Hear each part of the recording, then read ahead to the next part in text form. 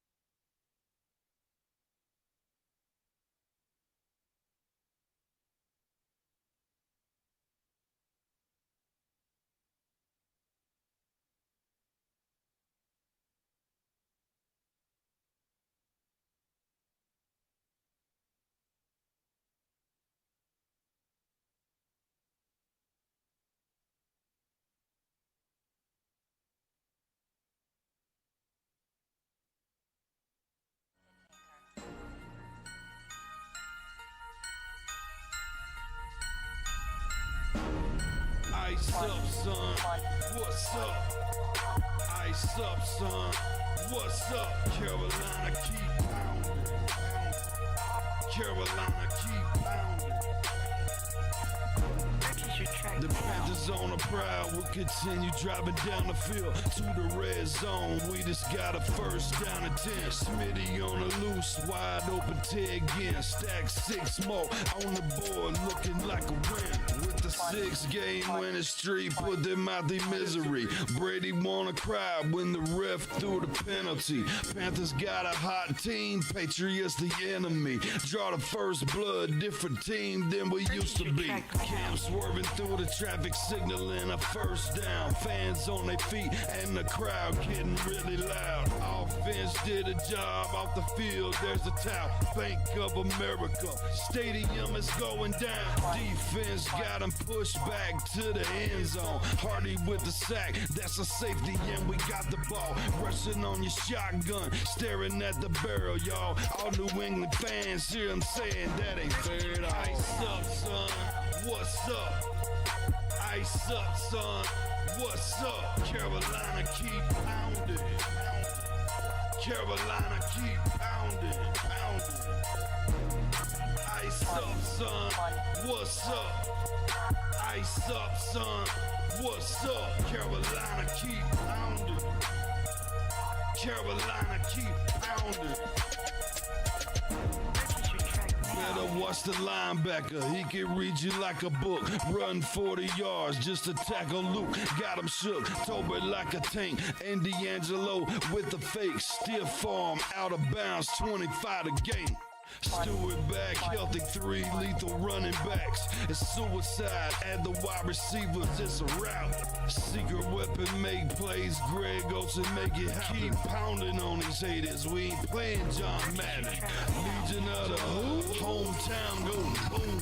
Force and fumbles, Panthers making sure the ball is loose. Jack move, Charles Johnson, yeah, he will come attack you. State of mind, mentally and physically, we pass you. Godfrey in the nickel back, and he making sure it's safe. Panthers on the prowl, we gon' come and elevate the state. Hard fought thriller, only 59 seconds left. Panther fans on the feet, heart beating out the chest. Ice up, son, what's up?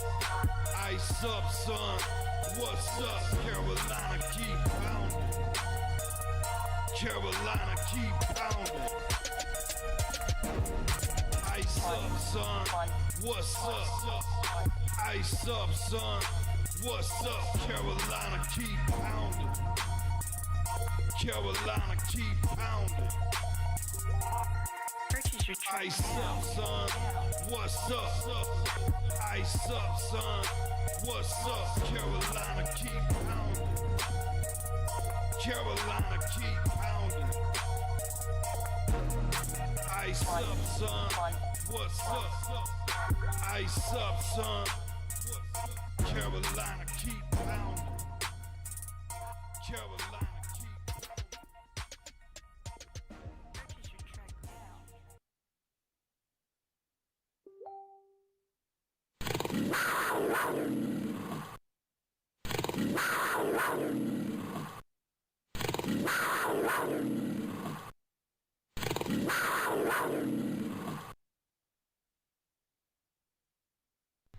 Alright, hit that like button, hit that sub button, hit that bell, select all, leave a comment down below if you feel like doing so, and don't forget to check out the Facebook group page. Keep pounding in all caps for in-game posts, polls, opinions, and reactions to NFL news, such as scheduling for the channel and for the Yahoo Sports app.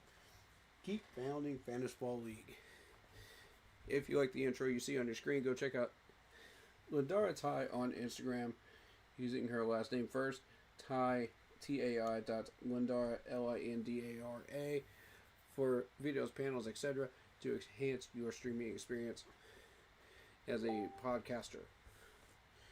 Go check out Monster Sub Grub out in Spartanburg, South Carolina, for a tasty sub on game day or just in general if you're hungry and you happen to be stopping by. Tell the owner that we said hello. He's a Panthers fan, and tell him you got sent by us, and he'll hook you up. Of course, you got to pay for the food yourself and the drinks yourself, but stop on by. But check out Vinny's Pizza out in Duluth, Georgia, out in Dirty Bird territory as well. Best pizza in the Southeast, in my opinion. Don't just try it for yourself. Don't just take my word for it. Try it for yourself. Try it for yourselves, folks. I'm telling you. Amazing stuff. Real Italian pizza. I'm not affiliated with either one of these places, so I have no sponsorship, but I would love one. That'd be cool.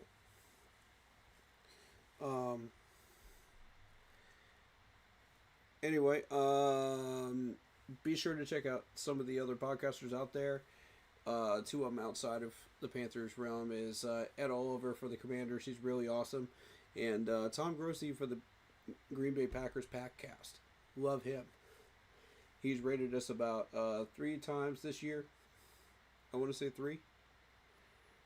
So we want to thank him for that. That's really, really awesome. And adding to our Panthers community and family. As well as Panthers YouTubers out there. C3 Podcast. We got 2020. We got Big Cat out there doing his thing. But he's not really affiliated with Panther stuff anymore. But he still does his thing though.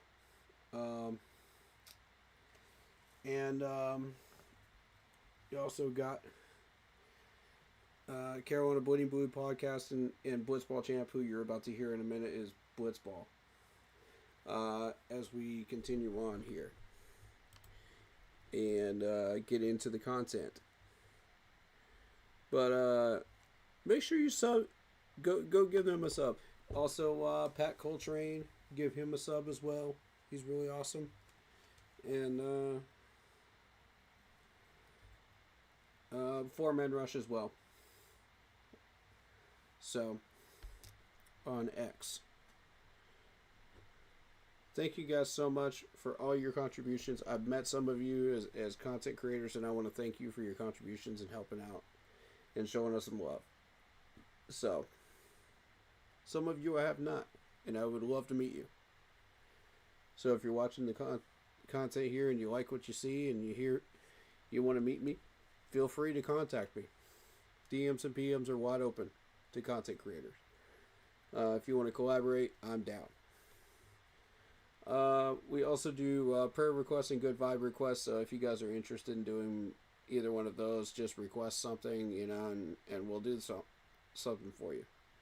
For sure. We'll stop content for a minute and do that.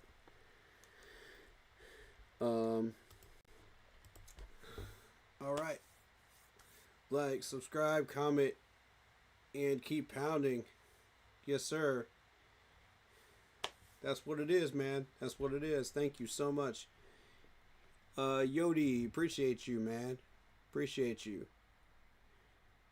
I'm tapped in, fam. That's what's up, man. That's what's up.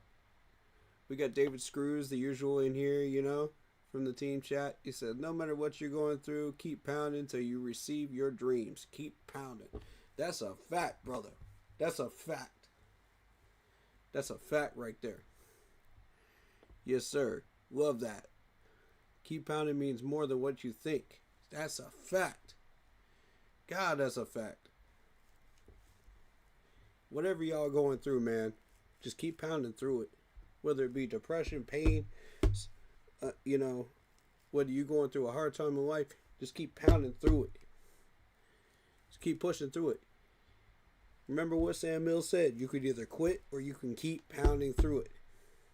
And I'm honored to carry on that legacy of that mantra through this channel. I'm honored, man. I hope I'm doing him justice, man. I hope he's looking down, smiling at me, man, for what we done so far. Shout out Antonio. He says, keep pounding. Yes, sir. Yes, sir. Yes, sir. We got Trenton Carey in here. He says, Jesus Christ is alive. That's a fact. He's alive. Even if you don't believe, he's alive. That's a fact. We got Big Chief 82. He says, what's good, Corey? It's Luke.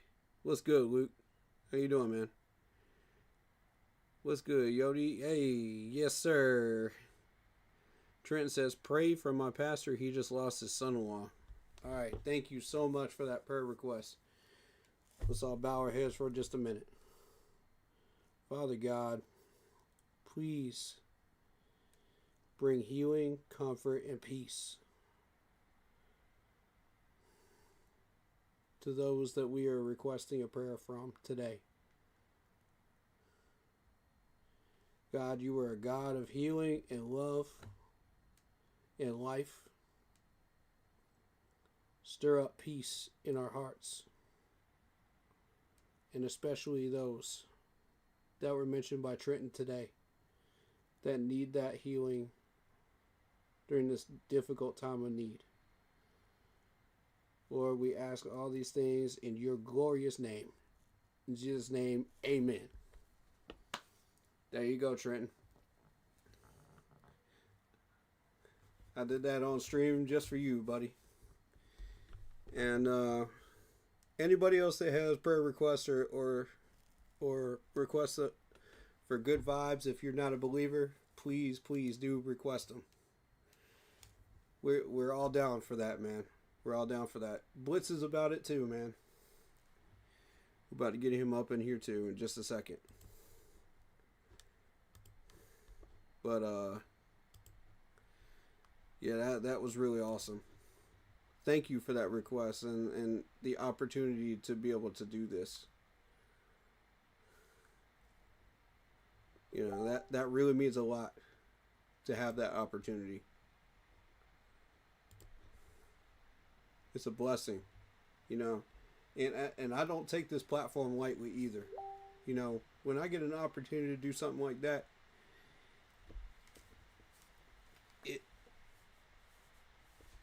it expands our ability to help people, you know, and to comfort people and to lead people to Jesus, you know, if you're a believer or even if you aren't. Let's see. Big Chief says cooking some dinner and watching our boy or listening. Appreciate it, man. Appreciate that. All right, let's get Blitz up in here. New head coaches. Blitz, what's good, man? So, what's good, Blitz? You hear me? hey, you made it. Yes, sir. Yes, sir. Yes, sir. Just responding to some comments and doing a prayer request. Oh, cool deal. Yeah. Yodi says, how about them Panthers? Yes, sir. Appreciate y'all coming up in here, man. There's definitely a lot to reflect on. That's yes. for sure. Yes, indeed. So, actually, let me make sure you're on here too. Okay.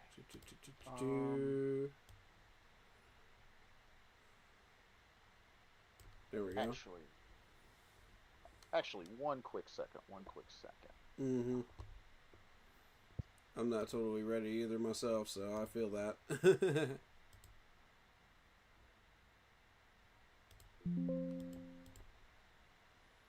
Trying to get rid of some extra garbage off of here before we officially get started.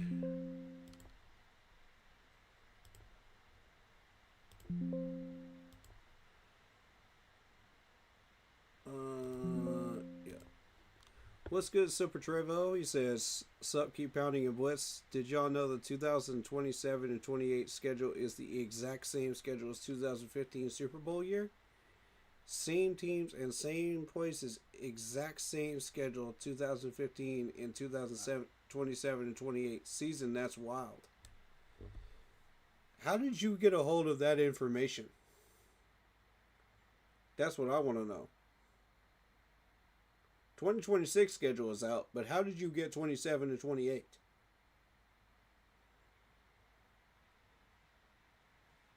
It might be a typo. Might be a typo. Nah. He specifically said 27 and 28 twice in that. That's not a typo. That's what I want to know is some of these people somehow get a hold of these schedules for like later on years, you know, past a year out. And I'm like, how are y'all getting this information? Because the NFL is not posting that information. Nobody is posting that information. Oh, I see the comment. Yeah, not even NFL insiders are posting that stuff. I mean, yeah, they do work up those schedules like 2 or 3 years ahead of time, but that mostly they do that in college. They don't do that in the NFL. Jerry Correa, welcome to the stream. Good evening, Jason, and keep pounding, keep pounding. Good evening to you. It don't have the order of the schedule, but it's the exact same teams in the same place. How did you get that info? And even if that's the case, like, I mean, Right. Like, you're going off of superstition. right.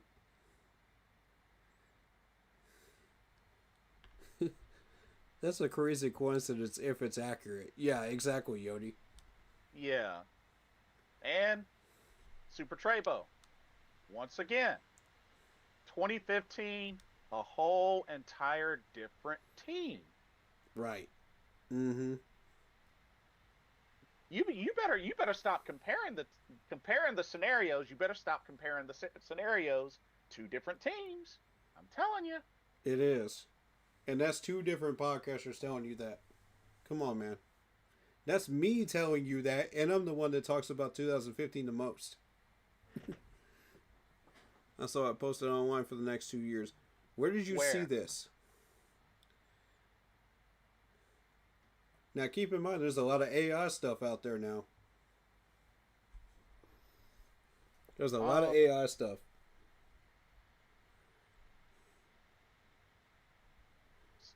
So, I wanted to start off by mentioning. Ooh. Hold up. Yodi says we got one of our own doing a podcast now. It's fire. Who y'all got doing the podcast? Who's that? Oh, nice. That's what's up, man.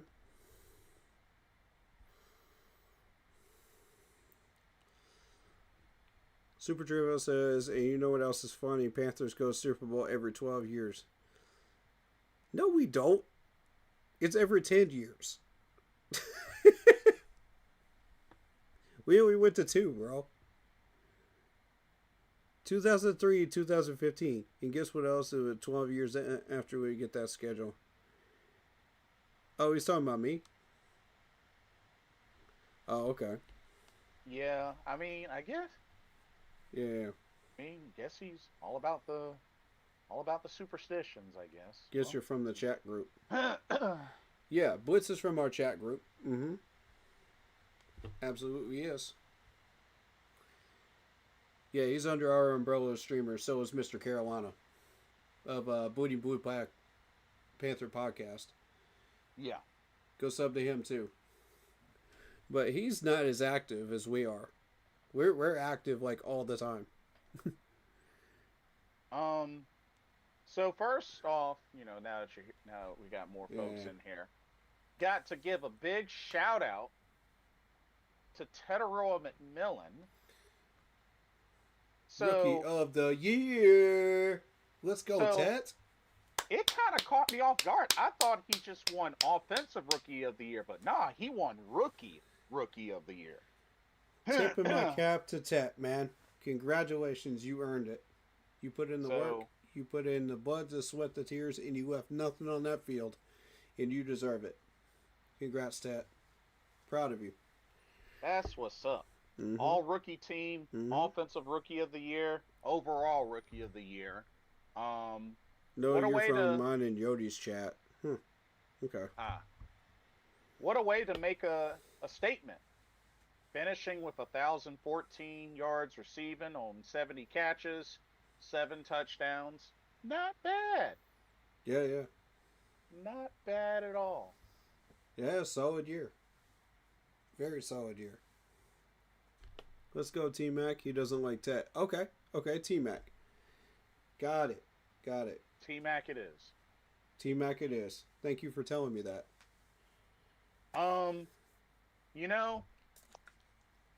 I really feel like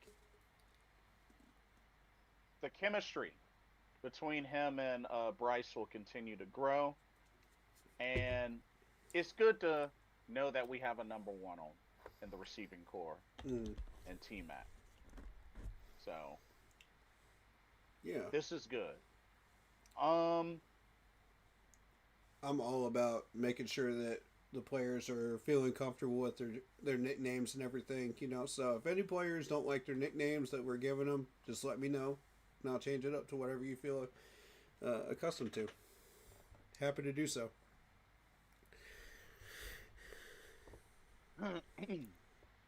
Super But Bowl you know, 2003, 12 years later. 2015, 12 years later, Super Bowl 62 in Atlanta. Bryce balls out, just saying. Big. That it's 10 years, bro. We're talking about. It wasn't in 2003. It was in 2004. Super Treybo, are you sure you don't have a history degree? Get your year right, bro. Get your year right, because it was 2004. It wasn't 2003. I think he's a big history buff. I mean, hey, I don't hate the hustle. Yeah, yeah. But I'll see I'm under where the he's going impression wrong with that. he's a big history buff. I'll see where he's going wrong with the math here, because it was 2005 technically when we went to the Super Bowl, but it was the 2004 year. You know, so that's 10 years. Oh snap! No, it wasn't the 2003, man. It was 2004. Paul Mancini. 2005. That is a name I haven't heard in a long time. What's up, dude? I should know. I was watching the Super Bowl that year, and I remember exactly where I was and what happened. Paul, how you doing, bro? It's been a while. Good to see you. Good to hear from you. What's good, Paul? How you doing, man? Wow, it has been a hot minute. Yogi Well, says shoot. young T-Mac and Coker is going to be a vibe next season. Facts. Yeah. Oh yeah. That's gonna continue to grow.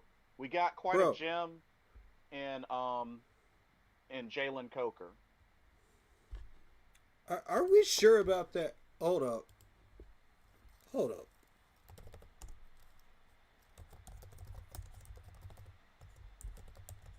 What's up? Okay, yeah. It was 2003, 2004. My bad. My bad, y'all. But that's still not 12 years difference. Because that's 2015 you're talking about. That's 2015.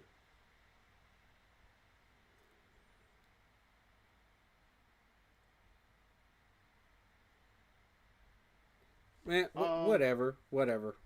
12 years, whatever. The point is, man, we're going to be back in the Super Bowl in 28. Y'all watch out. It's going to happen. And it's going to happen in Atlanta, and we're going to embarrass somebody, and we're going to win in Atlanta, and we're never going to let the Falcons fans hear the end of it.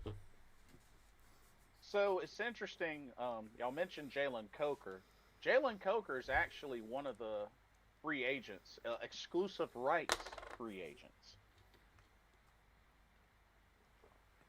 But I do think Carolina's gonna retain him. Yeah. Like I think they would be fools to let him go. Because they have a Okay, gem. Super Trevo. You made your point. Thank you, man.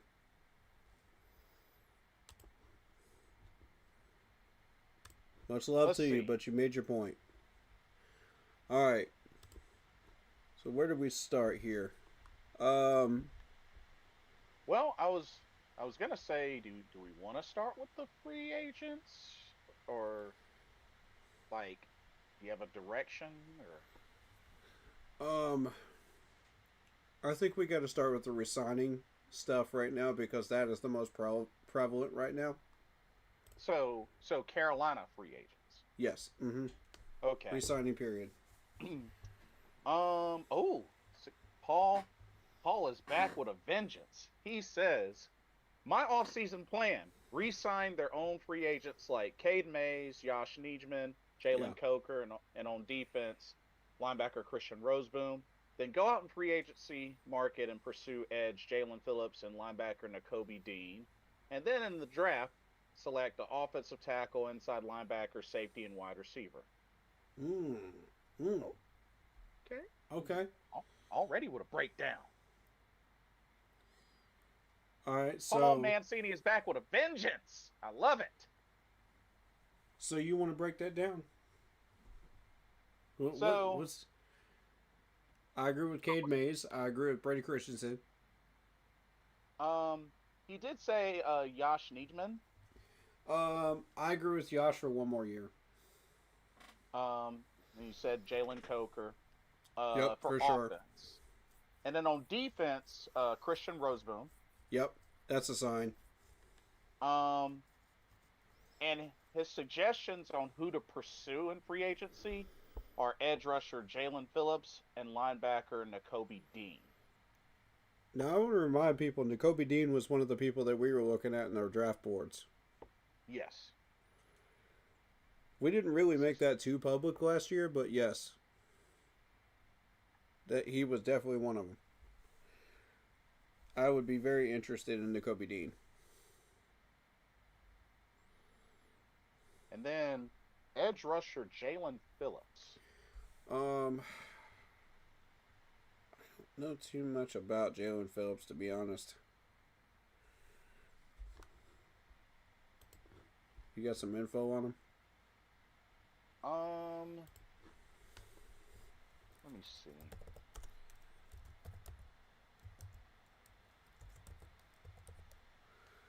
Jalen Phillips is a linebacker.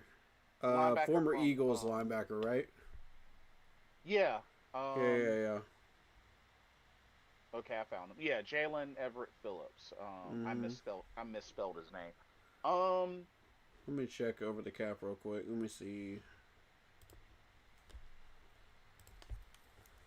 Me too. I did too. It's an easy one to misspell. Yeah. Phillips Edge. I'm only seeing the 1.5 million on the over the cap contract.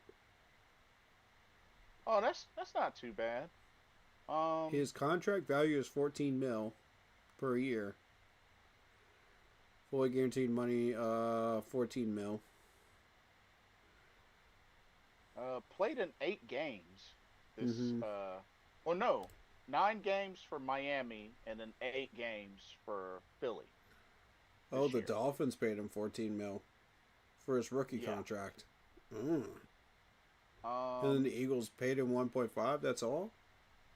Yeah, had an impressive rookie season, and his first 2 years were pretty strong. His numbers have kind of gone down some.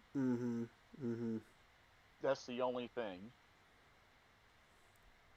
Paul says, so he was drafted by the Dolphins, and the Eagles traded for him mid-season as a free agent. He's had some injuries, but been very productive and plays the run-pass defense. Okay. Yeah, now I remember him.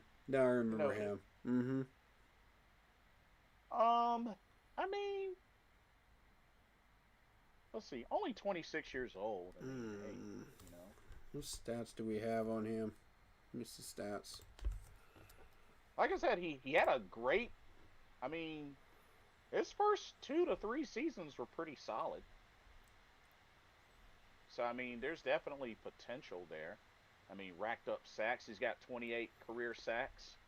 Got 8.5 his rookie year, 7 in his second year. I mean, right. But like Paul said, numbers dropped a little bit due to some injury time off and all that. But let me show y'all what we're looking at. He was recently with the Eagles, and they were in the playoffs. So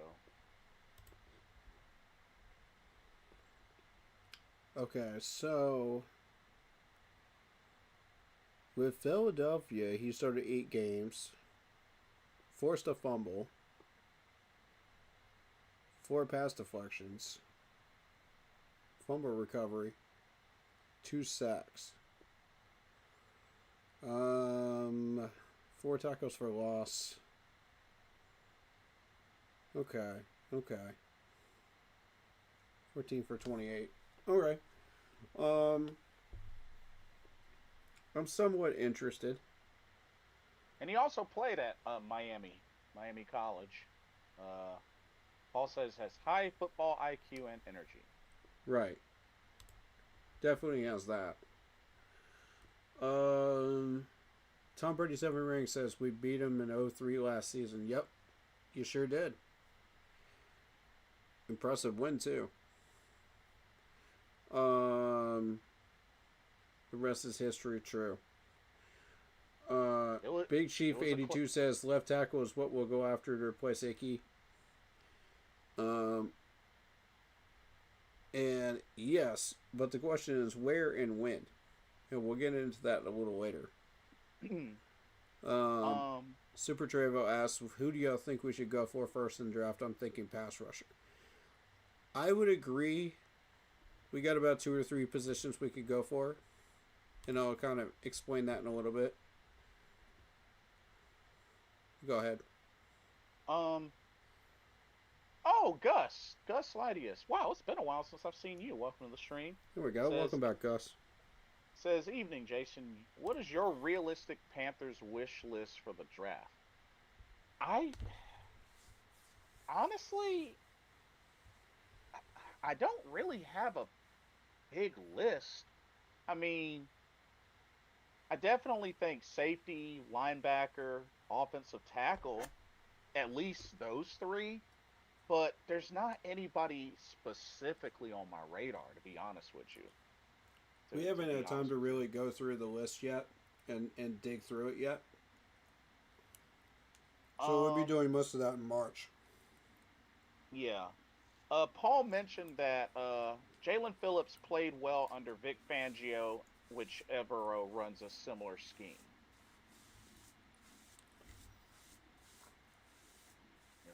Vic Fangio's, he's another defensive. Yeah. He's another defensive guy. Mm-hmm. So yeah. I can run you my list. We need a left tackle. We need a pass rusher. We need a safety. We need a corner. We need, in my opinion, a linebacker, a big coverage linebacker. Yeah. So, yeah, that's my list. Now, depending on this resigning period, we may add one more to that list. But right near that's my list. Which I think is pretty solid. Paul says there's not a lot of great pass rushers in the draft, and there's not likely one at number 19. But he would suggest the offensive tackle Proctor from Alabama, who might possibly be there at number 19. I would have suggested him as well. There was also a pass rusher I was suggested too. And he's talking about Caden Proctor from Alabama. Yeah. Caden Proctor.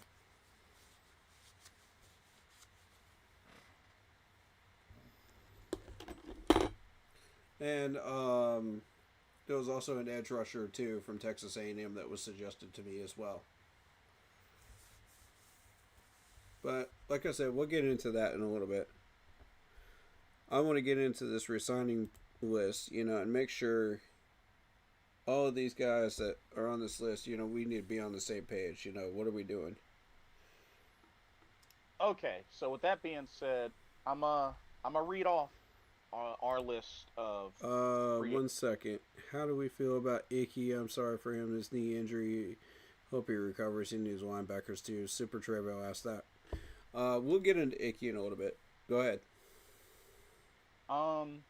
So here is the full list of free agents from the Carolina Panthers. Yeah. All right. We got 18 unrestricted free agents. All right. Yep. They are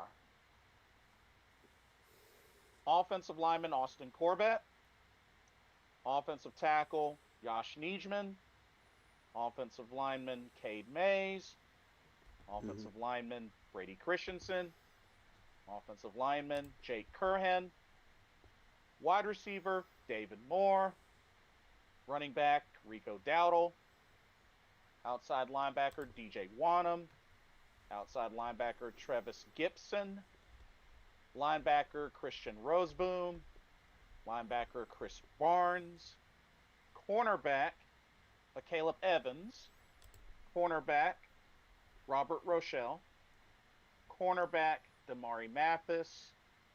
Safety, Nick Scott. Safety, Isaiah Simmons. Punter, Sam Martin. And long snapper, J.J. Jansen. Those are the unrestricted free agents. Okay? Your 4 restricted free agents are tight end James Mitchell, defensive end LeBron Ray, outside linebacker Thomas Income, and linebacker Claudine Cherylus. And then you have 2 exclusive rights free agents. And that's wide receiver Jalen Coker and wide receiver Bryson Tremaine. And that's the list. All right, so I kind of want to just go down this list one at a time, and let's just vote yes or no. Do we re-sign him or no? Hold up, I got a comment I gotta read. The bloody mist, welcome to the stream. He says, "What's next? Trade for Deshaun Watson? Heck no. Heck no. And inherit that. We tried to sign him 2 years ago. That did not work out well. Heck no. And you want us to get into cap hell? Heck no. You're insane. Bro, this isn't Madden. Oh my god. What? Wow. Okay. So there's always that one person that's just like, oh, let's sign this player, big name player. Bro. This just proves to all of us you don't understand salary cap. That's too big of a contract. I mean, you don't understand the contracts. You don't understand cap. I mean, go read up on this stuff, man. Go learn about it. At one point, Deshaun Watson was a beast, but that's been long. That ship's long sailed. Yep. Plus, there's the issues with the masseuse and everything else. Yeah, man. No, thank you. If we were talking about 5 seasons ago, then yeah, heck yeah. I'll pass on that. No. Okay, so let's go down the list and vote yay or nay. All right. Austin Corbett. I think we come back to Austin Corbett because that's going to require a bit more conversation about him. I'm either or. He could be good, but he's developed an injury history. Yeah. I think we save him for last, and then we'll get into that. Because there's a couple of these other guys, too, that require some attention, offensive line-wise, before we discuss him. Okay. And that'll lead into the icky discussion that everybody's wanting us to get into. Okay. Josh Nijman? I say 1 more year. 1 more year for Josh? What do you think? I'm okay with that. I mean, it's a depth piece. I'm okay with that. He showed improvement this year. He played well when he started. I say yes. Yes. Mm-hmm. Cade Mays, that's definitely a yes. Cade Mays, yes, I'm in agreement. Brady Christensen, yes. Yes, I'm in agreement. That's a depth piece. Jake Curhan. This is an interesting one because I don't know that much about him. Exactly, we don't. He played just enough for me to get an idea of who he is. I want to say he started maybe 3 games or something like that. Right. Maybe 4 games. I've seen enough that I kind of want to see him in training camp and just see what he's like. And if we want to re-sign him after that, then sure. But yeah, for a long-term deal. But as far as let's give him 1 year deal, see how he does in training camp, preseason. And if we don't like him, we can just send him off next year. You know what I mean? And upgrade next year. Yeah, I guess that's fair. Yeah, that's fair. I want to see more. I think there's more there. David Moore. Now, if you've been watching my streams all year, you pretty much know how I feel about David Moore. This dude stops on his routes and will not get open afterwards. And we've been trying to get him to break that habit, and he wouldn't do it. I mean, he's a vet, and I honestly, and I know he knows Dave Canales very well, but honestly, I'd say we move on from David Moore. I would agree, and I think we pick up a undrafted wide receiver to replace him. Rico Dowdle. Unfortunately, this dude is looking for a long-term contract, and this could be big money that we can't pay him. I'm going to have to say, I would love to have him back for the right price, but if he's willing to take some pay cut here, but I doubt he will. So normally I would say yes, but he's made it clear that he wants to go somewhere where he can carry the load. Mm-hmm. That part too. Mm-hmm. That I think pretty much destroys the opportunity of him coming back. So yeah, normally I would say yes. I just don't think it's going to happen. Yeah. Rico, thank you for what you've done for us, man. Appreciate you. Yeah, for reals. Thank you for your contributions because, it felt amazing to have back-to-back 200 rushing yard games from you, sir. It felt amazing. And the last time we had that was CMC. So, shout out to you for that right there. And you kept us in a lot of these games, too. Sure enough. Yeah, if not helping us win. DJ Wanham. He's a run stopper. I've seen why he's here. And if we keep the 3-4, I think it's worth giving him another year. I feel like he's gotten to a point where he's played much more than before because he used to be kind of injury prone, but he's gotten a chance to play much more. So I am actually going to say yes. Mm-hmm. All right, Travis Gibson. I haven't seen enough of this dude to really give you an idea of who he is.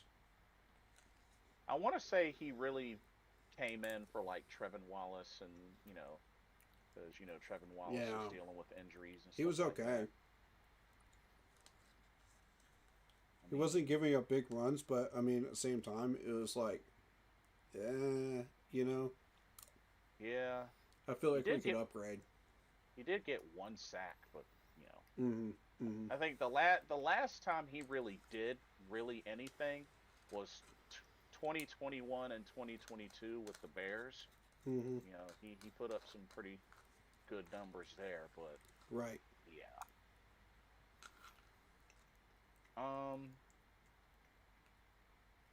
Let's see. Christian Roseboom. Absolutely yes. That's a piece we cannot afford to lose right there. Yeah, I would say I was kind of iffy on him at first, but then he definitely ended up bringing a spark. So I would be down to keep him. I would definitely be down to keep him. I love players like that. They start out and they're like, who is this? It's like some no name on the depth chart. And then they start balling out and you're like, whoa, wait a minute. Who is this gentleman? And I love these comeback stories, man, of these players. It just means so much to me as a fan, because I get to watch that and I get to watch the growth in these players in a positive way. So, yes, Rosebloom, absolutely, you've earned your keep. You left nothing on the field. You put blood, sweat, and tears on the field, and you earned every one of those tackles you got. And that's a yes from me, sir. Okay. Chris Barnes. I'll say yes. I've seen enough of Chris Barnes that I would like to see more. But if he becomes one of the cuts, I'm not going to complain about it. Yeah, I mean, I'm okay with or without him. I'm kind Right. of in the middle hmm middle there. I'm leaning towards yes, though, because of his Fair. contributions. Okay. Cornerbacks. A Caleb Evans. Toss him. Yeah, I don't think he really did much. He did absolutely nothing. It was like less than 10 tackles all year. No, that's a failed experiment of a waiver wire pick up there, and it's just time to end the experiment and just take the L there. Yeah, yeah, I'm with you there. It's not going to be Cornerback. a black mark on Dan, but it's still Yeah. Um, Robert Rochelle. um squatter, practice squatter. I've seen Yeah, enough that I think squad, but I don't think 53. only 53. Fair. Yeah. I mean, I can't really say that this is somebody that I would, you know, vouch heavily for. Right. But like you said, probably practice squatter. Same with Damari Mathis, I think. Squatter. Damari Mathis. Mm-hmm. Yeah, Practice squad.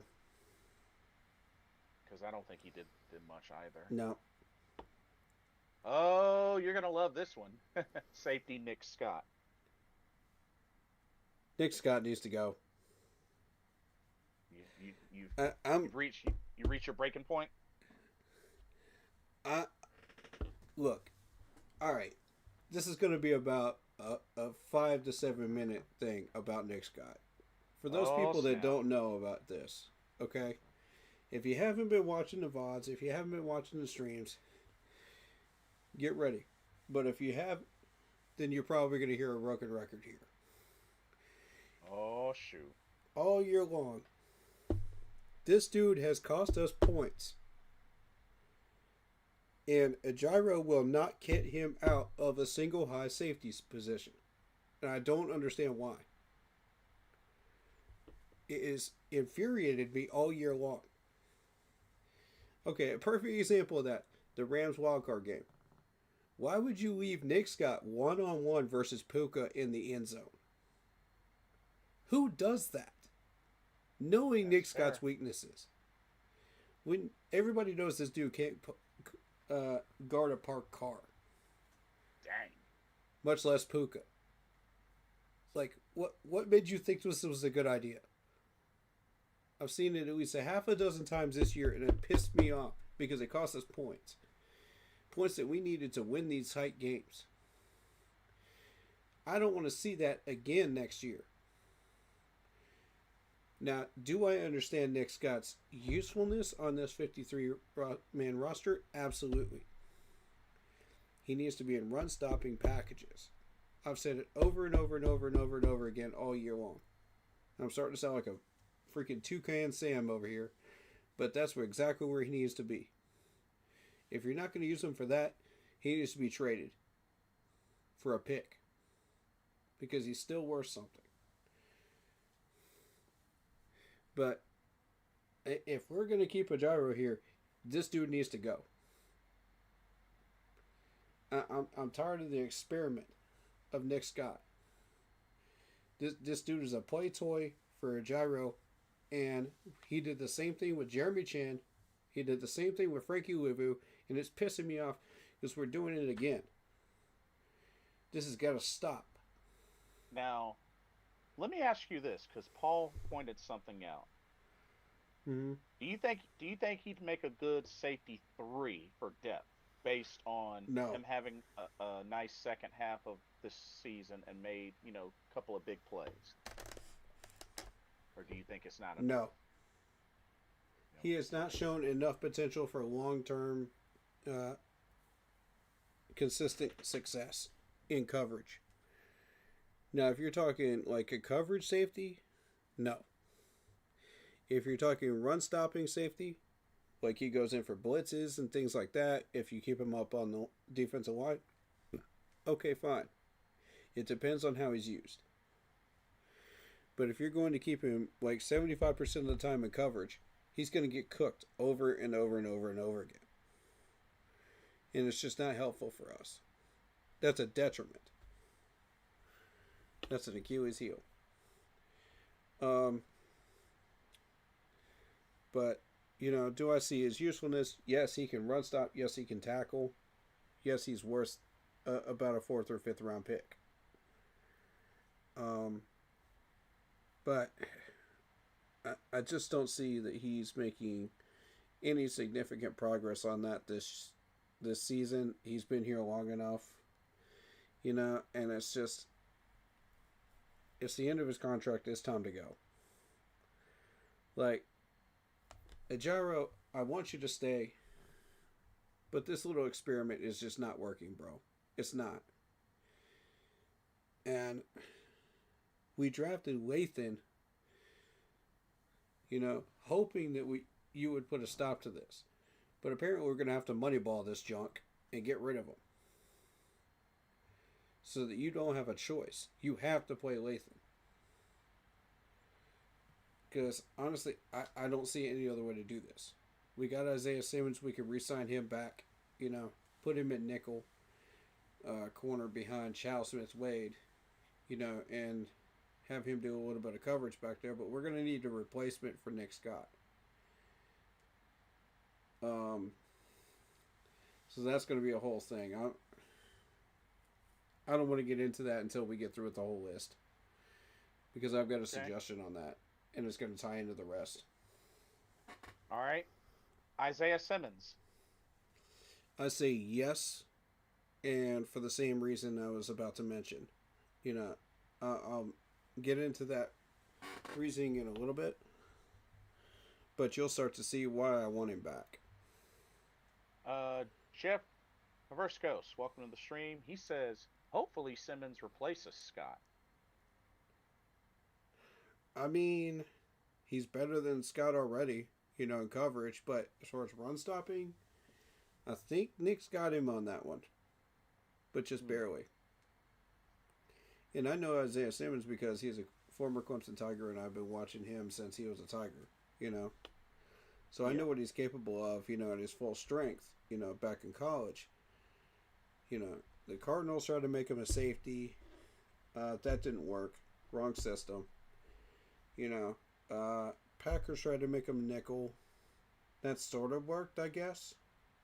I don't know. I didn't pay attention during that time period of what they were doing with him. And then who was the most recent team that he was with before us? I forget now. That Isaiah was with? Yeah. Mm-hmm. There was one more team I remember after Green Bay. What? Oh, I thought after Green Bay it was us. Is it? Yeah, I thought. Huh. Okay. Well, yeah. Because he was originally a linebacker when he went in, and then the Cardinals made him a safety, and then the Green Bay Packers made him a nickel safety. Yeah. So, what he did in Green Bay, I have no idea. I stopped tracking him at that point because I thought he was a lost cause. I thought he was dead career-wise, really. Because none of these teams are sure what they're actually doing with him. But if you get the right team with Isaiah Simmons, they'll be able to use him for his full potential. So, for the uses that we were using him for, I approve of bringing him back.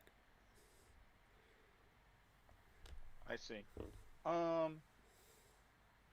Let's see. Paul says he doesn't believe that we'd get a 4th or a 5th round in return for Nick Scott. It will be Morag and Ransom as the starters in the next season, but need a quality safety 3. Simmons doesn't. Oh, it was the Giants. It was the Giants before the Packers. That's right. Giants. Okay. Says Simmons doesn't have a position to play. He's not an NFL safety or big, strong enough to play linebacker. He's a special teamer. Right. Oh wait, but didn't he play linebacker in college? No. Nick Scott? No, Isaiah Simmons. That's who he's talking about. He's talking about Oh, Isaiah Isaiah Simmons. Simmons? Oh, I didn't assign him a draft pick value. Nah, the draft pick was about Nick Scott, Right. but Paul was saying that Isaiah Simmons, he believes that he's not an NFL safety or big enough to play linebacker, and that he's a special teamer. Um, I think he could play linebacker. He's just not big enough to match some of the linebackers in the league. Uh, the Cardinals tried to use him as a safety, and that didn't work. So he's not a safety. So what is he? That's the magical question right now. Because Green Bay tried to make him a nickel corner. And I have no idea what happened up in New York. So I think they used him as a linebacker in New York. If memory I serves. Yes, Mm, and mm. and really the only thing, I mean, Just the he did wrong get team. he did get to he was an NFC Special Teams Player of the Week for one Yeah. of his performances with Yeah. the Giants. So I mean, you know, Alright, got a sub. um, well, I guess it goes to this one. Punter Sam Martin. Give it a second. It'll we get the sub music going on. Oh, nice. Yeah, got a sub. Hey, shout out to Karina Ramirez. Thank you for the sub. Welcome to the Keep Pounding family. Ooh, good stuff. Thank you Good stuff. so much. We appreciate you. And all the new followers and all the new subs, we appreciate you all. Welcome to the family. Keep pounding. Keep pounding. All right.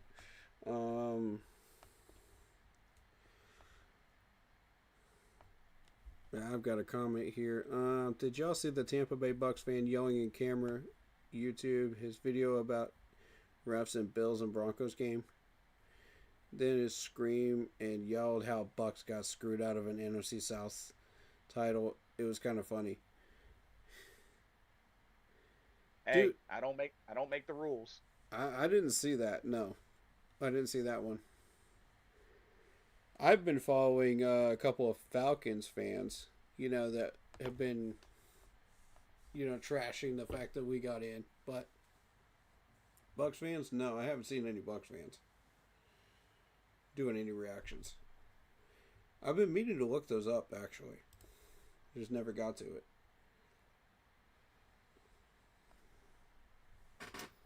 But, let's get back to it. Sam Martin, absolutely.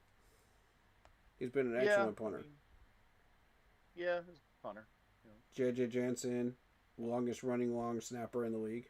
Mitchell, the tight end, absolutely yes. He's done enough that I like him. He's more of a blocking tight end than anything else. Yeah, I think he could be a option that they kind of keep in the back pocket, in case. Because I mean, they got a solid three in Jatavion, Trimble, and Mitchell Evans. I think they could really work with. I mean, I like it. James Mitchell will probably be a practice squatter, maybe in certain situations. Right. Into the mix. Mm-hmm. LeBron Ray.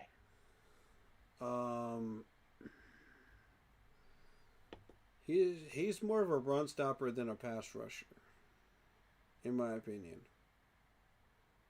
And I think that's where we're looking to upgrade at defensive end once we get this new rookie.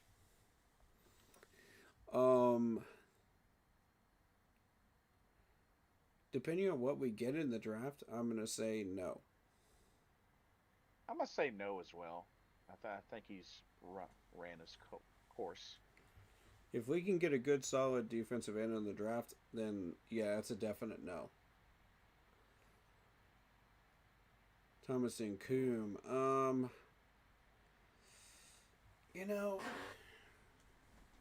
there's been moments where I've liked what he's done, Yeah. but it's just not quite enough for me to say, yeah, let's give him another year, but it's good enough talent that I would probably send that down to the squad while we're getting a new linebacker in the draft. Mm-hmm. He's got just enough potential that I could see it happening.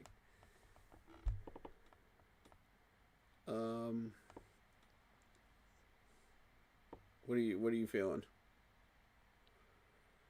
I think he'll at least be probably a reserve. Mm-hmm. He's that player that's just on the bubble. You know what I mean? Just Yeah. on the bubble. He's got just enough talent and just enough juice that it's like, should we, but, you know, chat, what do y'all think? Let me know what y'all think about Thomas Nkoum. He's one of those I've been wondering about from chat. So I'll let y'all have your say on him, and you guys are welcome to speak up on any of these players that you want to vouch for too. Claude and Cherolis, yes. Yes. Mm-hmm. I'll say yes. I like what I saw from him this year. Coker, that's an absolute yes. Yeah. Undeniable that's yes. That's a simple one. Easy one. Bryson Tremaine, if we can Yes. find an upgrade, I'm down, but not in free agency.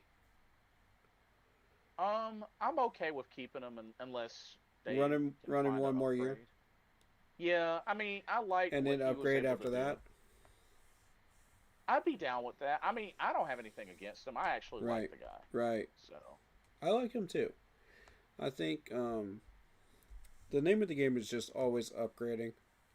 At the end of the day, no matter what you're doing, no matter what this roster looks like, it's always upgrading. If you're not upgrading constantly, you're falling behind. right.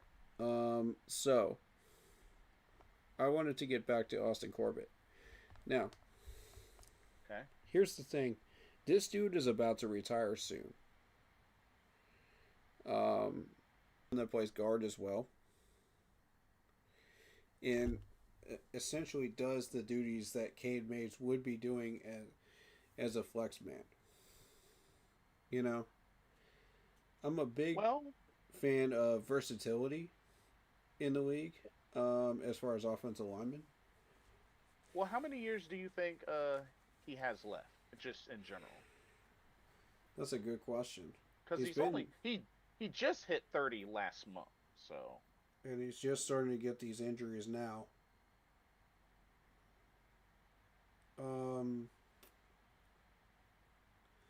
This one is going to be determined by, first of all, can we find a center replacement that plays guard that matches what Cade Mays can do versatility-wise?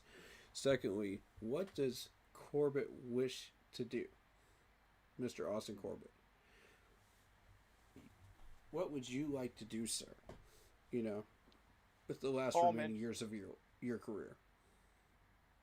Paul did also mention Brady Christensen, when healthy, can play across the offensive line, because I know you mentioned correct. versatility. Mm-hmm. But keep going. But realistically, it's really about what Austin wants to do. Does he want to come back? Does he want to spend his last years here? Does he want to spend it somewhere else? What does he want to do?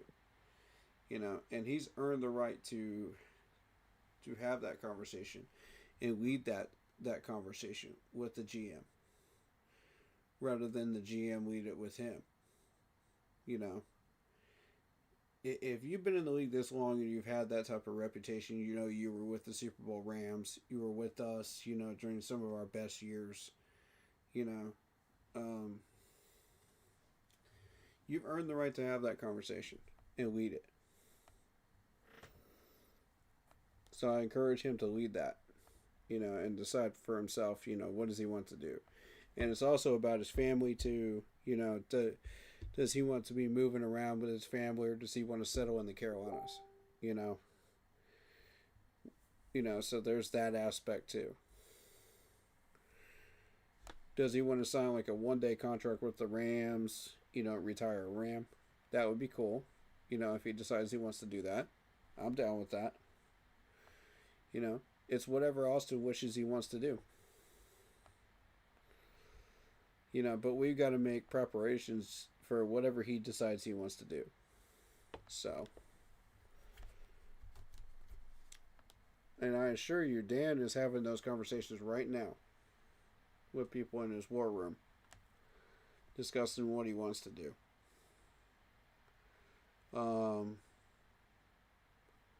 But if I was him, I'd already be on the phone with Austin and be like, okay, yeah, start making your decision, you know what I mean? Start thinking about it, Talk it over with your family, figure out what you want to do, and go from there. But we got to make a decision soon because, that draft comes faster than you think it does. So, and we got to have our board ready by, end of March, So,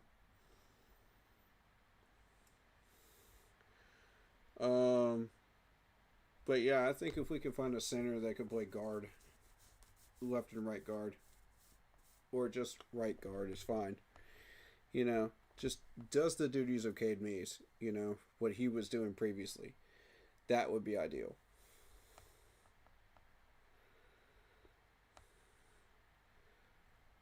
All right. We talked about Isaiah Simmons. Let's go revisit that. Now, the suggestion was Avion Terrell in the first round at 19. Here's how I see this shaking out. If we re-sign Simmons, Simmons would back up Charles Smith-Wade. You would have Avion Terrell at corner. Isaiah Simmons could also play nickel corner should you need him to. So then that goal would then become Simmons could also play safety should you need him to. Until we find a replacement for Nick Scott. Then all we would just need is a solid off linebacker. So that's the thought process there. So in order to get Avion Terrell, you're talking about, there was an ESPN poll of where Avion Terrell might land. And I don't remember where he landed at in said poll. But it was before he picked. I know that. To where Sonny Styles is gone. So you're doing with Avion Terrell, you're doing with maybe an offensive tackle from Alabama, possibly. And then you're doing with Avion Terrell. So, did you catch all that? Were you still on the subject of Austin Corbett okay, where did you leave off? So I can catch you up. Okay, Isaiah Simmons, gotcha. All right, okay. So that's where we're starting from? Yeah. All right. So this is how I ideally see this going down. If we get Avion Terrell, AJ Terrell's brother, from Clemson, at corner, we would then have 3 lockdown corners. Then you would put Isaiah Simmons as a re-sign player behind Charles Smith-Wade as a backup nickel corner. He could also play safety if you should need him to in certain situations. We would need a replacement for Nick Scott. We would need a linebacker. And we would need a pass rusher at that point. That's how I see that going down.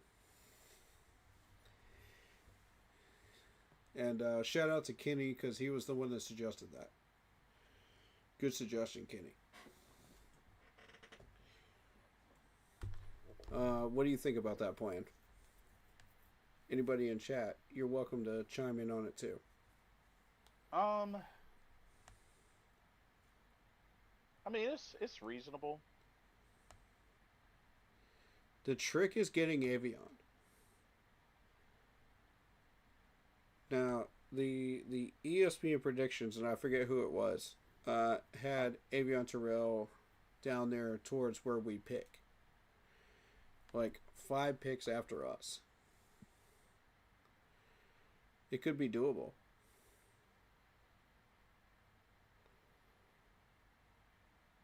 Yeah, it could be. We would still need to replace Nick Scott. We would still need to replace the linebacker position. We would still need to get a pass rusher. But I mean, overall corner spot, in nickel corner spot would be covered. Yeah. We wouldn't have to worry about that.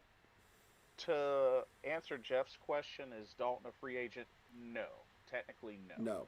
He's not. Mm-mm. And Paul, he's pretty strong feelings on Simmons not having what it takes to cover NFL receivers. So that's why he would be a nickel corner. We would be using him as a nickel corner behind Charles Smith-Wade. And safety if you should need him in emergency situations. Like, say, if Lathan goes down, you would have him available. You know what I'm saying? And you wouldn't have to go hunting for anybody. Because this dude has already played safety, in Arizona, you would have a safety. Until you find a suitable safety, and make a roster move. I see. So if that should happen like mid-season, say, or in a situation that's really, really tight, then you would make a move. But obviously, if you're in a situation where it's like, oh, we're playing the Saints, we're playing the Giants, or somebody like that, and it's an easy road during that part of the schedule, then just plug Simmons in there, for that game. And, it won't be a problem. Because Olave will be on J.C. Horn. We'll shut down the tight end, with the linebackers. So, realistically, you're only dealing with like a third string wide receiver versus Simmons. Interesting. Should be manageable. I think it's possible. Tricky, but manageable. Like I said, anybody's welcome to chime in on it. If you guys got an opinion on that. So, feel free. Paul says, nickel corner, you really need short space quickness to cover slot wide receivers who are more quick than, let's say, straight line speed. That's a disaster, in my opinion. My thing is, okay, what was he mainly drafted for? Like linebacker. Okay. Supposed to be linebacker, but the Cardinals made him a safety. They had a bigger needed safety.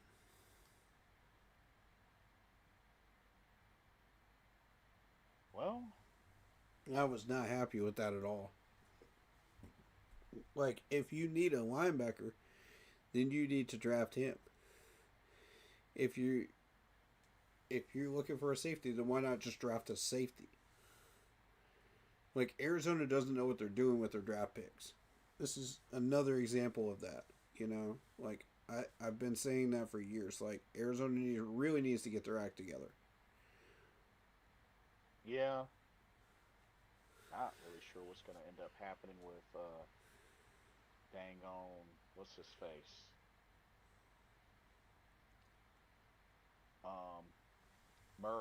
Murray. I mean, with these coaching changes, Arizona, yeah. I think you got a good quarterback there. You just want to build around him. I think he stays, but you got to build around him. A new head coach or a new GM there in Arizona. You still Not keep quite. Kyler Murray. Yeah, not quite. I think the dude's a winner, but you got to build him. You got to give him some protection. You got to give him weapons, and a good scheme. And I think with the right system, Kyler Murray could go off. It's possible. But he's running out of time. He's been in that system for how long now? Yeah, it's been a hot minute. It's been 5-6 years now. That's what I'm saying. He's running out of time. If he wants to pop off and do, he needs to do it soon. Otherwise, I'd be requesting a trade if I was Kyler. Because if you're going to continue to have another, I would give it one more head coach cycle. If this next head coach is terrible, then I would request a trade. Midway through that coaching cycle. And I would say, nah, I'm done here. I appreciate the Arizona people here, man, but, and for giving me the money that you have and the opportunity you have, but this just isn't the best fit for me. I need to go somewhere where I can be more fruitful and win. So that's kind of where I would be if I was Kyler. He's made the bag. He just needs to win now. Yeah. Let's see. Were there other players on that list that you wanted to speak on? No, that pretty much covered that list. Okay.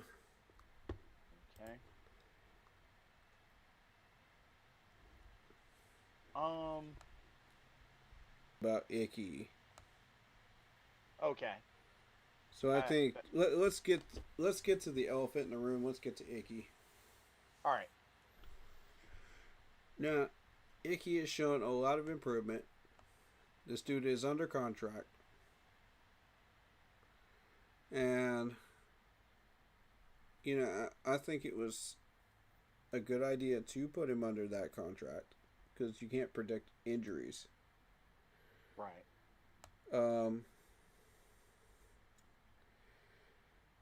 From what I'm hearing, he's supposed to be out for most of next season. Is that correct? Yeah. So the injury is a ruptured patella tendon, Mm-hmm. which that's in his knee. Yeah, ruptured patella tendon. Ugh. To be honest, like,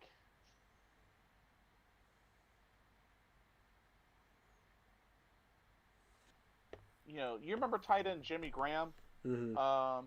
He had the same injury, Mm-hmm. November of 2015, but he was back on the field for the start of the next season. Mm-hmm. The thing is, the timing and the sizes are different between the two players. After Mm-hmm. all, this injury happened in mid-January. So, Right.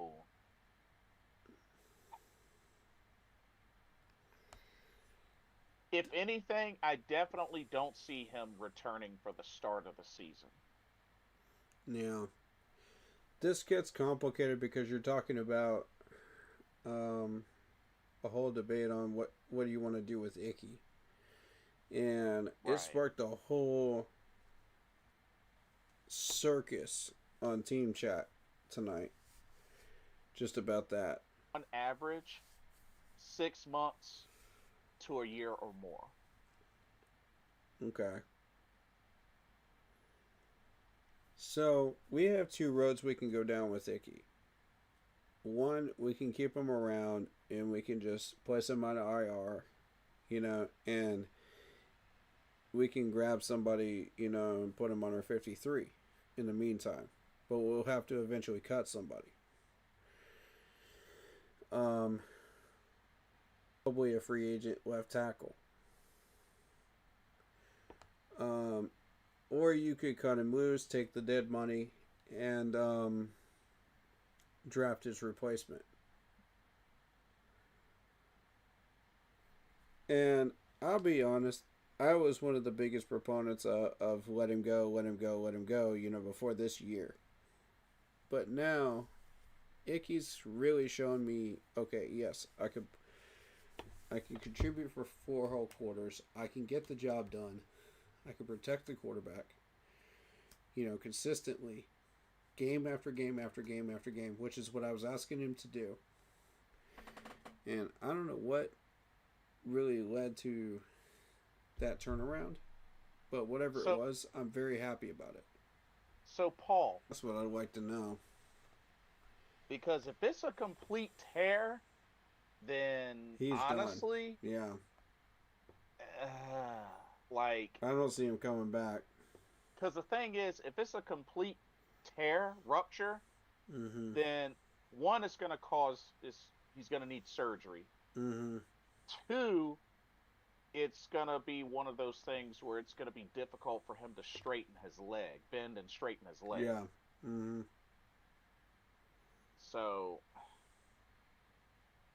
it's looking like if that's the case, we should eat the dead money, I think.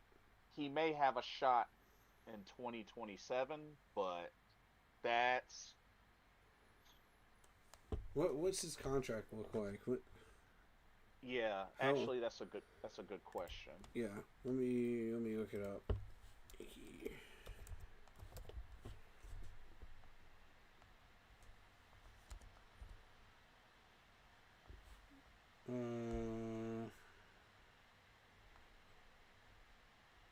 Okay. Right now, his contract is 4 years, about $27.5 million. I'm probably spelling his name wrong. Yeah, I got it. So, yeah, 4 year, $27.5 million. We're in which year of those 4 years? So, we were in year 4, but he had a 5th-year option available. Did we take it? Actually, yeah, we did take it. We did take the 5th year. 5th-year option. So, at the end of this year, he'll be up for contract. Yeah. Gotcha. So, how much is the 5th year? So the 5th year base salary would be $17.5 mil. Oof. Which, that's also the dead cap.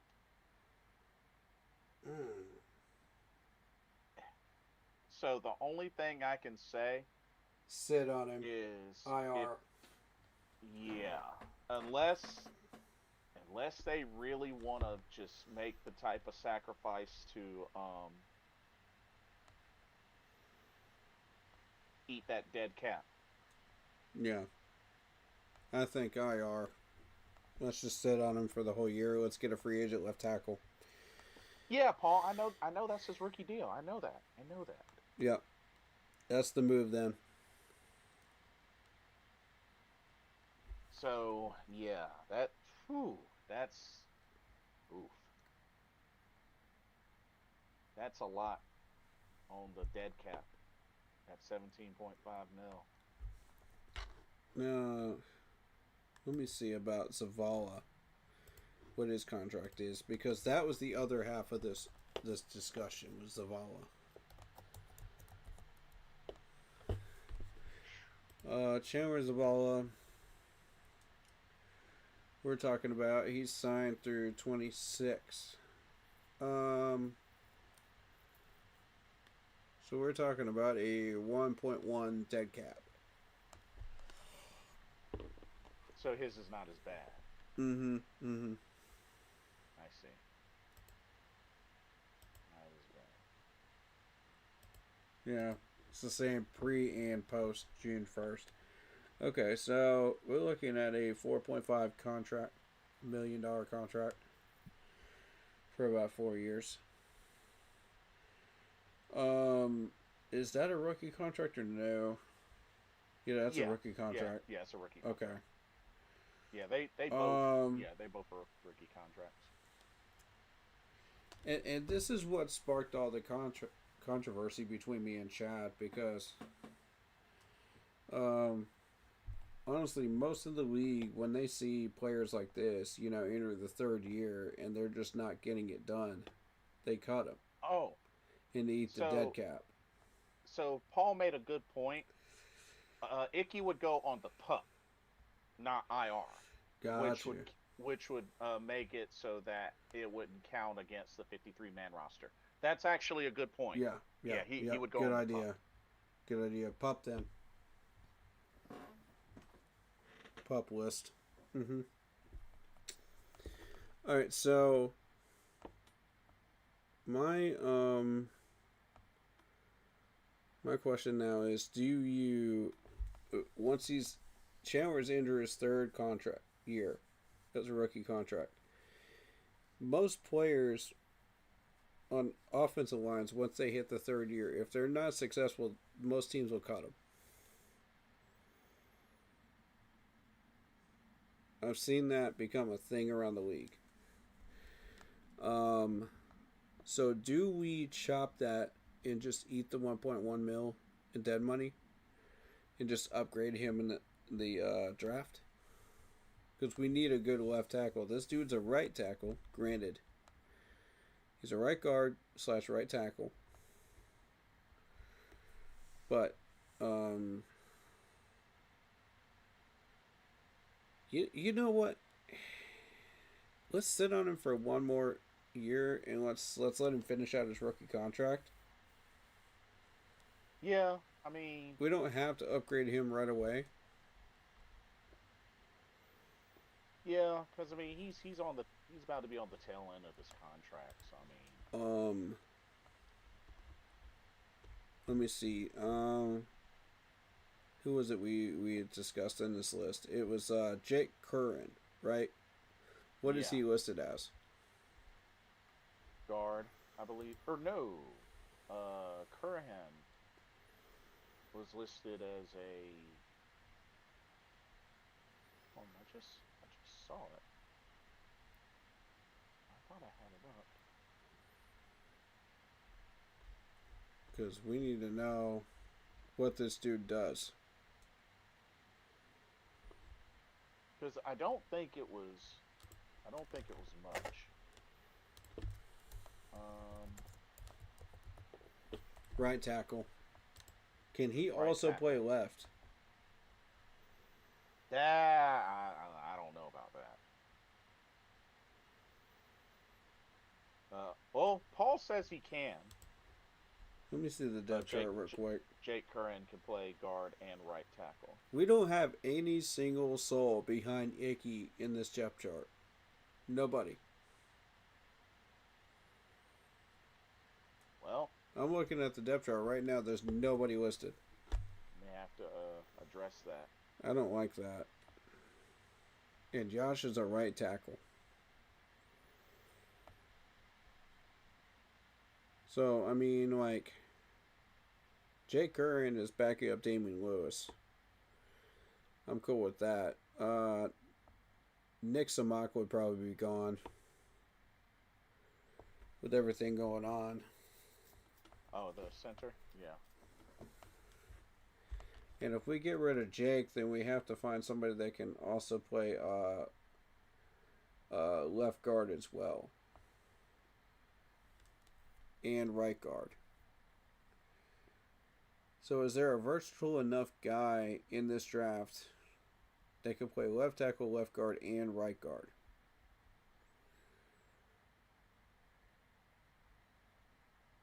Because right now, Jake is filling in all three of those roles with Brady Christensen hurt. Once Brady Christensen returns, then you're still doing with two positions. This is tricky, man. You know, that's what I'm saying. Like,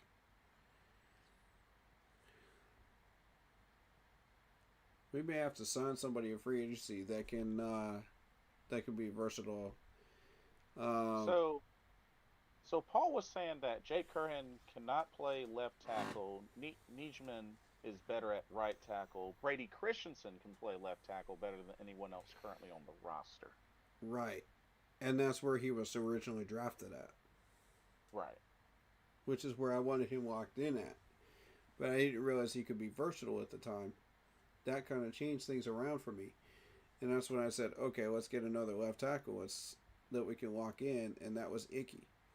So then Brady Christensen's been free to roam around, in the meantime. But Icky wasn't panning out for the first 2 or 3 years. So I said, okay, start Brady Christensen. Yeah.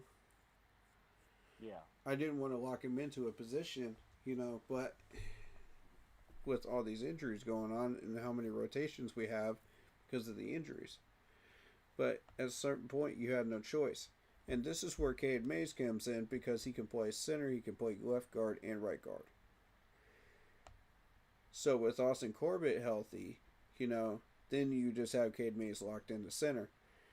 Damian Lewis is healthy, you got Cade Mays totally locked into center, so now you need a backup for Cade Mays that can function the same way Cade Mays does. He can play center and guard positions. So realistically, we're looking for that one more multi-tool on this offensive line. I'm telling you, and once we hit it, that's going to be it. We got to keep Brady healthy. We got to keep Cade Mays healthy. Damian Lewis and Taylor Moton healthy. The rest of these guys we can do something with. You know what I mean?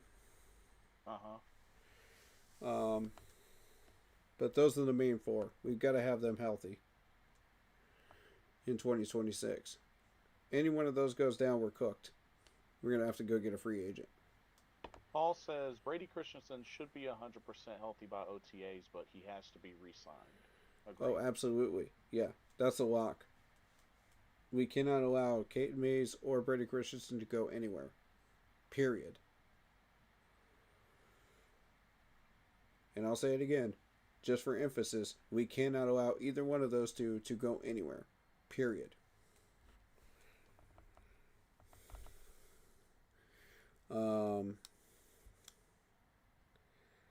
So I think we'll be on the hunt for those linemen.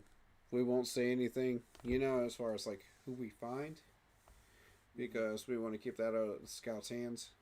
But we'll be on the hunt for those in the next month and a half here. And we'll probably have it by mid-March. Knowing our team chat, we'll have one. Chad's in the team chat saying, oh, these guys don't come, very often. I disagree. They do all the time. We got people playing multiple positions all down that draft. Up and down that draft. It's becoming a lot more common. Respectfully, I disagree with them on that. So, to stay on the free agency page, unless you have other names from our team, I was gonna say, do we want to dig into list of free agents? Going into this year. I just want to say one quick last thing. Robert Rochelle, we were questioning who he was and what he was doing on this team. He is the backup to Charles Smith-Wade. Oh, okay. Yep. Oh, interesting. In case anybody was trying to figure out what he does. Now, who is Mima Njamatita? I'm pretty sure I butchered that last name. That's behind Bam Martin Scott. It's behind Bam Martin Scott. On the depth chart.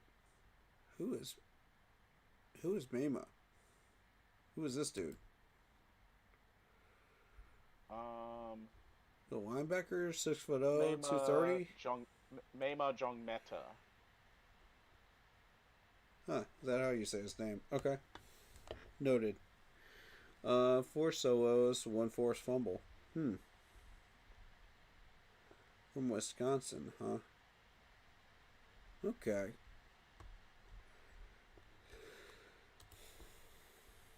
Probably on a rookie deal, most likely. He's not a name I'm familiar with, that's for sure. Probably special teamer. I know they put Jared Harrison Hunter on special teams. Ah. Yeah, I know that. Caleb Evans has been on special teams because he hasn't done anything else besides special teams.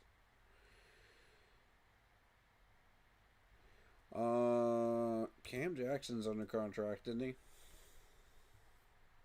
Yeah, rookie contract. Yeah. Mm-hmm. Yeah, because he was a Good. draft pick. I will be watching his career with great interest. In the words of Senator Palpatine from Star Wars. I like him. There's your Star Wars reference. Hope you guys enjoy that. Oh, snap.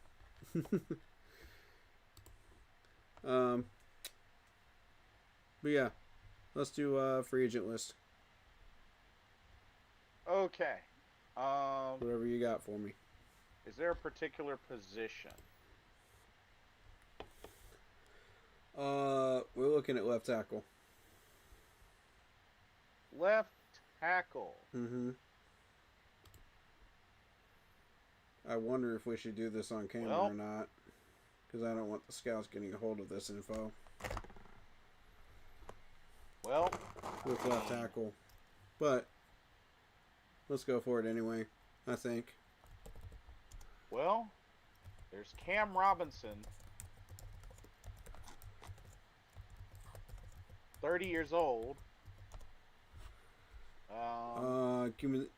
Link me the list so that I have it. All right. Incoming now. Perfect. All right, let's see what we're doing with here. Now again, we're looking for a versatile left tackle, but his primary position should be left tackle. To be honest, I don't see a lot of names. Cam Robinson's going to want the moon. Kevin Beecham's pretty good.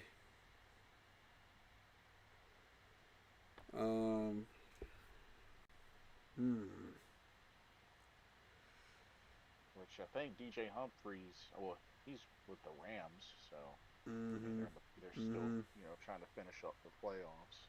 Yeah. He's going to want the moon.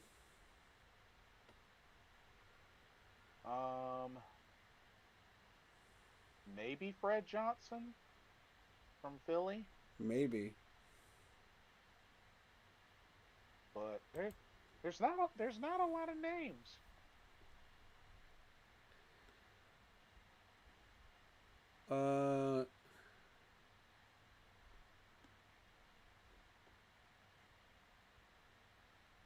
He was first put in the league with a $2.5 million deal for 2 years. And then he got extended one more year with the Eagles for 1.1. Are they going to pay this dude or not? He's a right tackle. That's a problem. We're not looking for a right tackle. We're looking for a left. But why is he listed as a left tackle when he's a right tackle? Which one does he primarily play? Because See, this is where this stuff gets complicated, because when you're trying to figure out an offensive lineman to go pick up, some of these places don't tell you what other positions they play. They just say offensive tackle.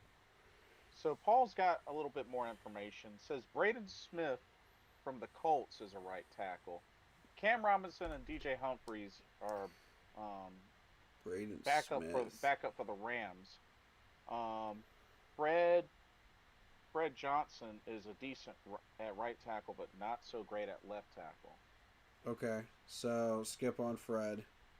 But here's the thing: why are they listed as left tackles on Spot Track though? That's what I'm trying to figure out. Like some of them will just say offensive line, and they won't say even where they're from or what they play, specifically. And that's where it gets frustrating for me, when I'm doing scouting and stuff, because like I'm trying to figure out like, who are you? What do you do? You know. Like if we're looking for a specific side of the line, like we are right now, like a left tackle specifically, then that can get really confusing if they're listing them as left tackles, but they're really right tackles. And it's like, okay, well, we get it, you can play both, but which one do you primarily play? And that's where it gets frustrating. Is exactly that scenario. So trying to hunt for these types of people is just. So apparently, Fred Johnson is a swing offensive tackle, but is much more proficient at right tackle. Okay. Beecham. Beecham might ask for the moon here. That's my problem with him. Because his first contract was 2 years, 5.1. And then they extended him one more year for $4 million.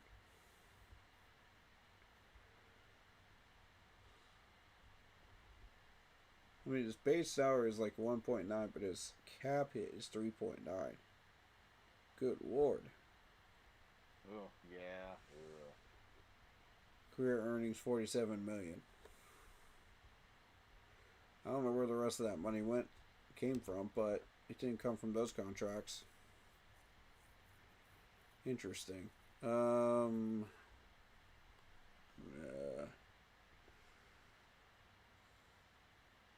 Keep an eye on Buffalo, because here's the main reason I say that. They just got rid of Sean McDermott. Yeah. The offensive coordinator Joe Brady's going to Arizona.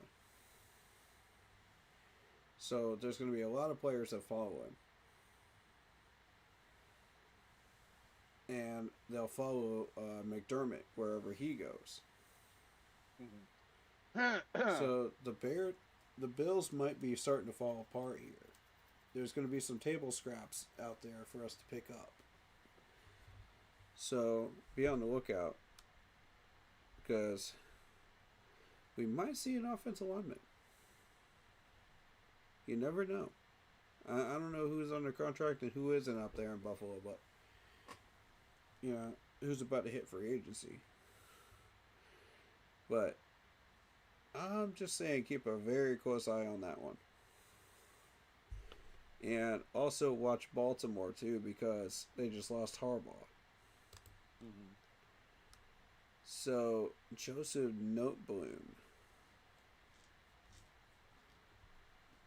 catches my eye. What's the name? Joseph Noteboom of the Ravens. The Ravens. Rookie contract with the Rams, 3 years, $40 million. With the Ravens, 1 year, $2 million. Now be careful of this one. This could be a trap, because looking at that $2 million with that 1 year contract, he could be looking to get paid. So I just want people to be aware of that.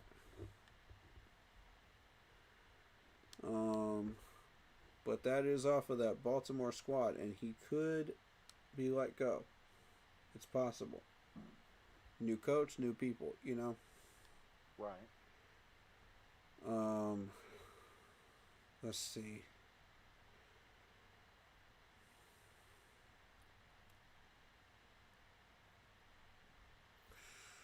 All these other teams seem to be locked in with their coaches and their people. Paul says Avero may get the Raiders head coaching job, as he's had 2 in-person interviews. But could see McDermott back in Carolina as defensive coordinator. I don't think he's going to go back to being a coordinator. I mean, it's not impossible, but with what he's There been able to, was an to do as head interview. coach, I don't know about that. There was some stuff on the Charlotte radio station about that, where he said he might do that. And work his way back up, and he felt responsible because, he felt like he was hindering them from getting the Lombardi. I don't know how true that is, but I know that two people in our team chat have confirmed that. That's why I started taking that seriously, because I was like, okay. Because it wasn't just Brandon, it was the other one too. Huh. Yeah. Interesting. That's why I was like, yeah. Wow, that's So if that yeah. ends up being legitimate, then, I didn't really want to say that on streaming unless I had some type of confirmation. But for now, it's just a rumor until we can confirm it. But the only thing he's lacking is that Lombardi. I'm telling you, if he comes here, he will get it. All we would need is a solid offense coordinator at that point. And Brad Isaac is not it. And Dan has already said on his presser, he's open to the idea of offensive changes. As far as like coordinator. Yeah, understandable. Which he's trusting Dave Canales on that. Which Dan, I don't know if I would give him the power there. Because when we let Brad Isaac call these plays, it has not ended well. And Brad has been whispering in Dave's ear. So when Dave is calling these plays, it's just like, oh yeah, the numbers support this, the numbers support that. It's like that Moneyball stuff,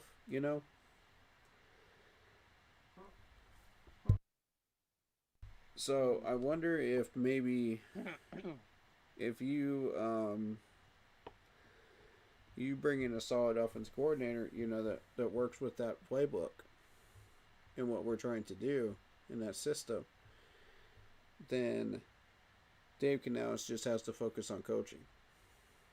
You have McDermott back there, defensive coordinator, letting him do his thing.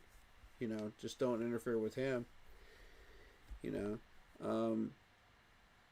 We get rid of Nick Scott, switch back to a 4-3, get the players we need.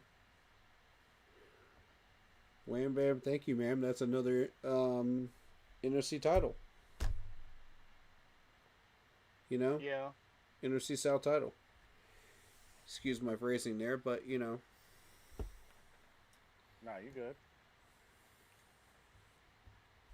good. We'll take it. You know what I mean?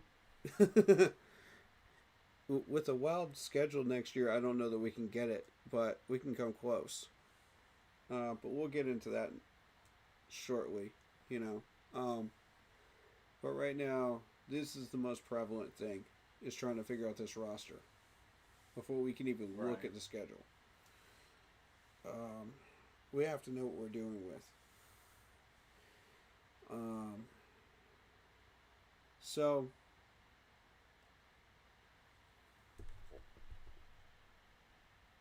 would Dallas be dumb enough to let go of Hakeem? Of who? Hakeem.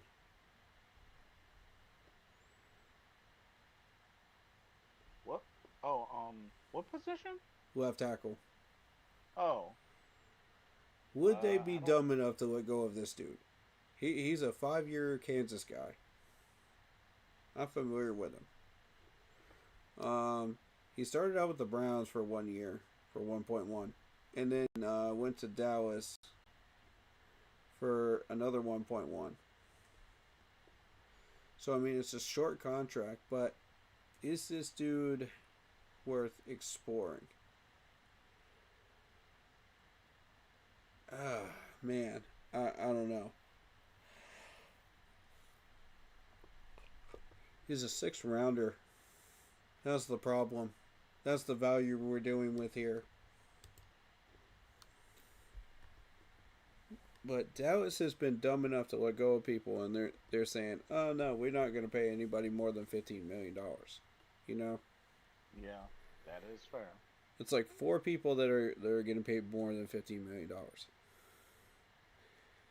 So, I'm looking at this list. Maybe Justin Skull?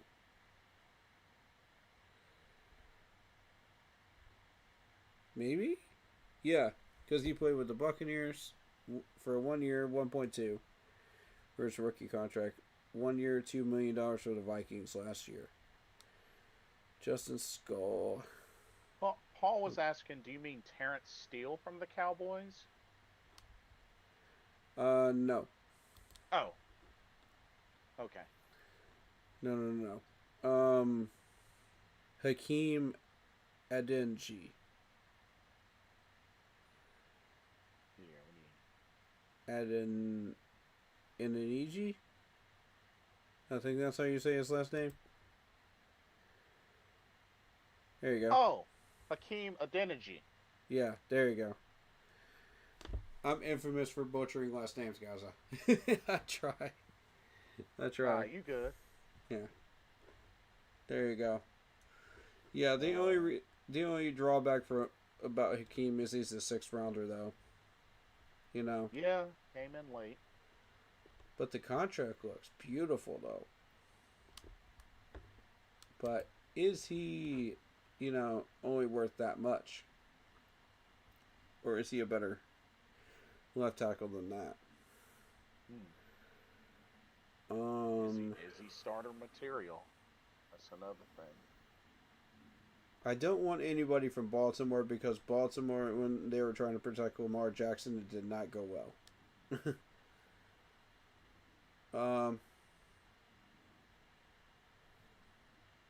Herbert had an excellent line.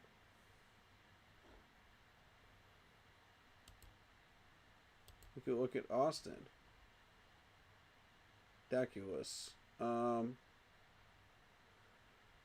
He's a 6th rounder as well.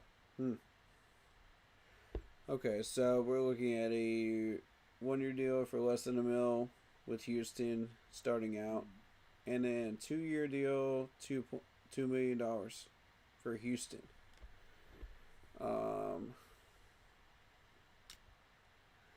Is he a depth piece or a starter?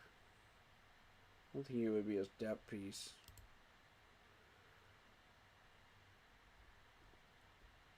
He hasn't started any. Well, he started 5 games last year. 45% snaps. Okay, I see where he's. I see where to find that the statistics tab there. I got you. All right. With that in mind, let's come back through. Let's look at Justin Scully with the statistics. Justin Skull started 57.74 snaps. Started in 9 games. Okay. So snaps are important here as well.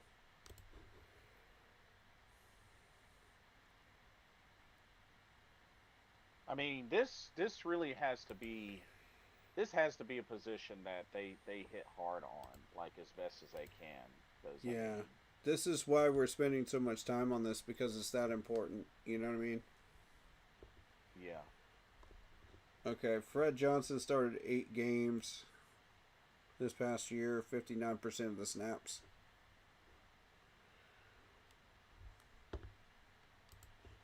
Since you brought up Fred.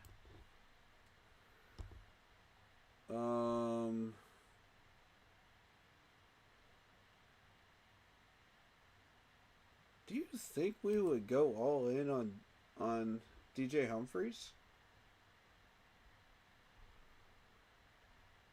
Do you think we would? I don't know about that. He only started one game this year. Yeah, I don't know about that. He hasn't started like a whole season since 2023. Oh, really? Yeah. Well, 24 and 25, he's only started one game apiece. and see, and that's another thing we got to look at with this list is, how much of the folks on this list, you know, have have been a consistent starter. Because I think, really aside from Cam Robinson, can't I know really think of. Beecham's been a starter. Yeah, Okay. that confirmed what I was thinking right there. 11 games played this past year, and 11 games played started in 2024 as well. Oh, well, fair enough. More than 55% snap percentage in both years. 62% in 2024. This dude has been consistently playing. I think we go after Beecham. Beecham. Yeah. Yeah. Calvin Beecham.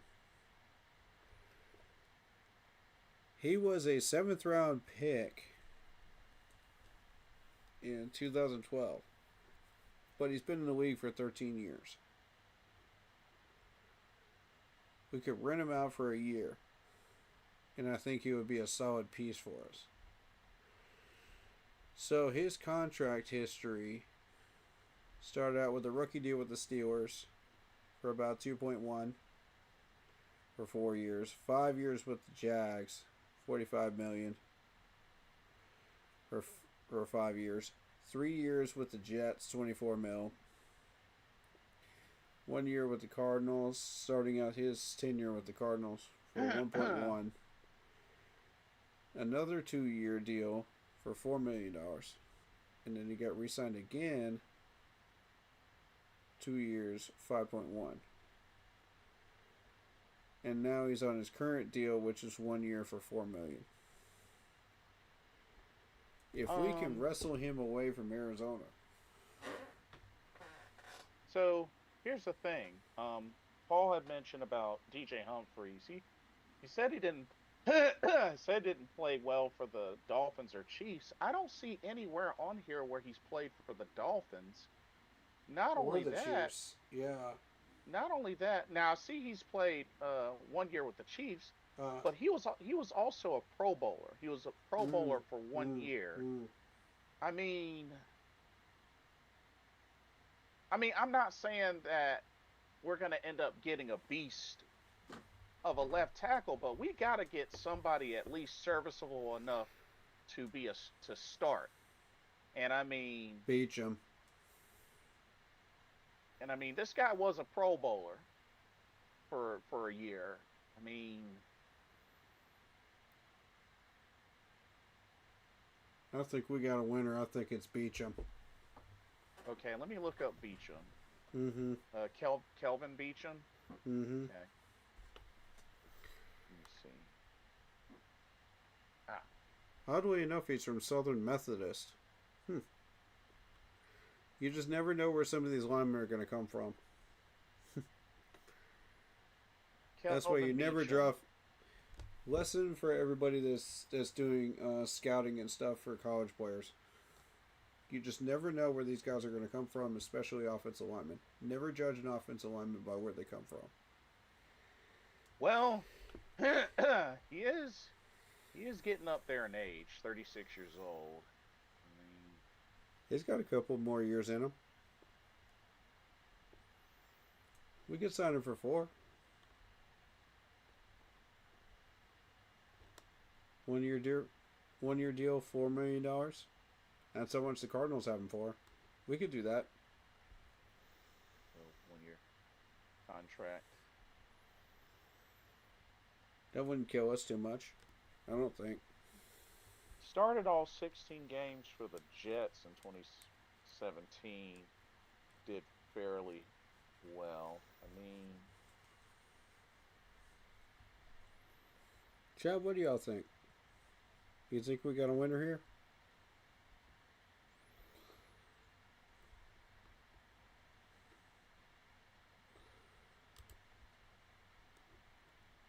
I mean, He's been injury free since 2015. He came back from a ACL tear in 2015 and has been solid ever since.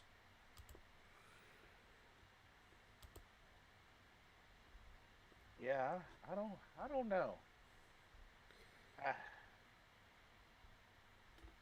I, I'm kind of feeling a little iffy on him. Just a little What's iffy that? on him.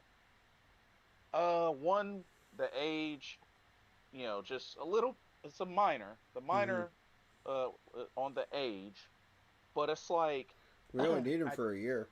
I don't really see.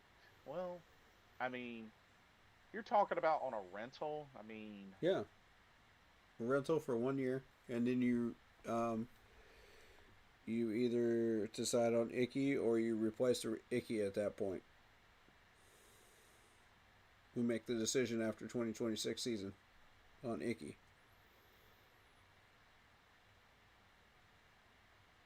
Only interesting. 1 year, you know, and if this dude gets too old to play, a second year, then we just let go of him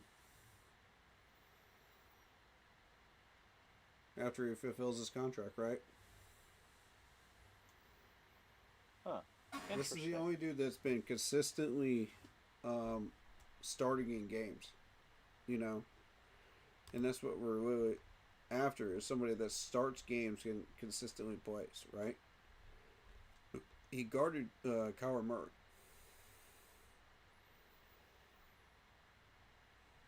I mean, at the same time, Cardinals haven't really been a strong team in a while, so that's the only thing. But I mean, like I said, it's a position that they're gonna have to really dig into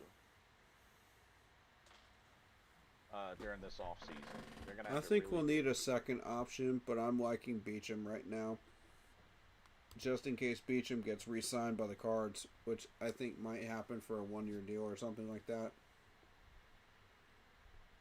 Just until he retires,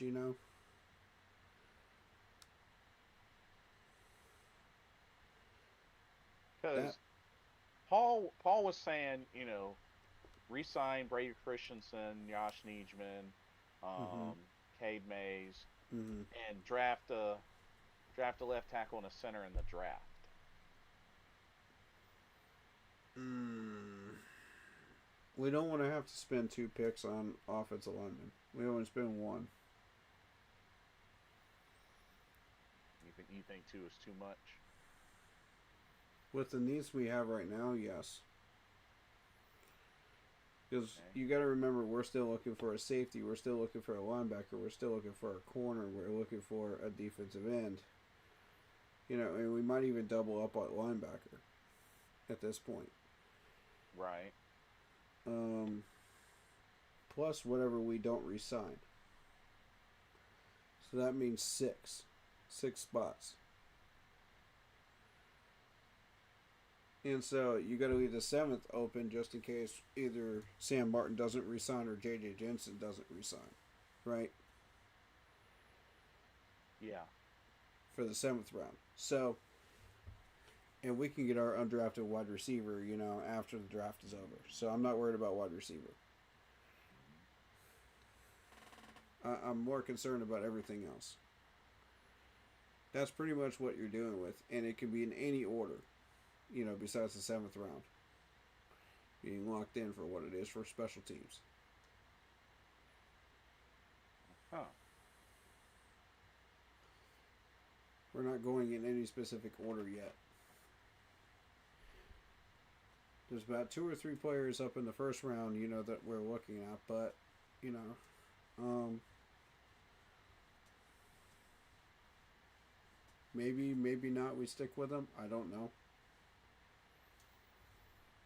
We'll see. But those were just the first initial ones that were mentioned to us. Yeah, As we Paul's go not. throughout March and April, it's going to change.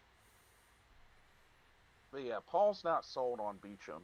Just FYI, he's not sold on Beecham. Why not? PFF grades. Okay, so if we're just going by PFF grades, then at least half the league is terrible. Let's just put that into perspective. If you're only going by PFF grades, this is why I don't, for the most part, go by PFF grades, because you got to use your eyes too. You got to use the eye test. Some of these people aren't accurate with the PFF grades. When you use the eye test. So, I could buy the age argument for sure. If you want to throw in the PFF argument, okay, but to this point, I like where we're looking at. You know what I mean? Fair enough. With him.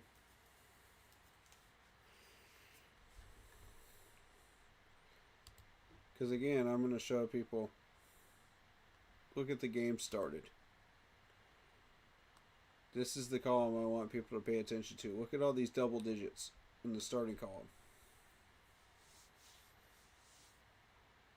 That's quite a lot. And that's recently too. Oh, with Arizona. 58% snaps last year, 62 in 2024. That makes a humongous difference when we're talking about offensive linemen. Is how many games you started, how many times have you been injured, what did you come back from? And look at this instant comeback the very next year with 1,000 snaps after an ACL tear in 2016. After an ACL tear that cost him half the season, he comes back, starts all 15 games, 1,000 snaps, 92% snap rate. He's been healthy ever since.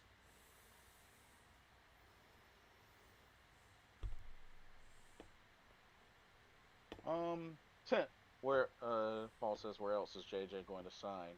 Oh, he's staying. He's totally staying. He's staying. I'm just saying, like, just in case, Totally. some freak thing like that might happen. Yeah, You he's just never totally know staying. because of his age. Totally.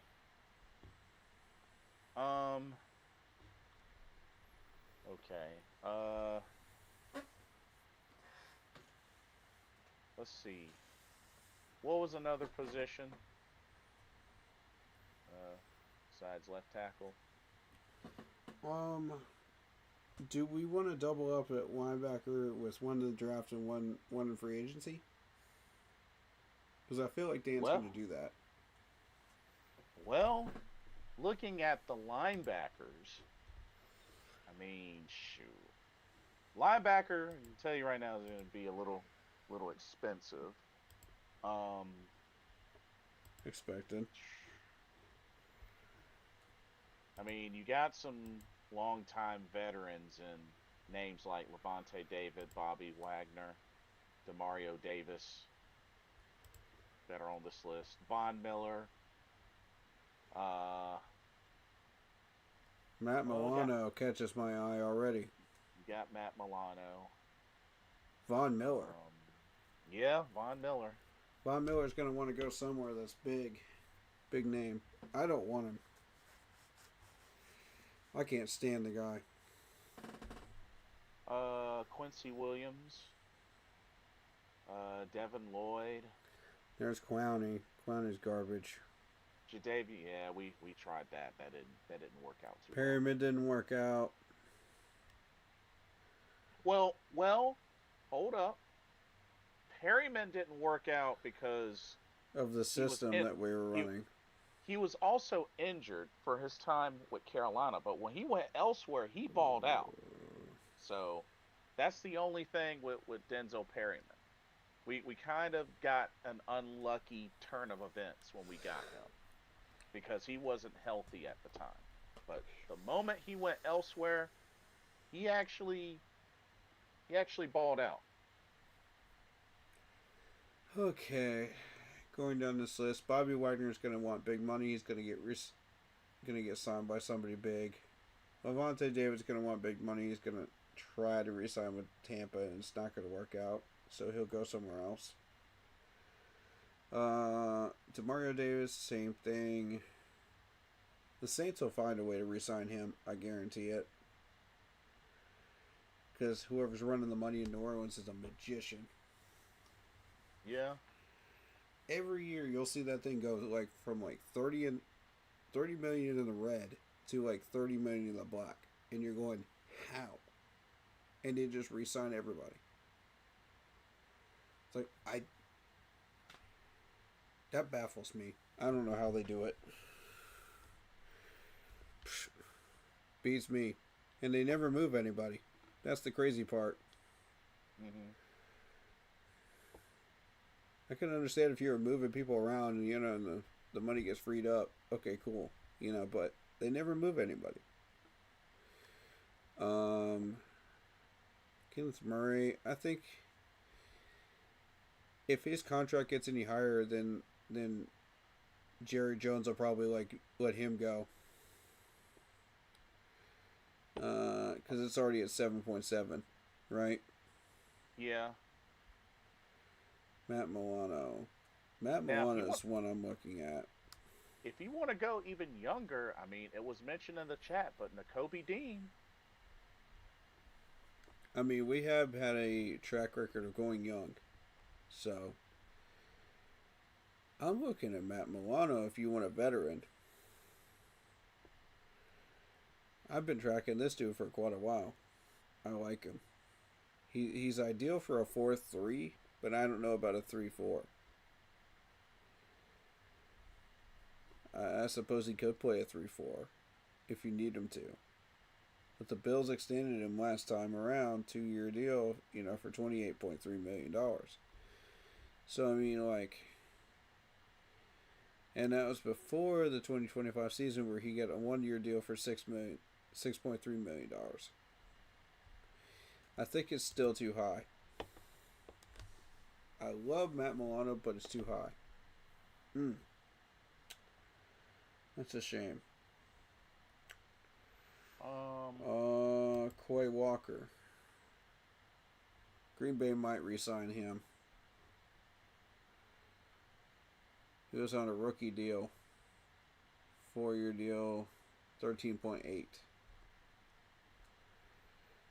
They'll probably re-sign him. Let me actually look up Devin Lloyd. I'm kind of curious. I'm looking at Devin Lloyd as well. That's one that caught my eye too. He's coming off a rookie contract. 4-year deal, 12.9. Had quite a rookie year. Mm-hmm. 2022. Yeah, he did his thing in 2022. Sure did. Very dangerous player. I mean, 9 career interceptions. Honestly, Devin Lloyd is an attractive idea. He's still on that rookie deal though. This is the last year of his rookie deal.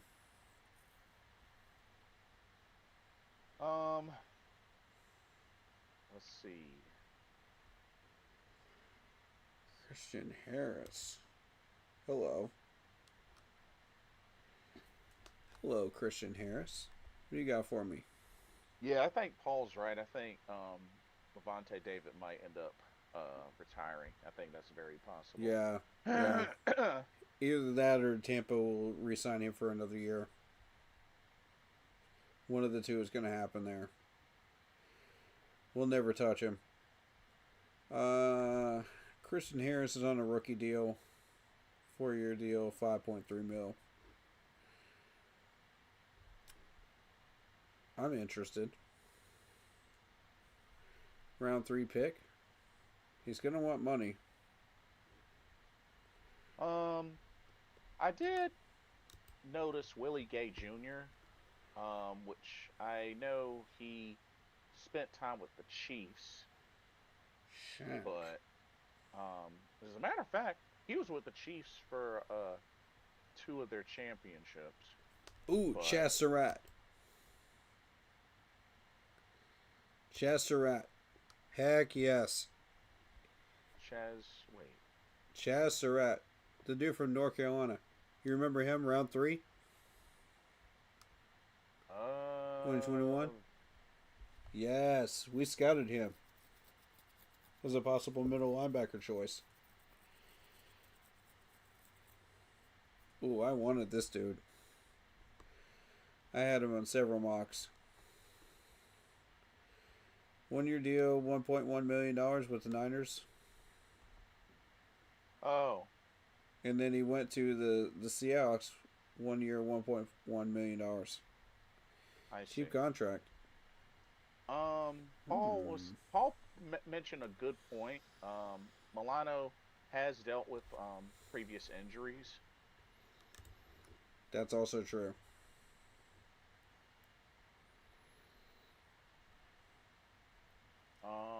Noah Sewell. He's a restricted though.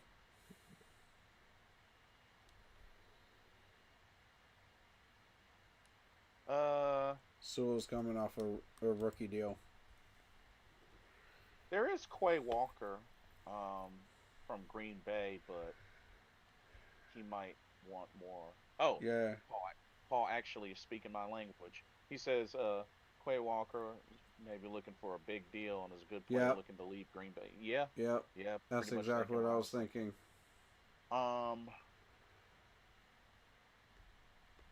Oh man. I mean, if like I said, if you want to go young, I mean, I think we just run it back with the people we got. I Well, like the that would- idea of that. well, that would mean they would have to re-sign Christian Roseboom because he's on this Yeah, list. Christian Rosebloom and So- Chairless. I like Chairless as well. So, If we could somehow wrestle Noah Sewell out of Chicago's hands, I'd be interested. Or Chaz Surratt out of Seattle. But I feel like they're going to re-sign Chaz Surratt in Seattle for cheap. Because that dude was basically being paid nothing. Ooh, Shaq Thompson. Y'all want Shaq back? nah, I wouldn't want to open that Pandora's box again. I'm with you on that. His coverage skills were improving, but it just wasn't good enough. Yeah, I think Nakobe Dean. Yeah, Nakobe Dean. Christian Harris, maybe. Could, can do that.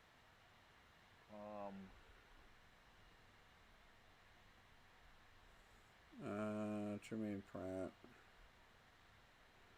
The Colts are re-signed Pratt. We won't be able to touch him.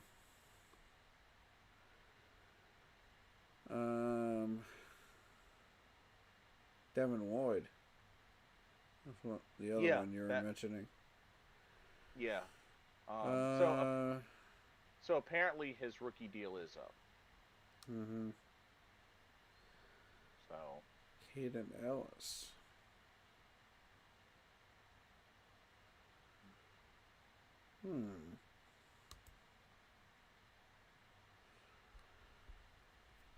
Caden Ellis' last contract was 3 years, $21.5 million. I think we're going to go cheaper than that if we do this. I think we just run it back. And we just go after Kobe Dean. I think that's the move here. Yeah, that's the move. Maybe go hunting for Christian Harris. I'd be interested in Christian Harris. Good contract. Good rookie contract. He'll want a little bit more than that, but I mean, it's nothing more than we can pay, you know what I mean? Yeah. Paul, it varies. I would just say best bet to set your notifications. That's my best bet. Yeah. But rest well. Good to see you again. Glad you're alive and well and all of the above. um, Stay away from Zach Cunningham. He just had a hamstring injury that cost him 8 to 18 weeks. yes, that is true. Mm-hmm. Stay away from him. Now, Ernest Capu, he has two suggestions: Right. Debo Samuel and Trey Hendrickson. Trey Hendrickson is going to be too much money. Here's the thing, Ernest. Debo's too much money. Yeah, they're We both need an undrafted wide receiver. We're looking for a slot receiver. yeah, they're both going to be pretty expensive.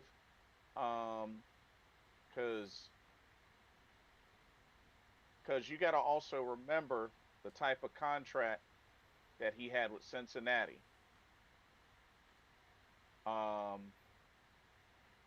Not to mention Trey Hendrickson's going to shoot. And stuff, man. It's just too much money. Yeah, that's way too much money. Mm-hmm. And Debo, shoot. Debo's probably going to want 20. I don't even want At to look at least. that contract. It's not even worth my time. It's just too high. Now, okay. Since wide receiver is mentioned, I might as well bring it up. Go Wide for it. receivers. We can already forget about Mike Evans. I don't see him going anywhere else Nope. but Tampa Bay. Facts. Let's see.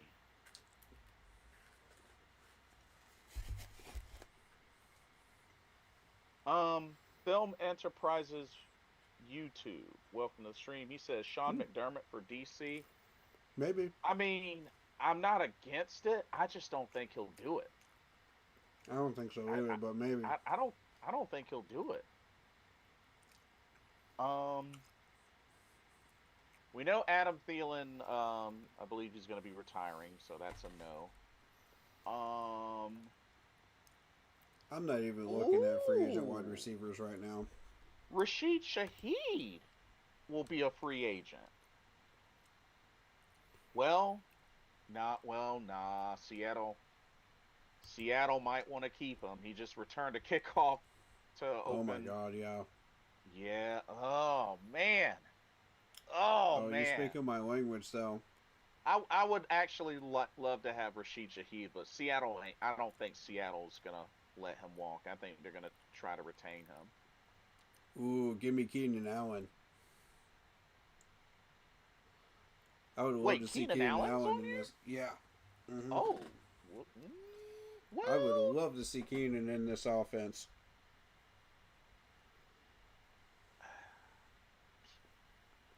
Well. Wandale's back out there. Ooh, John Mechie. He's restricted, though. Dang it. I mean. Come on, Keenan, man. you know how I love my my Van North Jefferson. Carolinian players. Whoa. Van Jefferson. 1.6. Wait, what now? Van Jefferson.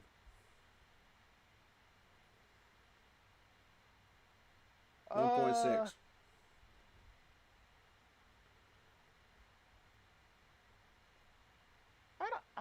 I don't know about that. Ooh, Well- Tyler Lockett. I like Tyler Lockett. He's old, though. I mean, I honestly, the North Carolinian bias in me would be open to a Keenan Allen. Like I said, I love my North Carolinians for a reason, and he's from Greensboro. Man, Um, I mean, put it this way. Put it this way. If Keenan Allen wanted to come to Carolina, I'd let him in with arms wide open. me too.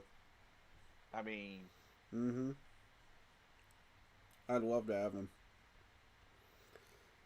I would not be against the idea of him finishing his NFL career in North Carolina. He You know would what I mean? ball out in North Carolina, man. I would love to see him in this system. Oh man. Yeah, because like I said, he's from Mm-hmm. Gboro, so it's like, Mm-hmm.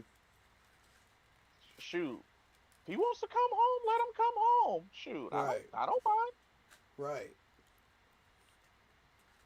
I'd Shoot, love to have him.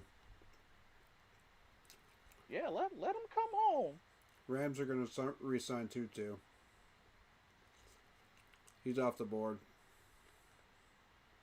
Um, let's see.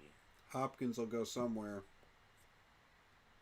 I don't know where he's going to go, but Paul mentioned Johan Dotson from the Eagles, or Jahan. Oh, Jahan Dotson. Young. He's young. There's potential there. I don't know much about Um, him. Penn State guy? Yeah. Okay. But Paul makes a good point that he didn't get a whole lot of opportunity. Solid point. So we don't know what he can fully do yet. Fair point.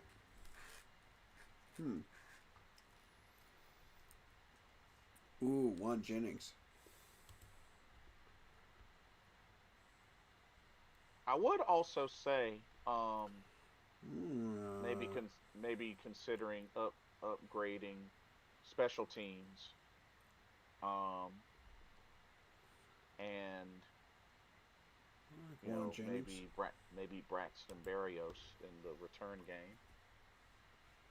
Uh, that would be all he's doing though. And see, like, if I'm gonna go after a wide receiver like that, to replace David Moore, he's got to be a returnment and replace David Moore on the route tree. He's got to do both. Whoever it is. Ooh, Alec Yeah. Pierce. Hold up. Alec Pierce had a 4-year rookie deal with the Colts.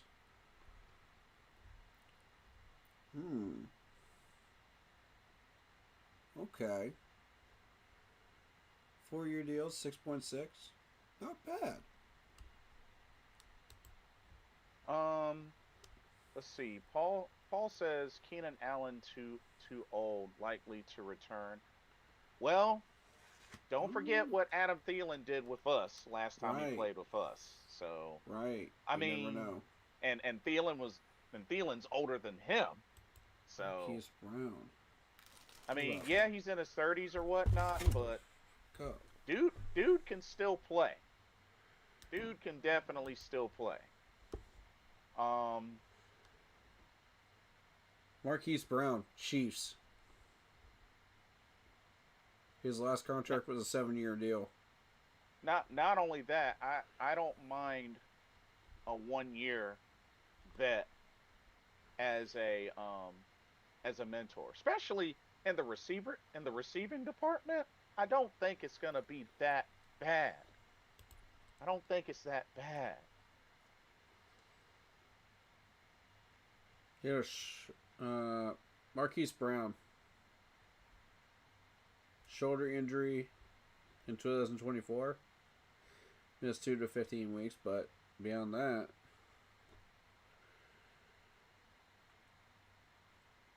he has a slight injury history since 2020, but beyond that, I could see it.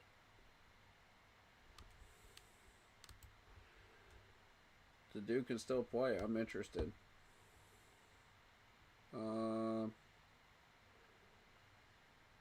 Amy Brown.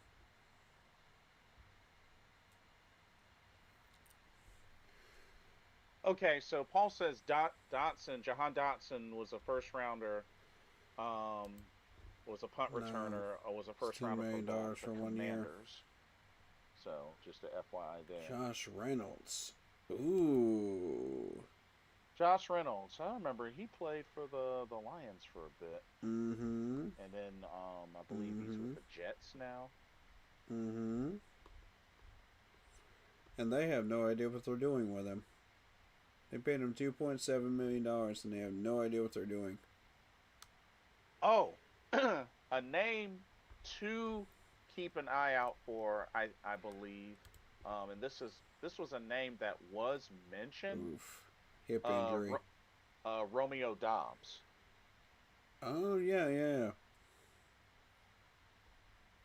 Alright, so if you're talking about Josh Reynolds, you're dealing with a hip injury last year, a finger injury in 2024.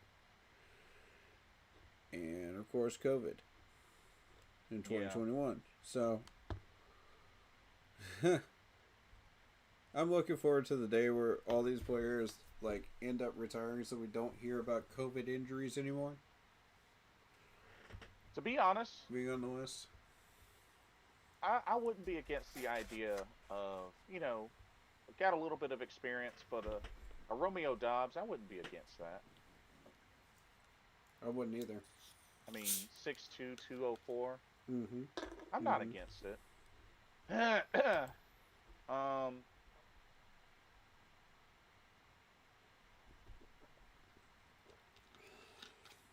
In a perfect world, though, if they did not end up retaining him, I would go straight for Rashid Shaheed if he becomes available and the Seahawks don't get him. I would be all over that. Let me see.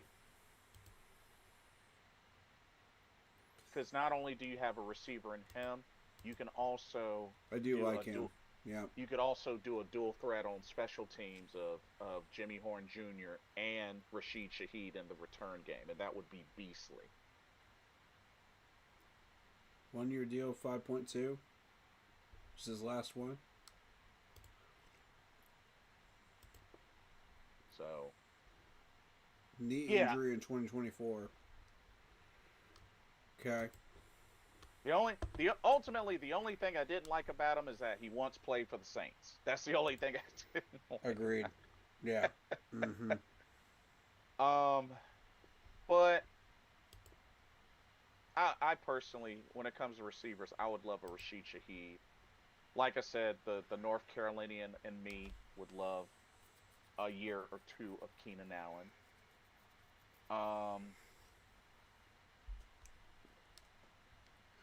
Okay, let's go safety.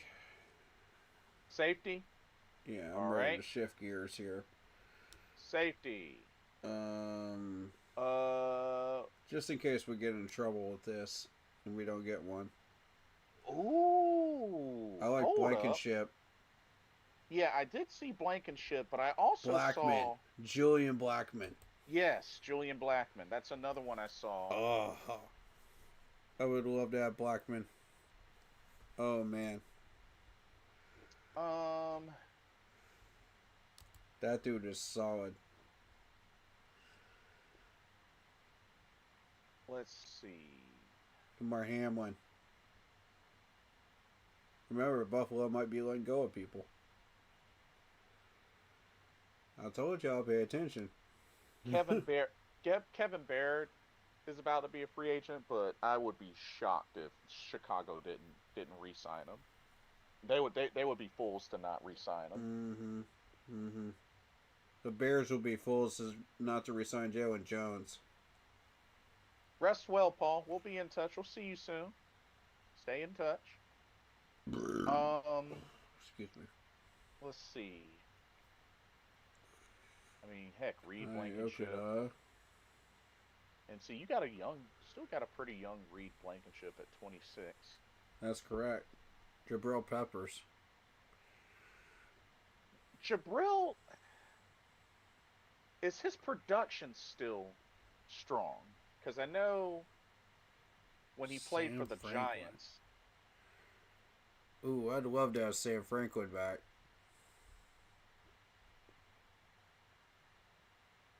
You know what? Let me see if I can pull up. I would very much like to have Sam Franklin back. He was a definite good special teamer too. Yeah. Jabril Peppers. Let me see. Because I'm curious here.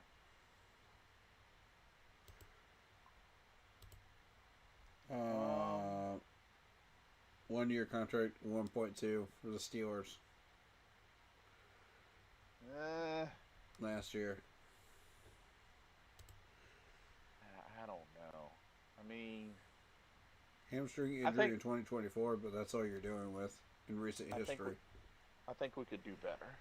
I think we could do better. Agreed.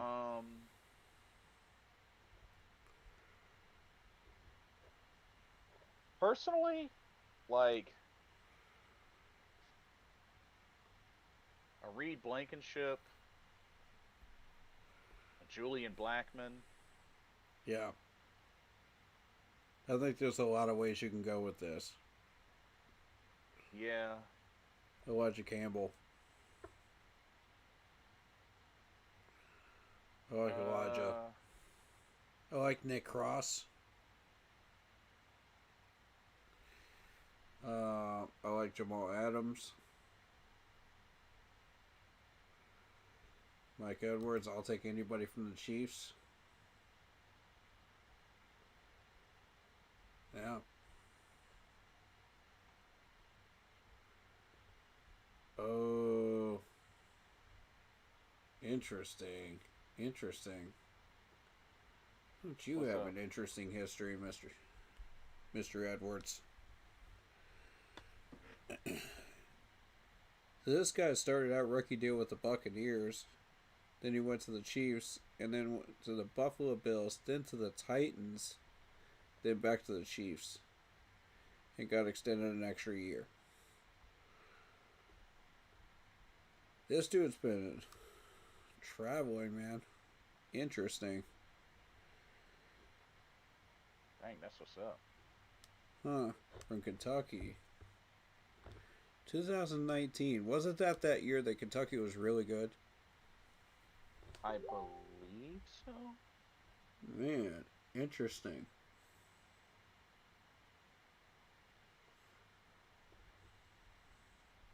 Wow. No injury history either. Very interesting indeed. 1 year, $1.1 million deal for last year.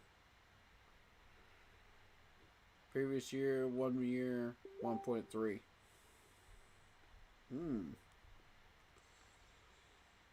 Very interesting indeed. Okay, Mike, you got my attention. Interesting question from Jeff. Mm-hmm. He says, do you think Kyle Pitts stays in Atlanta? I think so. He's still in a rookie deal, isn't he? No. No. Honestly, Kyle Pitts, I mean, I definitely think is somebody that they'll stick with. I mean, They'll sign him for 1 year. He had quite a rookie year. I mean, he only had 1 touchdown, but he, went over 1,000 yards receiving. See about Blankenship. He almost hit 1,000 yards receiving this season. I mean, honestly, not a lot of touchdown numbers, but Kyle Pitts is still a threat. Still a threat. I honestly, I don't see any reason for Atlanta to depart from Kyle Pitts. I don't see any reason either. No, I'm with you. Yeah, I don't think there's any point in them letting him go. I think they should, if they're smart, I think they should re-sign him. With Blankenship, you're doing with a 1 year, $3.5 million contract last year. This dude was originally a kicker for Georgia. am I thinking of a different Blankenship? I think I am.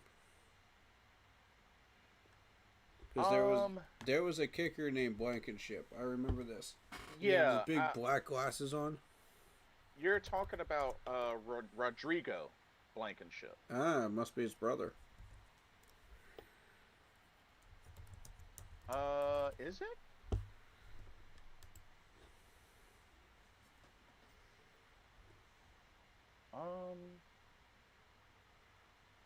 Oh, he's out of the NFL. Yeah, Rodrigo. he's in UFL, I believe. Yep, Birmingham. Kicked the longest field goal in Rose Bowl history.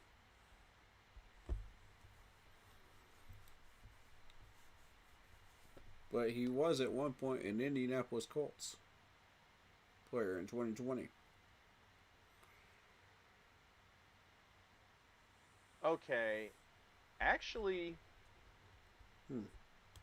that's weird. They're actually not More you know. related. Hmm. That's weird. They're actually not related. Hmm. But Reed came from Middle Tennessee State. okay.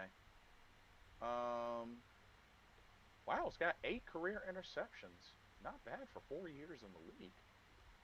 Yeah, Reed's pretty good. Won a Super Bowl in 2024. Mm-hmm. I mean, like I said, the dude is young and, 6'1", 203. I'll take DeMar Hamlin. I want DeMar. 1 year, $2 million. Oh yeah, give me that contract all day long. For DeMar Hamlin. Give me that contract all day long. Ooh, pectoral though. Now the thing is, has he fully recovered health wise? That's the question. He had that pectoral injury last year. And not only that, he had the Ooh. he had the the chest issue, which he did bounce back from. There is that. Mm-hmm. Because he had the cardiac arrest. And then again, that was 2022. So I mean, it's 2026. So, but yeah, pectoral injury. I mean, I don't know, because I think it just comes down to give me Nick Cross. Just being healthy. Yeah, give me Nick Cross. 4-year contract, $5 million. Rookie contract. I like what I saw out of him. Jeff Duke says we really haven't had a good tight end since Greg Olson. I mean, Jatavion's on the up and coming. Trimble. Yeah. Shoot, even Mitchell Evans did a little something. Like, I mean, if you're looking for players like that at that level, you're not going to find them anymore. You're just not. I mean, you gotta, Jeff, you gotta give them time. They're still young. Yeah, like, the age of superstar tight ends has kind of come and went. Yeah, you got. Travis Kelce's pretty much the last one of those group. Gronk's retired. Greg Olson's retired. All these other players are retired. George Kittle might be the closest thing after that. But beyond that, maybe Hunter Henry. Yeah. But I mean, that's stretching it. I mean, you also got to remember, Jeff, Greg Olson didn't really fully break out until he came to Carolina. But don't forget, he spent some time in Chicago. So. Oh no, he did pretty well in Chicago too. He did, and he even was a Pro Bowler, even though it was as an alternate. But he really broke out. I mean, he gave you like what? I knew who he was before he even came to Carolina. I mean, he would give you like 500, 600 and a couple of touchdowns. But then when he came to Carolina, I mean, he broke out. Oh, I knew this dude was going to break out as soon as I heard he was coming to Carolina. I got super hyped. Oh, man. I knew exactly who he was, and I knew exactly what his potential was. I was like, let's go. That's a steal. You know? Yeah. And Blood Money, welcome to the stream. He says, "Yo, Blitz, F the Seahawks for destroying my Niners." Well, I mean, I kind of feel bad for y'all because y'all dealt with a lot of injuries, Yep. especially near the end of the season. Those injuries piled up for y'all. So yeah, it was. I would have loved to have seen how y'all would have done at full strength against Seattle, but yeah, like y'all definitely had the short end of the stick on that one. But and honestly, I think that should be Coach of the Year too for San Francisco, because you look at how many injuries those guys had and they still made the playoffs and still got as far as they did. Very impressive. yeah.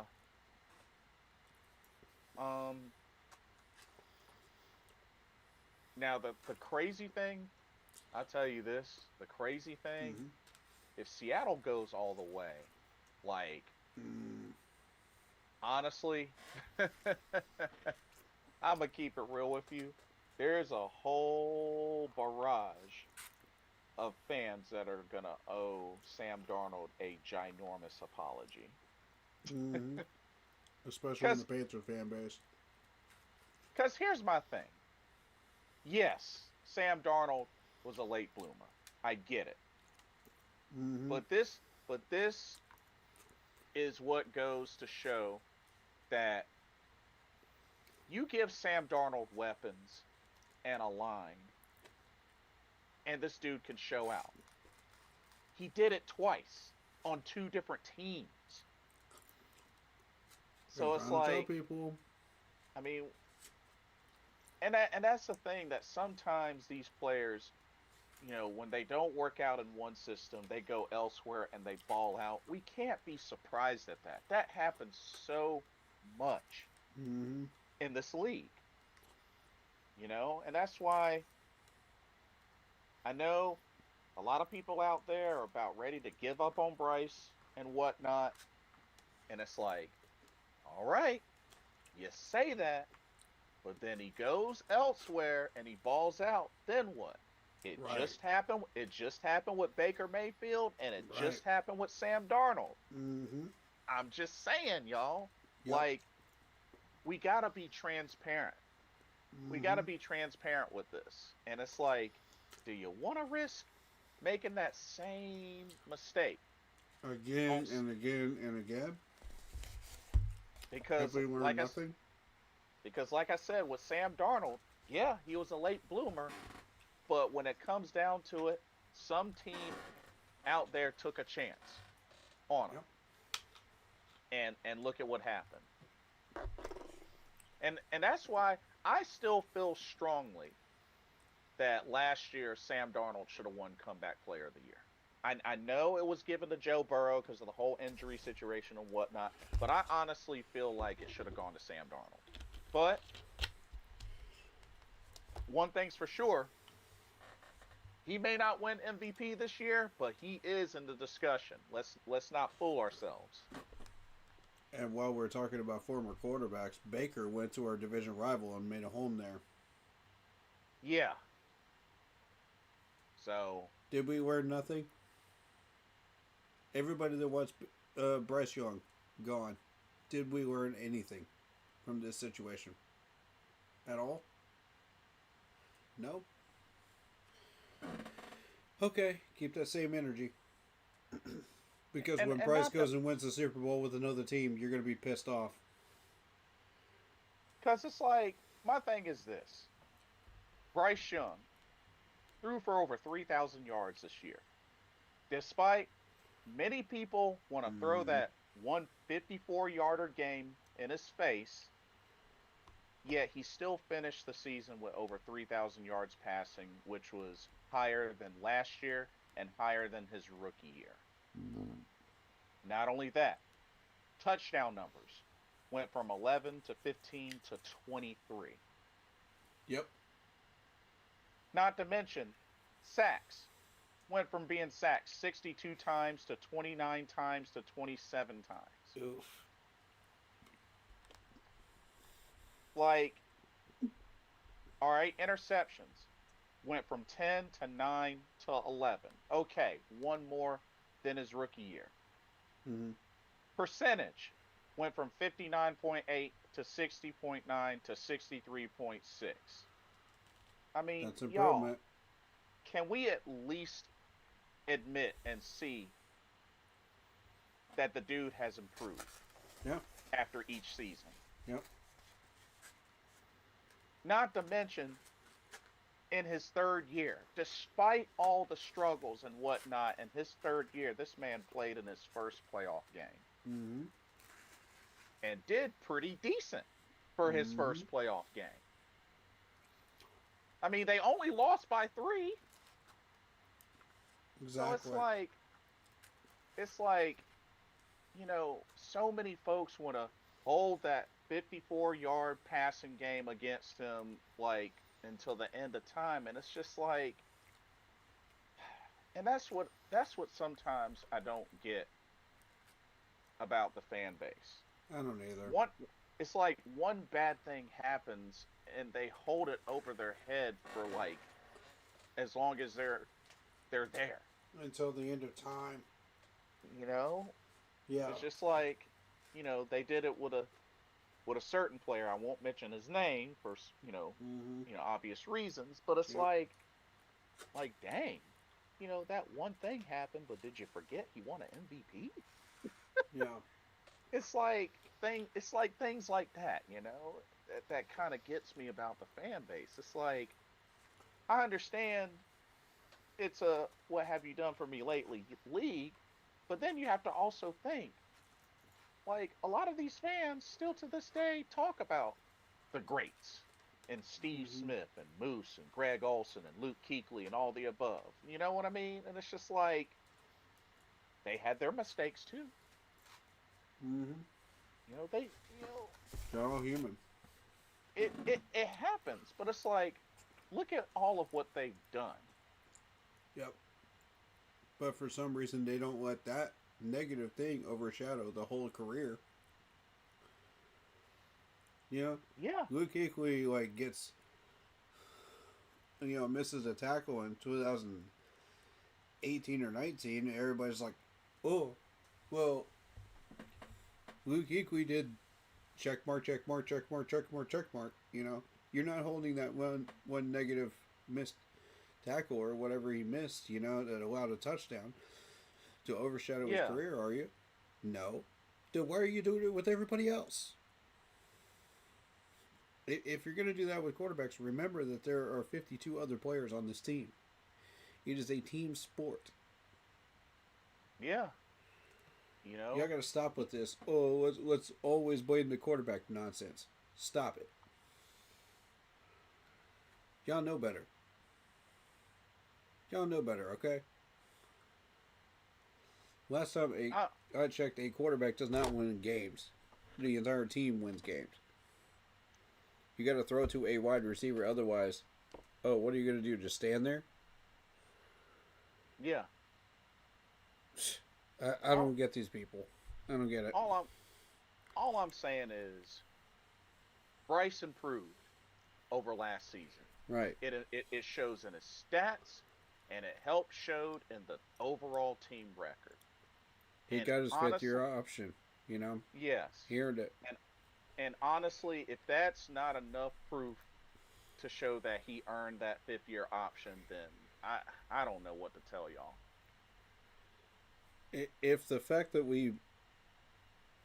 listen, y'all, we're about to put on our resume the fact that we just beat a Super Bowl champion in the Rams during regular season. Now, rewind back to 2024. We beat we almost beat the Kansas City Chiefs. We almost beat the Philadelphia Eagles, both of which were in the Super Bowl. Yep. During regular season. Put all that into perspective. Put all that into one big picture. Now we're about to put on a resume that we just beat a Super Bowl champion. And we almost beat them twice on our own field. Think about that. Everything the Rams do from this point on reflects us. It makes us look better. I just want to point that out. So, if y'all are wondering who to root for in this Seattle versus Rams game, root for the Rams.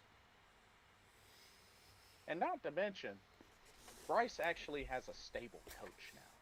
Yeah. Make it simple for you. Root for the Rams. Yeah. So, that's really my whole thing with just a lot of this. You know, I get we can be impatient sometimes, but at the same time, we got to stay the course. We got to stay the course and see what's been working and see where this team can improve on, you know? And it's just like, I mean, look at all of what's happened. This team made it to the playoffs. Not only made it to the playoffs, won the division. I mean, wish there was a different way they would have done that, but it doesn't change the fact that they officially won the NFC South. As a matter of fact, I'm wearing the official shirt geared now. Yeah. Just got it in the mail today. Not only that. Yes, sir. They got a number one in T-Mac, who just won freaking Rookie of the Year honors. You know? Oh, I love this shirt. Let's go. And, you know, it's just, you know, they went from 5 wins to 8 wins. Come on now. Mm-hmm. Come on, y'all. That's improvement. Right. So we went from 2 wins to 5 wins and then to 8 wins. Yeah. That in and of itself is improvement, even if you don't count the playoffs. Now, I will say this. Next season's opponents, they're going to be tough. Mm-hmm. But I'm also expecting that this team can hit double-digit wins. Mm-hmm. I believe they will be capable of that. Yep. It's going to be tough. Yep. You know, no doubt about that. Mm-hmm. But they can do it. They can definitely do it. Do we have any other free agents that we want to look at, or do we want to just jump straight into it? I didn't have any in mind. I was gonna ask, do we want to go to opponents for next year, or do we want to do the? I don't know how long the videos are, but we can react to those. Yeah. I was thinking we can react to those, talk about opponents for next year, and then give our predictions on the conference championship games. That sounds good to me. Okay. So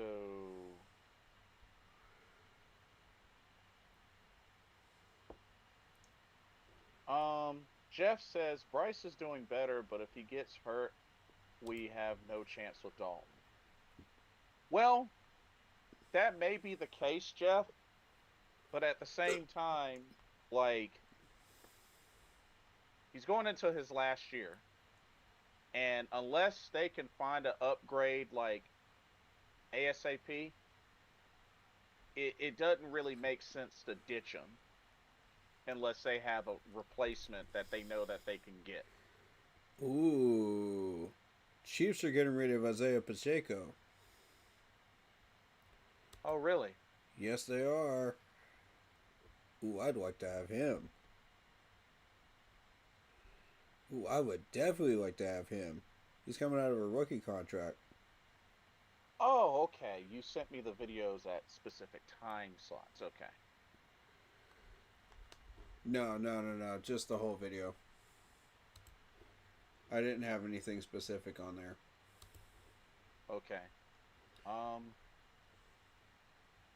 Well, I mean, both are almost 25 minutes apiece. So I mean, well, one's Okay, what did they send me in team chat? Hold up. There's a video. Oh, this is a different podcaster. Never mind. okay. Gotcha.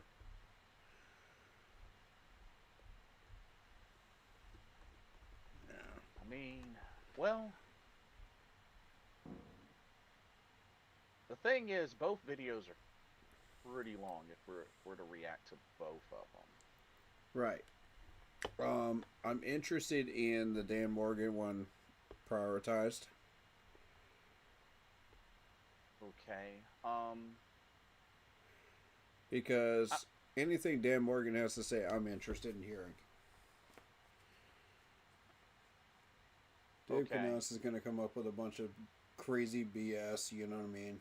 Oh, we did well here, we did well there, you know, we still got to do whatever, you know.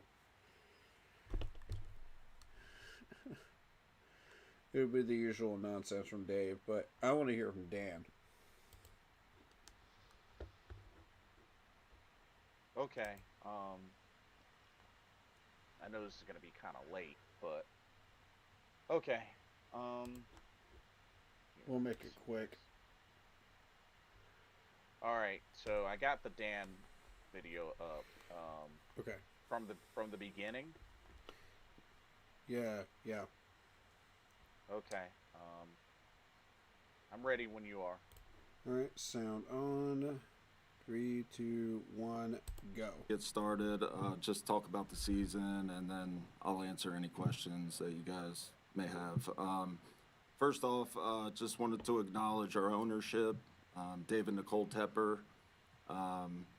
They're a great example of how to operate a team, selfless, no egos. Oh, really now? Oh, really now?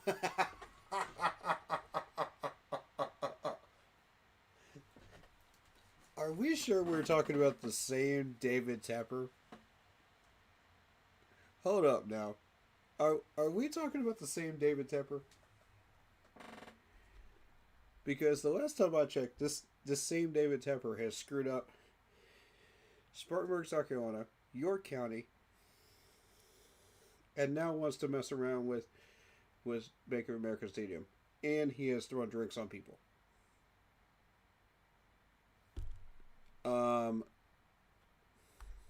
Perfect example of how to own and operate a team. Are you sure? Fair question, I guess. Like, are we sure this is? I don't know, Dan. I don't know about that one, Dan. With all due respect, buddy. But hey, I will say this: David Tepper has stayed out of football operations and business for the entire 25 and 24 and 25 season. So, credit to him. Continue leaving it alone. Thank you. You're doing a great job. Mm-hmm. And the sports agency that you hired did a great job too of hiring Dan Morgan. Excellent job, as a matter of fact. All right, continue. And they've just been a big reason for our success with how they operate together and support and trust myself, Dave, and Brant to do our jobs. Media and we fluff. definitely don't take that lightly. Christy Coleman and the business Fluff 'em side, up. we appreciate their support. Fluff them Getting up. the game day atmosphere the way that it's been awesome, and she's done a great job on that side. My crew, working with Brant, Jared Kirksey, Lee McNeil on the pro side. We have a lot of good chemistry Lee going on McNeil? over there, and they're great teammates, and we're looking forward to putting a free agent plan together, setting the draft board, and getting this thing going. Really want to thank our fans for all the love and support that they gave us throughout the year. The Yes, sir, Dan. environment was just Yes, sir. unreal on Saturday night. Yes, sir. You know, kind of gave me chills. Happy to be there. Sitting up there, just looking at the crowd, looking at the fans, looking Yes, at the indeed. excitement. The Happy city to be there. coming together, this region coming together, the Carolinas. It's just amazing what football can do to a community. Yep. So it was just awesome to see, and you know I can't thank the fans enough for coming out, supporting us, and just showing us love all season. Wasn't perfect throughout the season, but you guys stuck in there with us through thick and thin, and We kept again, pounding we through really it. appreciate that. Yes, sir. Coach Canals and My his pleasure. staff, you know, they spend a lot of hours in the office away from their families. That definitely doesn't go, you know, we don't take that lightly. We know they put a lot of work in and they're away from their families. So we really appreciate them just for their hard work and dedication to the team throughout the season. Talk about Dave a little bit, just his leadership, how optimistic he is, you know, his football acumen, and just his ability to, you know, develop our players, lead our players, and he's Right. just done a great job of really shifting the culture and, you know, making this culture a winning culture. Like, we're expecting to win now. We're not, you know, coming into a season, you know, unsure. We feel like we know where we are. We feel like we know who we are. And we're just ready to get to work. And we got to earn everything that we get, we have to earn. We know this season's going to be wiped away. 2025, we're going to transition into 2026. But we got to earn everything. We got to earn everything, and it's only going to be by hard work. Our players staying together, and I've just really seen our locker room just really come together. Family environment. This is the type of environment that we want to create here in Carolina. Is the family Facts. environment. Facts. That Family attracts all environment. type of free agents, all type of guys. Obviously, we're going to select the right guys for our culture, for our scheme, and I just think Dave's done a great job, and he's definitely a coach that I would want to play for if I was still playing. Also, just want to recognize and acknowledge the people behind the scenes, the equipment staff, getting the players in the right cleats, the right equipment, washing the clothes. Dang, you thanking everybody from the The chefs Chefs, making the food, everybody. fueling our players. That's crazy. Our analytics department giving us information Yeah. that we can make informed decisions on. So they're behind the scenes. They're I not like always this. talked about, but obviously we really appreciate them. Special shout out, just to Denny Kellington and Josh Hingst. We went from the bottom half of being injured last year to the top half, this year. So Ooh. we went into the playoffs with a pretty much healthy team. And Indeed, we that's hard to did. do in this league, and I just think they've done a great job. So I just wanted to shout them out. In terms of the season, I love the way our players competed on a day-to-day basis and a game-to-game basis. It wasn't always perfect, but you can really feel the chemistry and the continuity of our team really come together as the season went on. Our locker room was tight. Again, it was like a family environment in there, and that's what we want here. We want these guys to be close because we're only going to go as far as the players, they got to be close in order to go where we want to go. And this is definitely a close locker room. It's made up of the right guys. And from my seat, we'll continue to add guys, that fit the mold for the type of player that we want to add into our culture. We have a high standard of play. We're smart, tough, physical, high effort, play with high energy.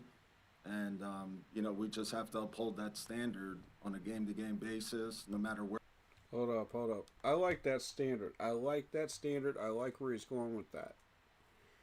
Because that's exactly what we should be doing. yeah. And I also wanted to point out, the what he was saying about we had to earn it. Yes. Notice he said that Definitely about gotta 4 or 5 times. You got to earn it. I like that. Extra emphasis there. And he's exactly right. But I like that he's pointing out the different sections of people, that work behind the scenes to get all this stuff done, because it's a team effort. Yeah. Without, it's each individual cog in a giant machine, that makes it run efficiently. Yeah. And I like that they mentioned the analytics team, because they don't get enough love, Yeah. There's a lot of those situations where the analytics team comes in clutch. We've had a lot of fourth down situations, and that's where the analytics team really comes into play. So, yeah, agreed on that one, Dan. Shout out to them. Let's continue. Where we play, who we play, what time we play, we have to uphold that standard. And I know our players know that, and they're hungry to get back at it and attack the offseason. As it pertains to the roster, again, I feel like we have a strong foundation of guys. I think that they, it's definitely something foundation-wise that we can definitely build upon. And that's my job and my team's job and coach's job and all of us collaborating together to bring the right guys and build this thing the right way. We're still going to be patient. We're not going to be reckless. Right. But we're going to definitely attack our weaknesses. All right, so he's going to be patient, and he's not going to be reckless. I like this. Notice this is a totally different reaction than what we were doing previously before he was hired. Totally different 180 direction. I like this, because this is what we should be doing. And we should have been doing this for the past 10 years. Dan Morgan, you got us back on track, buddy. Good job. And I like the family culture as well. Very awesome. And that is definitely going to attract people to come here. All right. Like we've done in the past, Let's past continue. couple of years. So, with that, I'll open it up to any questions you guys have. Dan, how much can you share with us regarding Evero's contract extension? Yeah, so we Wow. so we aligned right out of and the gate. gave up, before the season, and we think highly of For EJ. the challenge. EJ has a really great football mind. We love his defense. It's a really aggressive defense, and I think as we continue to add players to the defense, I think that you'll see this defense kind of come together. We made a lot of improvements on the defensive side of the ball this year, and we'll continue to get better and add pieces. And, we're up for that challenge. That's the big. You aligned his contract and Canales' prior to the 25 season. Yes, correct. Said, excuse me, when you were first brought in this role, how it was your dream to see the stadium with fans waving towels as Yep. you'd seen as a player in 03. With what you saw Saturday, what does that tell you about where you are at this point versus where you thought this team would be right now? I think it. Wow, stop it right there. 817. That question right there, excellent question. This man said from the very beginning, this is what we want. We want the crowds out there. We want them waving towels. We want them doing all this, that, and the third. We want the crowd to be electric. We want it to be exactly what it was on Saturday. And she's asking, how close to the goal are you? That you set out for. Right. excellent question. I want to see his answer on this. Let's go. It definitely tells us that we're on the right path. Again, though, I mean, just to hit on that a little more, but like that atmosphere was unbelievable. Like, I was here in 2003, 2004 when we played the Cowboys in that playoff game, and I've never seen the crowd like that. So, again, that was unbelievable and really a credit to them for showing up and showing out and, supporting our team. My pleasure, So, sir. yeah, it's Proud to be there. it's definitely what I envisioned when I took this job. But I see even bigger things moving forward to where this is going to be a consistent thing and not just a flash in the pan. Oh, wow. And there were maybe some questions about Bryce, even though he finished last season, on a high note. Yeah. But still, this was a big year for him. What did you see out of him, and do you feel like he's like franchise? Yeah, I mean, we're definitely, just to hit on Bryce, we're going to pick up his fifth-year option. I think Bryce has shown, flashes of greatness this year against There it is, high-level folks. competition. Fifth-year option. I think just as a team, we weren't as consistent as we wanted to be on a game-to-game basis.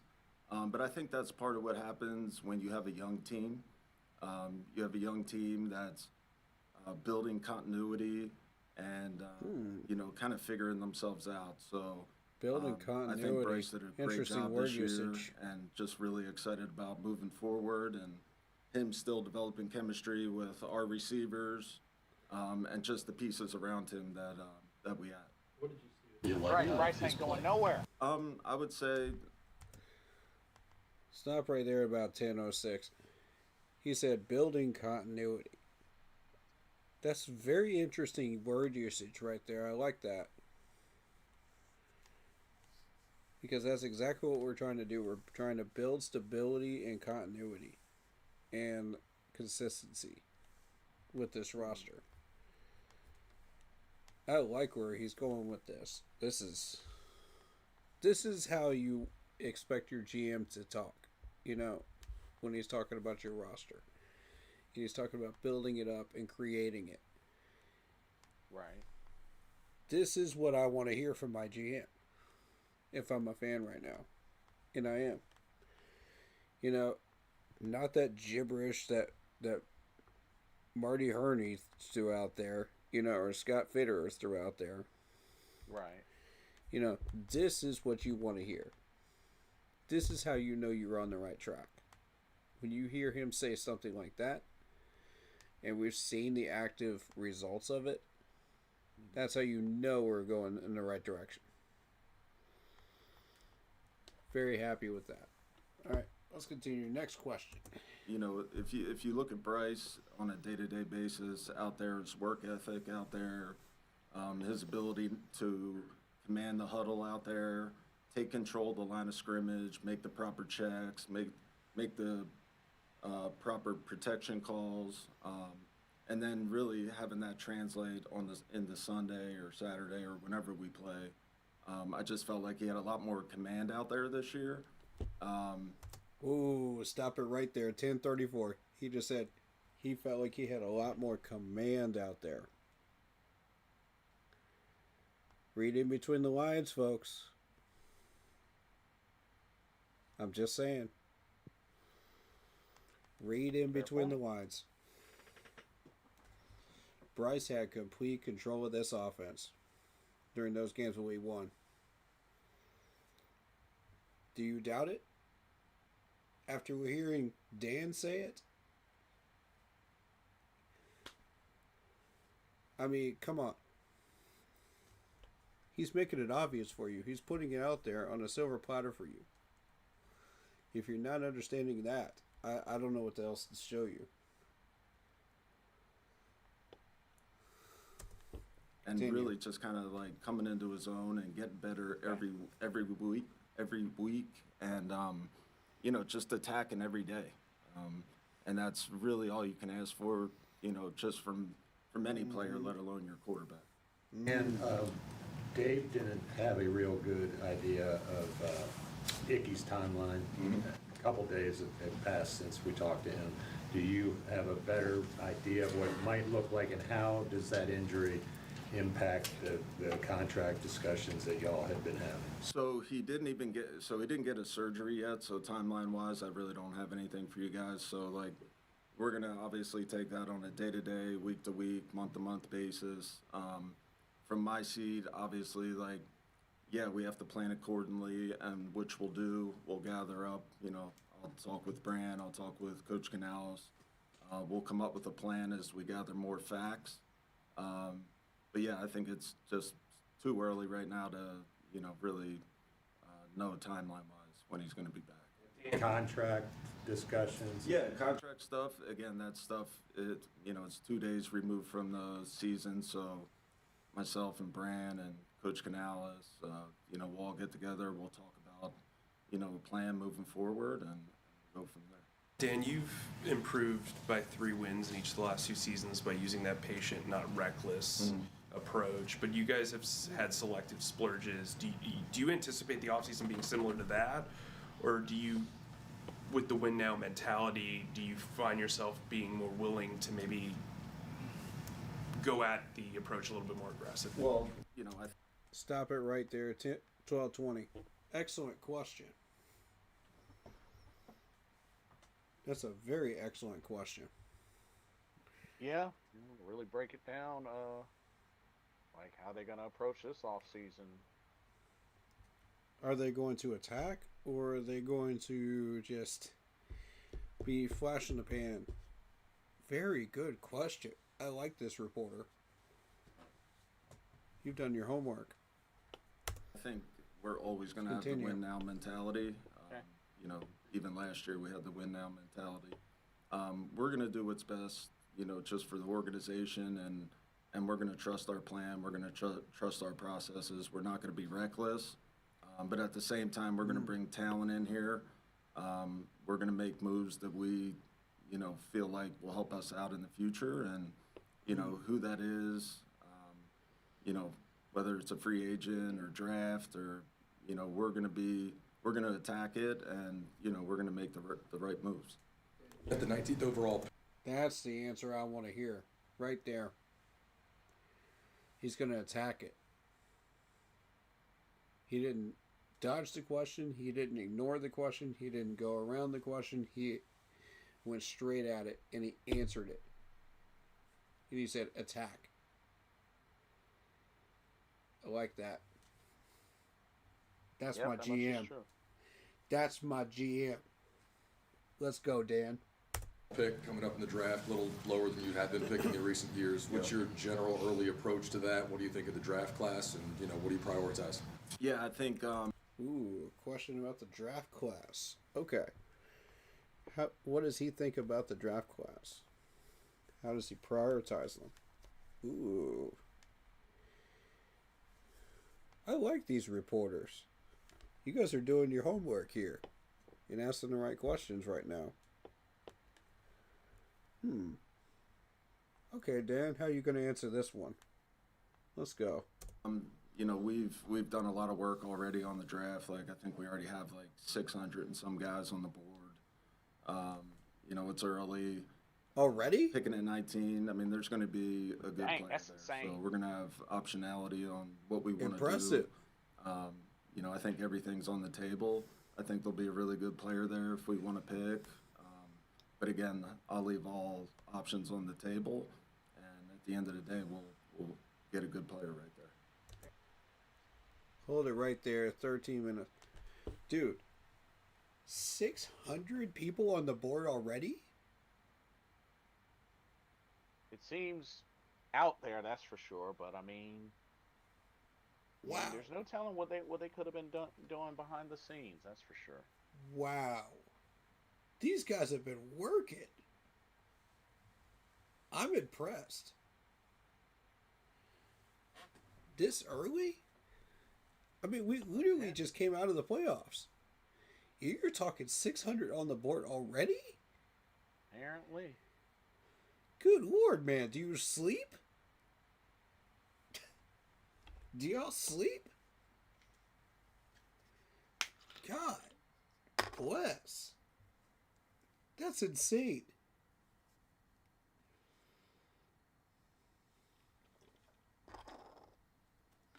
They must be doing this at least like 2 months ahead of time. My God.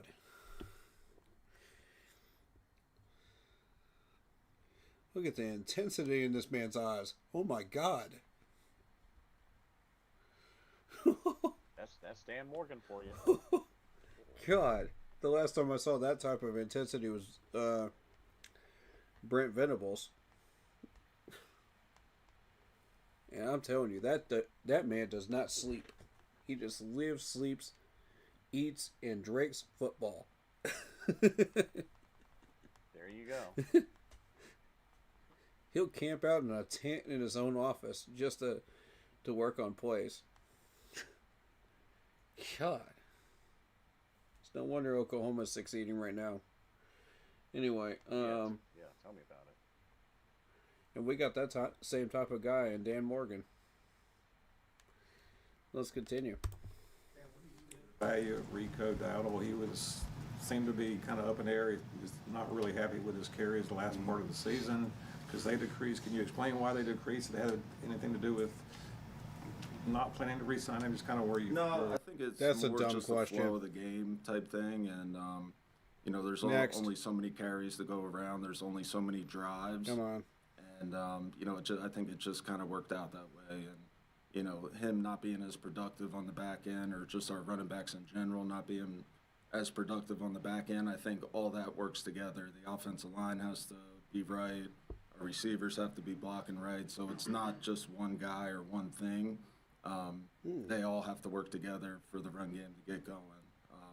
In terms of Rico, re-signing him, or, I think it's still early in the season. I think you let those guys, take a break, just kind of like assess if this is the right fit for them.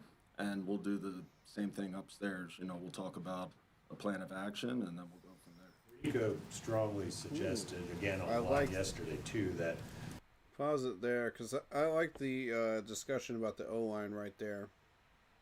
When he was asked about the running backs. I see. It was kind of that extra little tidbit there, but he was kind of saying, the O-line has to work together in order for the running game to even work to begin with. Otherwise, why are we asking this question? You know what I mean? True. So, excellent shout out to the O-line right there. Good job, Dan. I like that. But, it was kind of a dumb question, but he found a way to turn that into something interesting. I like that. he might be looking to move on. Has he given you that indication? I met with him. I had a really good conversation with him at the, in my office upstairs. I meet with all the players before they leave for the off season. He didn't give me any indication of that. I thought we left on a good note. We'll see where it goes from here. We'll just take it day by day. Get 4 iPhone 17s on us and 4 lines for just $25 a line. And staying in the running back group, Jonathan Brooks obviously didn't play this year. What is his future with this team as it stands right now? Yeah, first off, just seeing Jonathan around the facility every day, the way that he attacks his rehab, the way that he attacks the weight room, just always around the building with a smile on his face. He's been through so much adversity, and he's overcoming it, and he's looking great. He's running really well. I saw him out there running routes the other day. He looked great.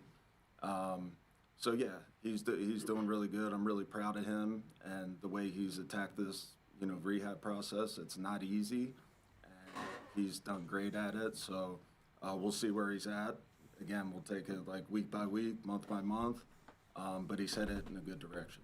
Yeah, to follow up on that question, Trevin Wallace and Xavier Legette, other members of that draft class, had kind of rough years. Where are you at with the two of those guys as starters on your team, as well as their outlook for the future? Yeah. Whoa. Rough years? I don't think so. Did Trevin Wallace and Xavier Legette have rough years to you? Well, Trevin Wallace did get hurt, and Leggett, I mean, Okay, well, yeah, I'll buy that one. yeah. Trevin, I mean, when he got healthy, he actually did have a pretty good year. Yeah, like he's pretty decent when Yeah, he's out there, but he's I kind don't of know. I don't know that I would say it's a rough year for Trevin. I would just say it's a recovery year. Anyway. No, that's fair. That's fair. Yeah. Let's see what else. I feel good about them. I think, we're also quick to, judge these guys and, they're maybe not developing as quick as, the outside ones. But, I think you got to be patient with these guys. I think you got to let them develop. I think you got to let them grow. I think Trevin's still 22 years old. Xavier, it took him till his senior year to really start developing and coming into his own at South Carolina. So I think, we take a patient approach with those guys. We let them develop and keep getting better. And, we work with them and keep coaching them, developing them, and helping them out. And back to the point about the 19th overall pick, and you've got 600 names on the board. As you go into this draft, as you're looking at your roster, and I know you've got to figure out free agency to set up the draft, but do you have a general area of where you're looking to try to make improvements with the draft and bringing guys in to get into the culture of the development? And, I mean, the rookies this year played a ton of snaps. Yeah. So, I mean, there's a lot of guys. I would think this entire class and the philosophy going forward is similar with this group. I think, All right. Hold it at 17 minutes and 39 seconds. This is right after this question. All right, so why in the world would you give away what you're about to get? If you're a general manager for a team and it is your job to go after these players in the draft and free agency, why would you give away the store to these reporters? You wouldn't. Y'all just fishing for this crap now. And I don't like that. Y'all fishing for a gigantic shark and you're not getting one.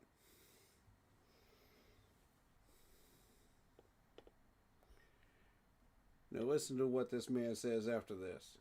With the 19th pick, I think you never really want to force a need. Now, if it's equal and you have two guys up on the board and they're even, I'm always going to go with the need. But yeah, I think with that pick, you ideally you draft best available. You don't force a need, because I feel like, in my experience, when you force a need, it really doesn't always turn out that good. So we're just going to draft good football players. And then same thing with free agency. We're just going to sign good football players. So you don't force a need.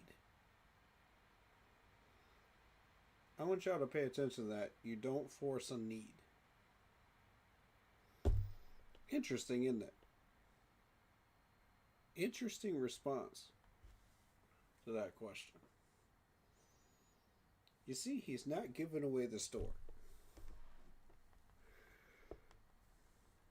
But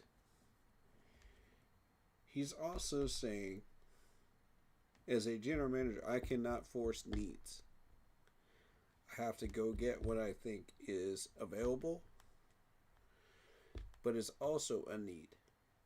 You know what I mean? If it's there, it's there. If it's not, it's not. Don't force it on the board. Because if you try to force the board, it's not going to end well for you. I think that's a very interesting thing. And it's something that's worth watching and paying attention to. Let's see how he finishes this answer here. That doesn't mean we're not going to attack the needs in some way, whether free agency or draft, but... There you go. There you go. Doesn't mean he's not going to attack the needs. Correct answer. Definitely just want to bring good football players, good culture people into this building. Have those needs identified. And he finished answering the question. Did not give away the store, but still told you what you needed to know.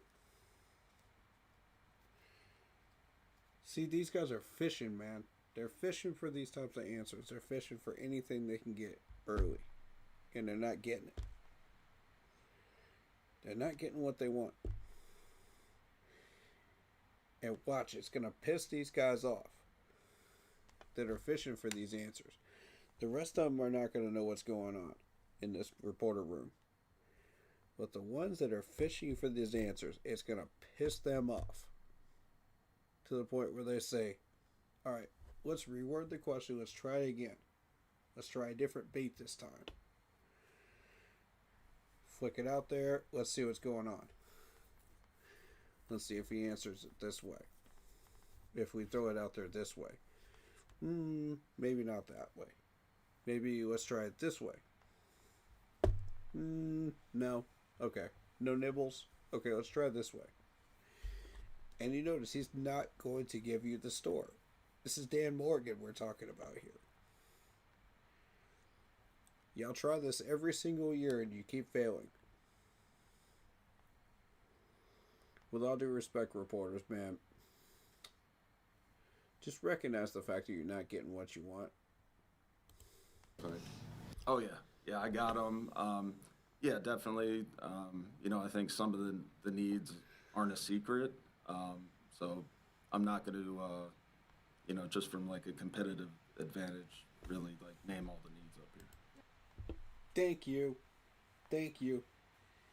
He basically told you, you're not getting what you want. Stop asking that question. In a very, very respectful way.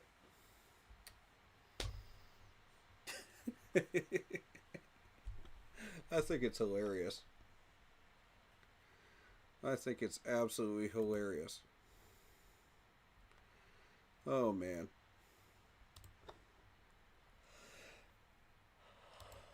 Back to Evero. You extended him on the heels. See that?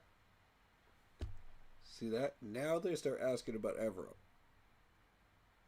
Because they realize that they're not going to get what they want.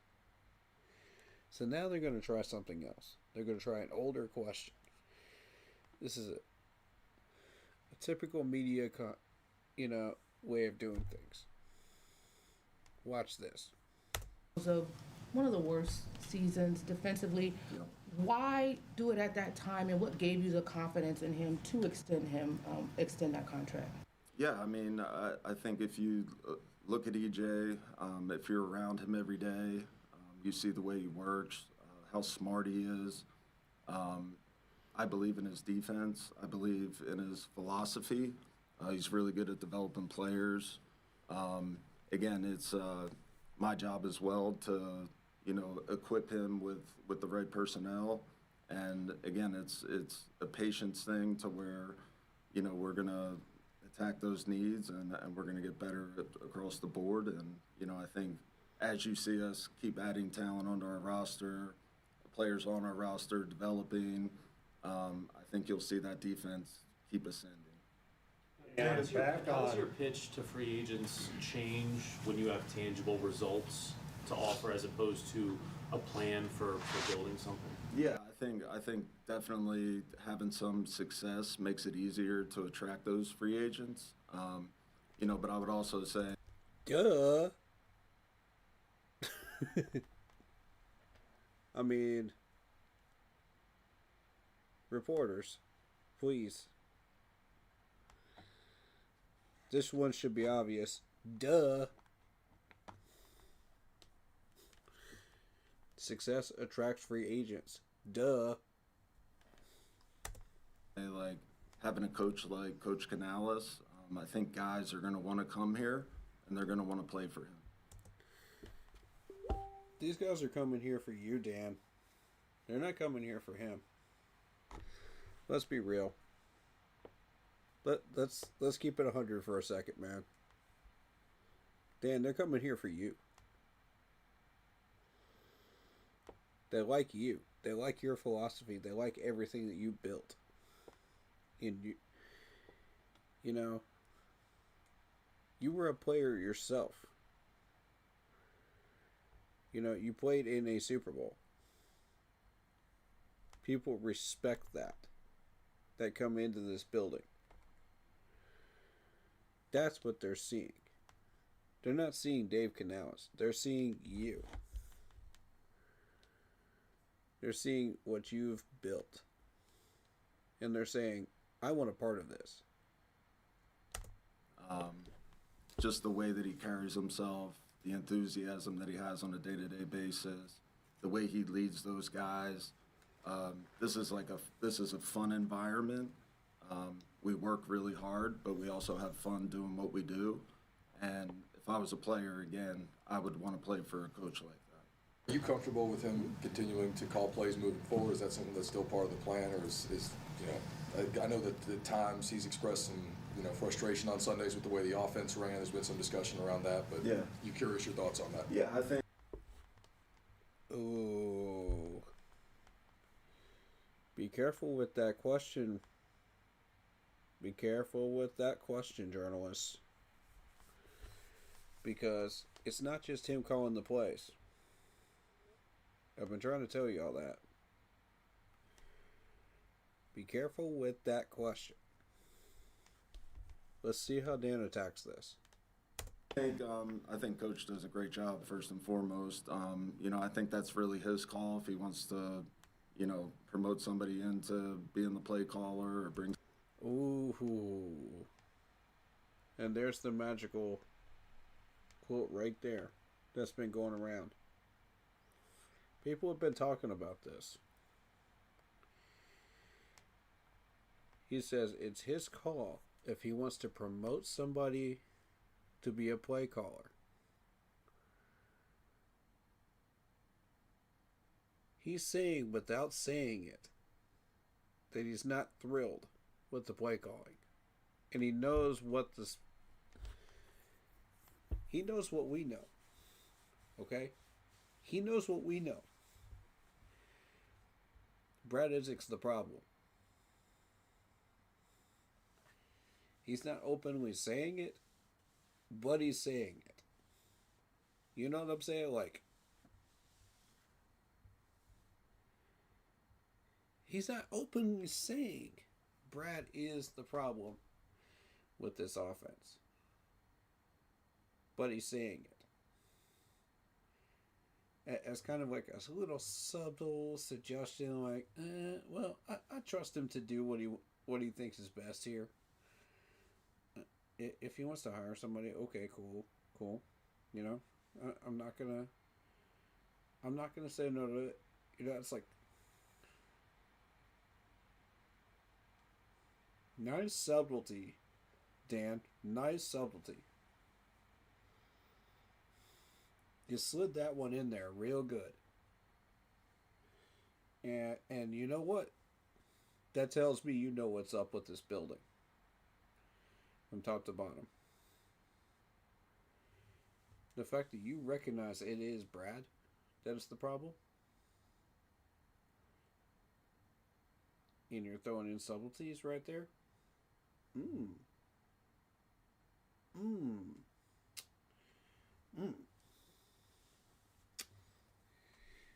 That's what we're looking for right there. Thank you, sir, for being in tune with every part of this building. Excellent job, Dan. As far as I'm concerned, this man gets an A+. All across the board. From me. I mean, the only thing that I really didn't agree with was Nick Scott and Caleb Evans. Beyond that, those are minor details. In a bigger scheme. Because we made the playoffs despite Nick Scott giving up these plays. You know what I'm saying? We made the playoffs despite Caleb Evans not, putting up more than a dozen tackles. You know what I'm saying? Like, in the end, how does that hurt us? you know, as a huge puzzle piece. You know, it doesn't. But long term, it could really, really do some serious damage with Nick Scott, though. So, something to pay attention to. But he's on it. He's on the ball. Promise you. Somebody from the outside, we haven't really talked about that. But that is something that I'm sure we'll talk about. We talk about it every decision together. So yeah, that's just something else that I'm sure we're going to talk about. And, you know, if he feels like he needs to add somebody or promote somebody into being the play caller, then I trust him. On Bryce, you're picking up the fifth-year option. Might you start in on a contract extension talk prior to this next season, or do you want to see him play out that 26th season and then address the contract? I think that's something that Brant and I are still talking about. You know, we're still talking through the roster and just kind of like where things look from the big picture view. So yeah, that's stuff that's still up in the air that we're still working through at this point. I mean, obvious answer is no, we're focused on the rest of the roster. Like, we need to put our focus on that right now. Not on Bryce Young. We need to eliminate distractions. The Bryce Young contract was a distraction. We picked up the fifth-year option so we can get that off the board. Let's get that out of the way. Now, we can focus on the rest of the roster. Okay, what's going on with the rest of it? And make that our main focus. That's essentially what he's saying. We're not ready to talk about a full-on extension yet. No. Why would we do that? It's not time for that yet. We have a whole nother roster, you know, of players here to deal with. You know, let's center in on the here and now, you know, where our focus belongs. It shouldn't be on Bryce. So I don't see why. That was a dumb question as far as I'm concerned. Sure, coming in, you had a plan, right? You had this is what I want to do year one, year two.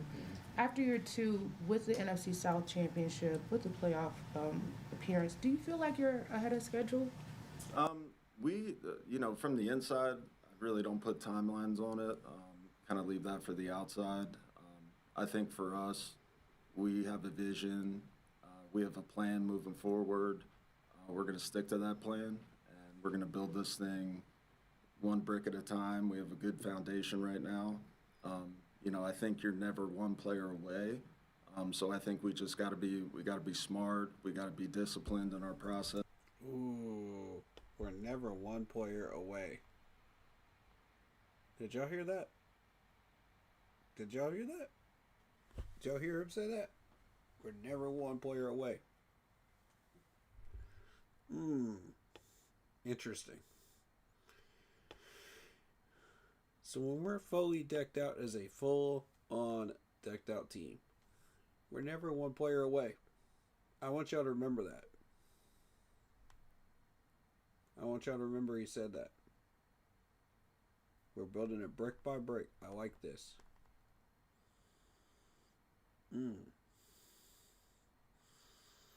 Very disciplined in his approach. As he should be. You know, so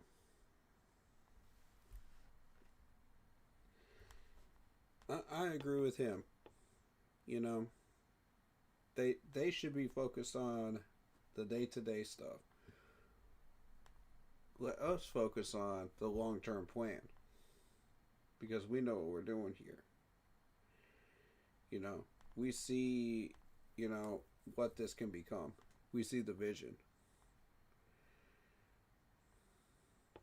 You know, let them focus on the day-to-day, winning each day, building brick by brick, you know, and winning each day.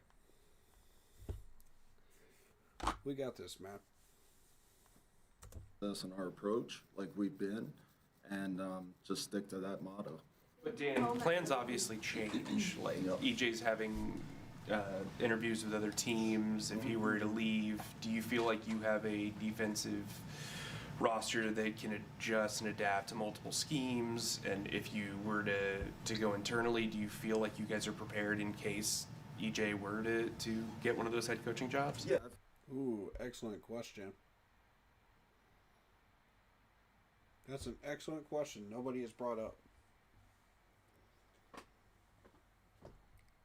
Is this defense adaptable to different schemes?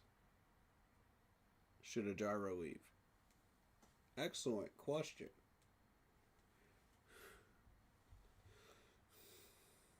I like this reporter. He's 3 for 3 so far on good questions in this interview. Keep it up. Very intriguing questions, too. Let's see what he says. I think, obviously, if he gets a job, we're going to have a plan of action and we're going to go from there. But yeah, I feel like our personnel, I think it can fit any scheme. So if we need to adjust to a 4-3 or 3-4, if that comes, I feel like the personnel, we'll be able to adapt and adjust really quickly.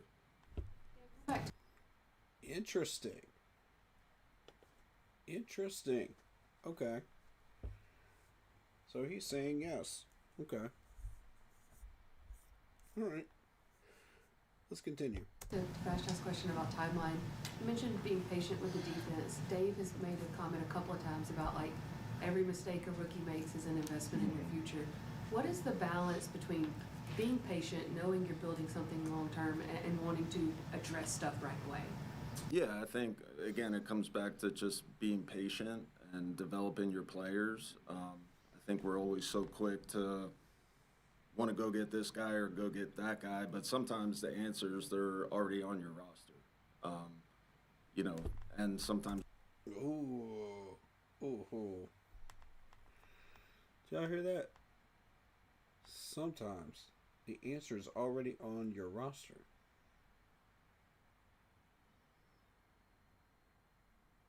Sometimes the answer is already on your roster. You don't need to go anywhere.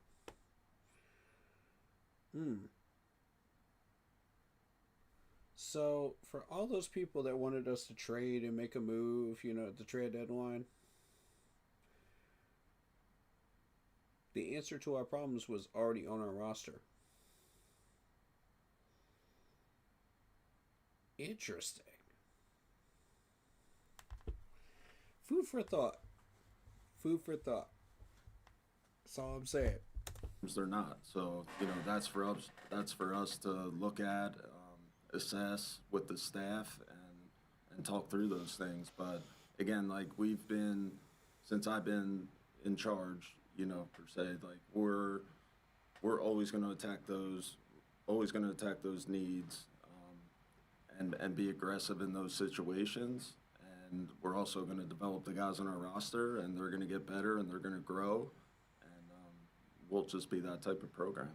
And you're projected to have the third highest offensive line payroll without a starting left tackle healthy and without a starting center. You guys haven't drafted an offensive lineman since you've been in charge.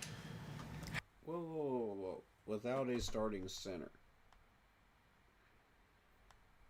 What is Cade Mays then? Chop liver? Say what? Let me hear that again. Let me hear that question again. That's for us to look at, assess with the staff, and talk through those things. But again, we've been, since I've been in charge, per se, we're always going to attack those, going to attack those needs, and be aggressive in those situations. And we're also going to develop the guys on our roster, and they're going to get better and they're going to grow. We'll just be that type of program. And you're projected to have the third highest offensive line payroll without a starting left tackle healthy and without a starting center. You guys haven't drafted an offensive lineman since you've been in charge.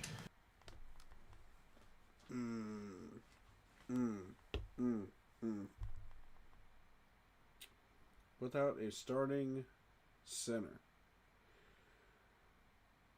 Now remind me again. Who originally started at center at the beginning of the year? Was it Corbett? Or was it Cade Mays? Because last time I checked, I think it was Cade Mays. I'll have to double check that, but I think it was Cade.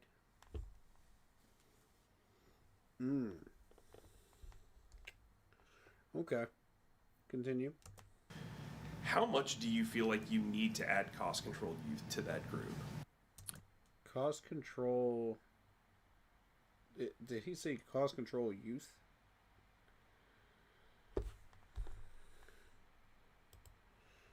Need to add cost control youth to that group. What does that mean?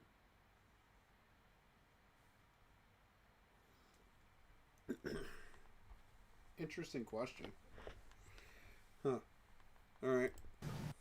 Yeah, I definitely feel like that is an area that I'd like to add to, even before Icky's injury.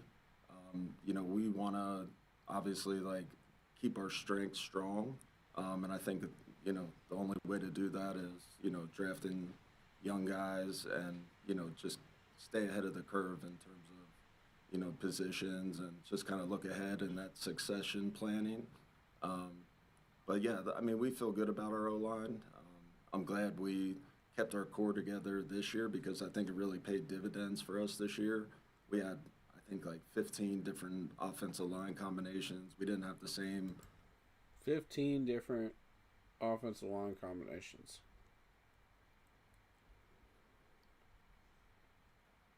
And yet, y'all still want us to keep screwing around and doing the same stupid stuff.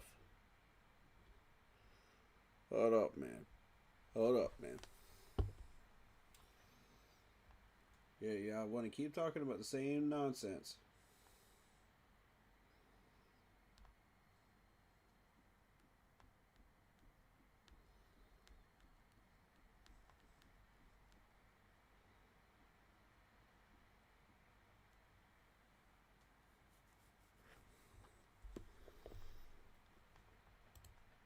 offensive line combination play together, I don't think, all year long. So getting those guys back, I think, was huge for us because they had that familiarity with our system, and I think it definitely helped us in the long term.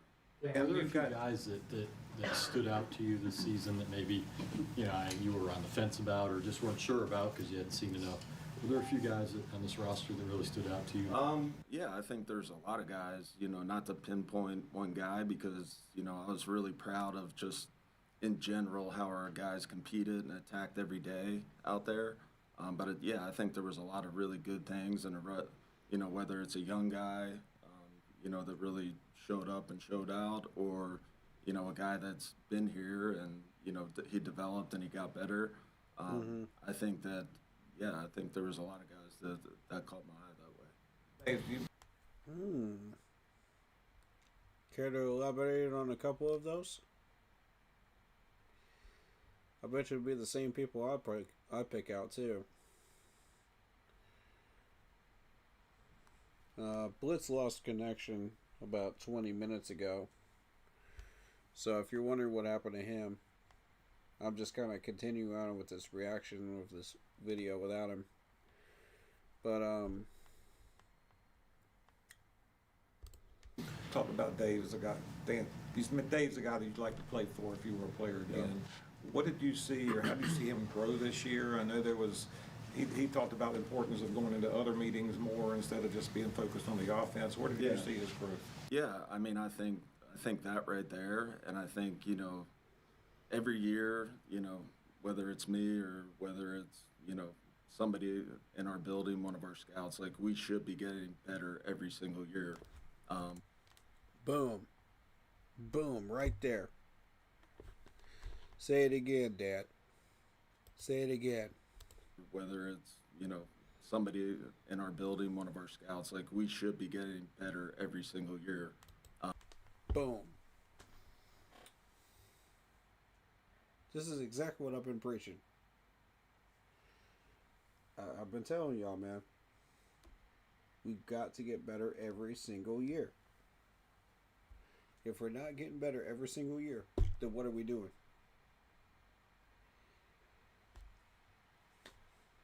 What are we doing? You know what I'm saying? Like, every year should be a step forward. It should be progression. It should be a beautiful climb up the mountain. You know what I'm saying? We've got all the tools that we need.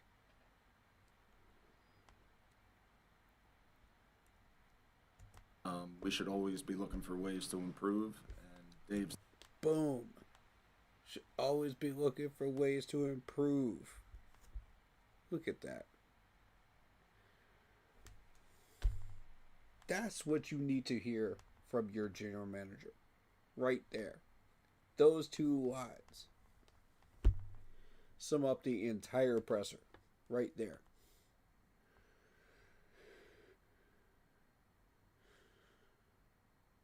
As a Panther fan, I am overjoyed to hear him say those things. Right there. I'm amped. Because that's what we want. That's exactly what we want. What else you got for me, Dan? It's no different. I just think he's done such a great job of like his messaging to our players on a week-to-week basis, keeping them in a positive mindset, and like I said before, just developing that culture of winning, positive attitude. Like, we're going into this game to win. We're not going into this game with any questions in our heads. So I just think he's done a great job of leading our team. You have talked, you said earlier, you know, we expect to win or whatever, but you got a long way to go. Like, can you sort of quantify that a little bit? Like, I know what your goals are, but how far do you think you're away? You say you're not one player away. How far is this team away from going all the way? Again, like, we can talk about, like, hey, I think we're going to the Super Bowl this year. Like, that's our goal every year. Like, we want to win the NFC South, have a home playoff game. We want to go to the NFC Championship. We want to win the Super Bowl. But I always go back to just, we got to put the work in. Like, everybody in this building, from myself to my scouts to the coaching staff, the assistants, the players, like, nothing's going to be given to us. We have to earn everything that we want. So it's just about putting the work in and rolling our sleeves up, and that's how we're going to get to where we want to go. And Jalen Coker's in kind of an unusual... That's a non-answer. Let me give you a real answer. 27, 28. One of those 2 years, we're going back to Super Bowl. Mark it down in your calendars. It's happening. That's how far away we are. Mark it down. Cam, you wanted a bold prediction out of a podcaster? You got one. 27, 28. One of those 2 years.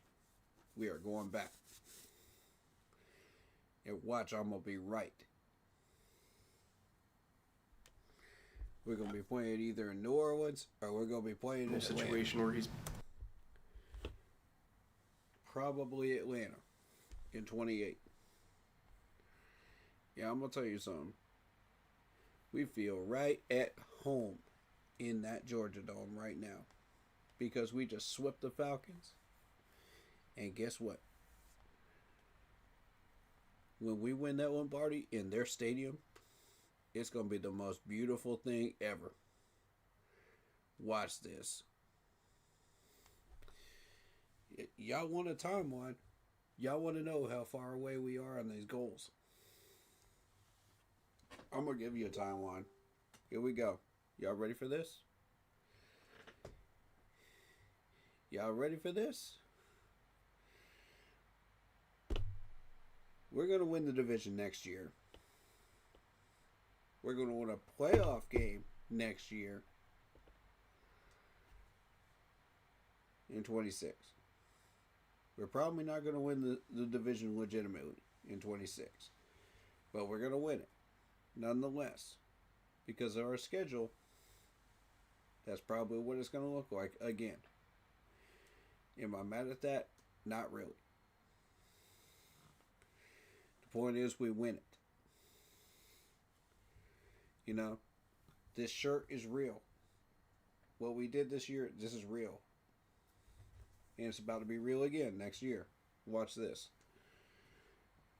There's going to be an extra year added to this. 2027, we go and we aim for that NFC title. That NFC title game. I'm telling you right now, that's the goal. In 28, we played in Atlanta. And we're going to win in Atlanta. Doggone it. We're getting our Lombardi in Atlanta. Screw them Dirty Birds. We're getting it in Atlanta. Watch this. Cam, you over here wanting a bold prediction? Watch this, man. 28. It's coming. Believe what you want to. Doubt us if you want to. Throw us completely under the bus if you want. Hey, Vegas, I'm talking to you. Throw us completely under the bus with your little underdog numbers and your garbage ratings and your PFF grades. Go ahead. But when the chips are down, this team will win. Period. We just proved it this year. Against the Green Bay Packers, against the Dallas Cowboys, against the Rams. And we darn near beat the Seattle Seahawks and the 49ers. All top NFC candidates.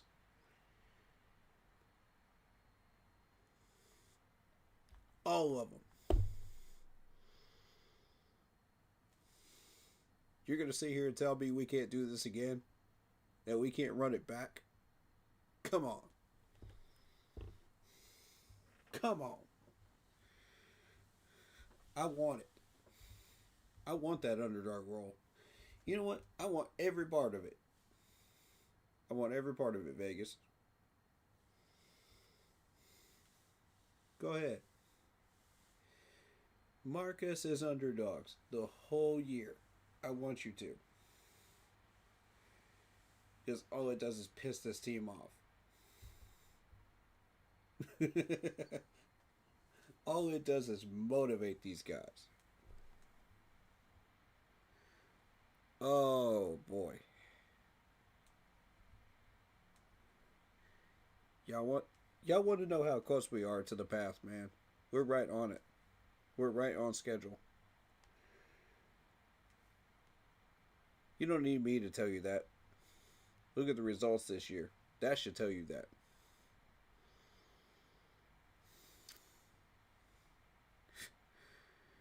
Jeffrey Stamper, welcome back to the stream, brother. How you doing, man? Good to see you. Good to see you. I miss you, man. Sorry I haven't reached out that much. I've been meaning to, man. I've just had a busy last few months. You know, but I've been up in Charlotte for a couple of these games, you know. So, yeah, I remember you. But I don't think the Carolina Panthers should get rid of Rico. That's one of my favorite running backs. I look up to his role model. I don't think we're going to have a choice. That's the problem. As much as I love Rico, and I do love Rico, man. No homo, man, but I love me some Rico Dowdle. But the problem is we can't afford him. We got to pay all these other players too, man. You know, and you know, we got to stay on track. And if that means we got to let go of a big, strong running back like that, it is what it is, man. You know, we got to stay on course. But yeah, we got rid of Hunter Renfrow.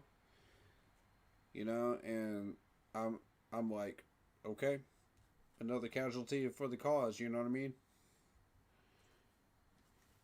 But you know what? I got his jersey, and I love every part of it.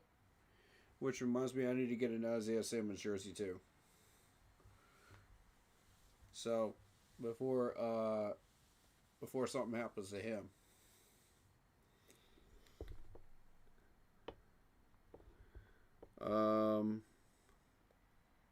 I miss you too. I don't want him getting ready to go to Rico.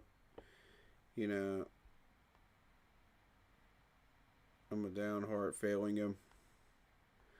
Yeah, I mean, it's going to be a shame letting go of Rico, man, but it is what it is, man. You know, we thank him for the contributions to the cause, you know what I mean? All these guys are contributing to the cause. They're all stepping stones to getting where we want to go. And I know it hurts, man. That's why I don't fully get committed to any one player. I'm committed to the whole franchise. You know what I mean? That's why I do that. You know, and do I love seeing Hunter Renfrow in a Panther uniform? Do I love seeing Isaiah Simmons in a Panther uniform? Absolutely. But do I also recognize that, you know, the train has to keep moving? Of course. It hurts seeing Hunter Renfrow, you know, be let go. It hurts seeing Isaiah Simmons as a free agent possibility. You know, it hurts seeing Rico as a free agent possibility. But it is what it is, man. You know? End of the day, you got to keep it moving. The end goals justify the means, you know? And I'm a Clemson fan too, man. Like, that jump hurts. I feel you on that, man. I do. But contributions to the cause are more important. Found you a whole Carolina Panther helmet getting black and blue. What's this feeling? It faded black and blue.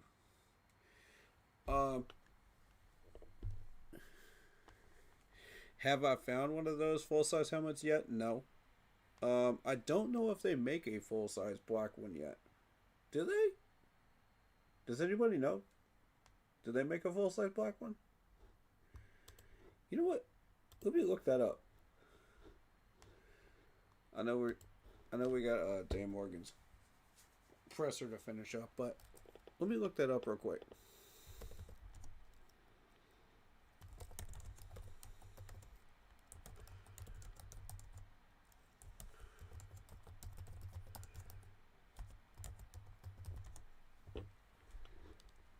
Yeah, they sell them. There you go. They're expensive, but they're there. Do you want one signed or do you want one just without the signature? I like the blue one. Ooh, that looks cool. Oh, heck yeah. Let me get one of those. Well, that's Julius Pepper's signed? What? Yo. 600 is too much, though. God. Alright. Let's see.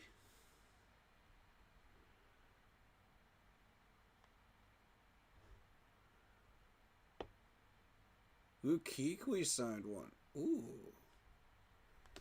Dude, if that was down to like 250, I might jump on it. I'm not gonna lie. Because Luke Kuechly is the only autograph I was not able to get. Oh, man. I'm tempted. I'm not even going to lie. That's too much money, though. Way too much money. Let me look something else up.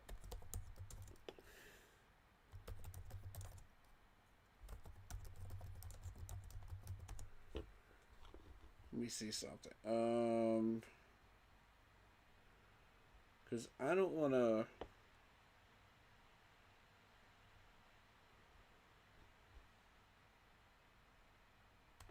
Just gets a little dangerous because you're doing with AutoPen. You know what I'm saying? And it's hard to tell which one of these is actual AutoPen versus his autographs. I think these are actually his autographs.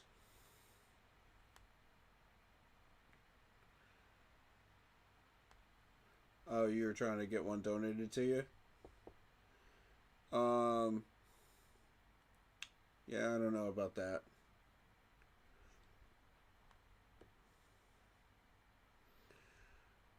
Or 78.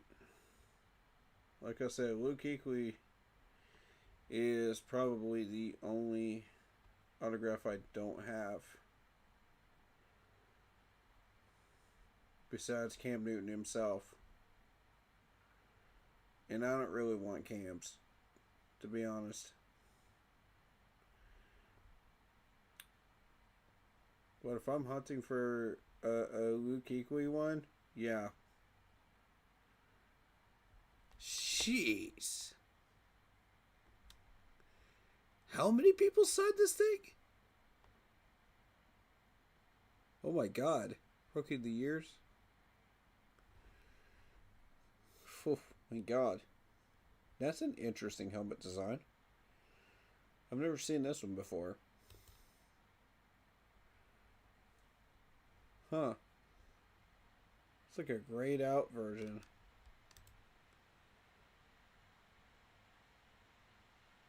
Yeah, that's his autograph, alright. Bracket witnessed. Okay, so you got like a barcode on there? Alright. Noted.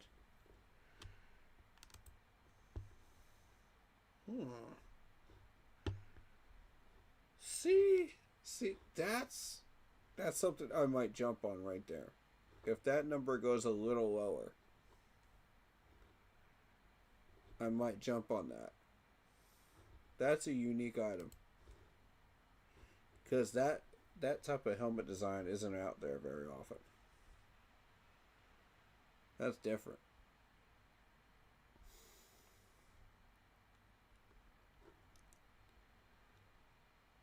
The white one's kind of different too. These are custom helmets, you know.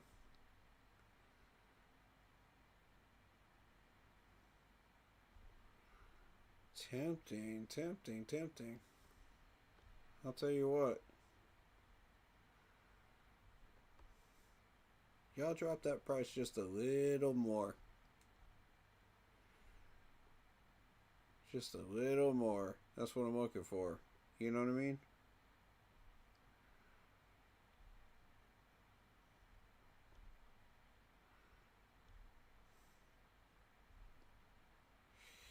Yeah, it's a little high.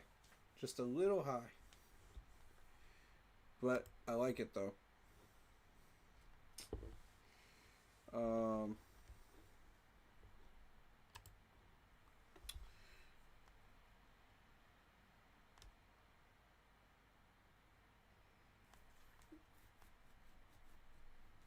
Yeah, you can definitely give my address if somebody finds me and wants to donate me one for free. I'll definitely cherish it forever. I mean, yeah, like if I find one for myself, I'm getting it for myself. You know what I'm saying? Like I said, I don't have a Luke Kuechly signed anything. Anything. That would go straight to the case and be lit up in blue. You can guarantee that. For the new case I'm going to be building for my new house and my new office. Oh yeah, that's going straight to the case. Nobody's touching that thing except for me and the people I want to touch it. That's a special one right there. And the reason why is like, if you guys have heard my training camp story of like how I was about 10 feet away from Luke Kuechly, and dude was about 5 people down from me. I was about to get my stuff signed, man. And everybody just crashed the plastic barricade at the very moment that I was about to get my stuff signed. And I was like, God, you're kidding. Like, that's insane. That's for the people that haven't heard that story before. But there you go. That was his last year that he was in a Panthers uniform. It's wild, isn't it?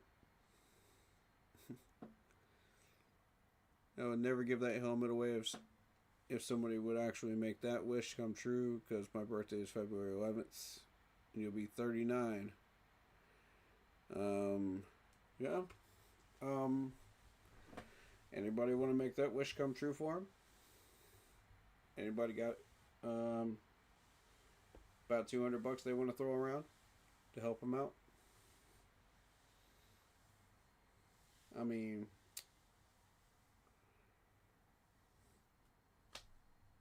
that's up to y'all. What y'all want to do? Let me know.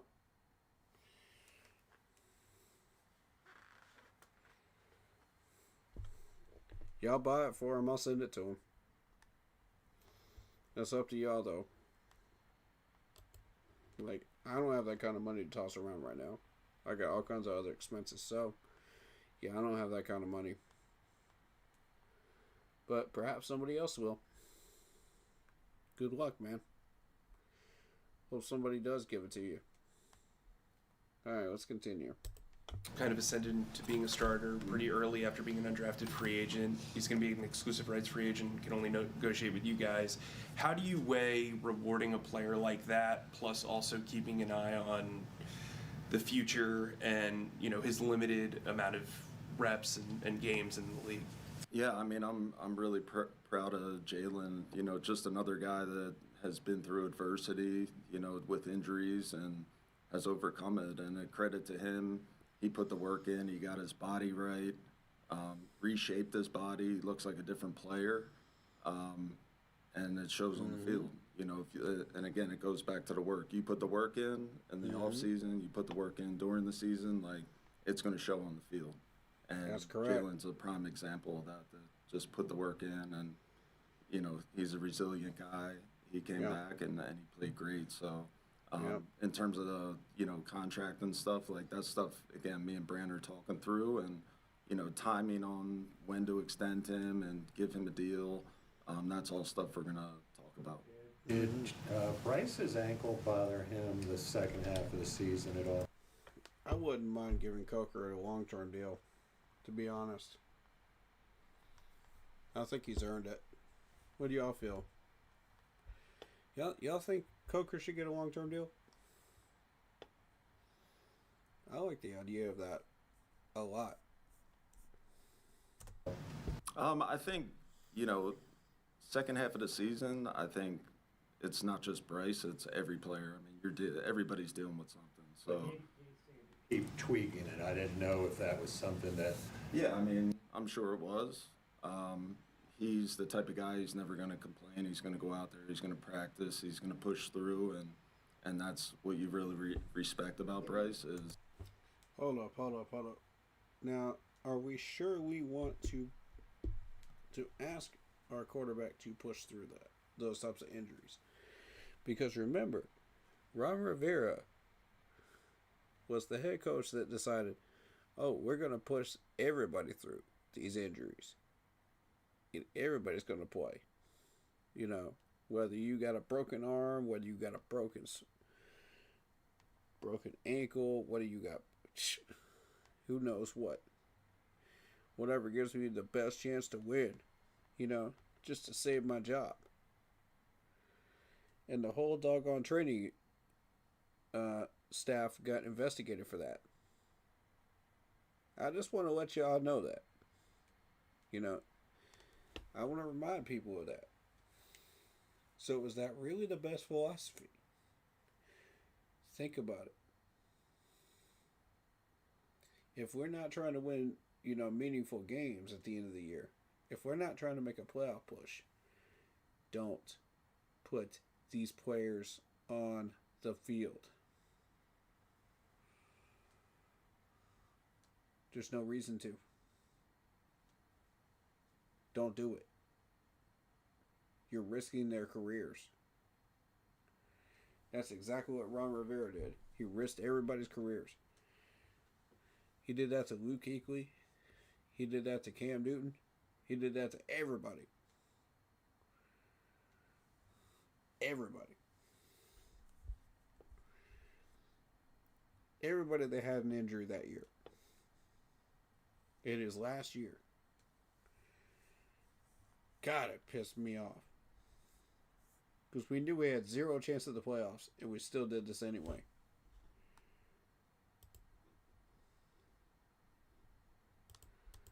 That's why I'm scared, man. I don't want to see this repeat itself again. You know what I mean? I don't know. Anybody want to make that wish come true for him? I don't know. Yeah, y'all do you. Y'all do you.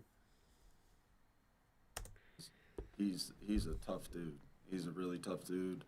And if his ankle was... Oh, I understand he's a really tough dude. All of these guys are really tough dudes. Otherwise, they wouldn't be here. The point remains, is it the smartest thing to do? Bothering him. He sure enough didn't tell me, didn't tell Coach. He just went out there and played. And again, he's selfless and he's a great teammate. And those are the type of guys that we want around here. Do you feel like you got... Is it the right call to make at the right time? That's really the question. Enough from your tight end room this year? Did you like the development, or is that an area where you think maybe there could be an opportunity for an upgrade? I think the tight ends did a great job. I mean, from Tommy. Why are you asking that question? The tight ends are fine, bro. The tight end position is not the area of concern. And you already know this if you've been paying attention. To Mitch, do your homework on this JT team, please. Before he got hurt. James Mitchell coming in here late. We asked those guys to do a lot. We asked them to block in the run game. We asked them to protect. They put the work. Big impacts on the team, whether good leaders out. Next question. News. Next dumb question. Let's go.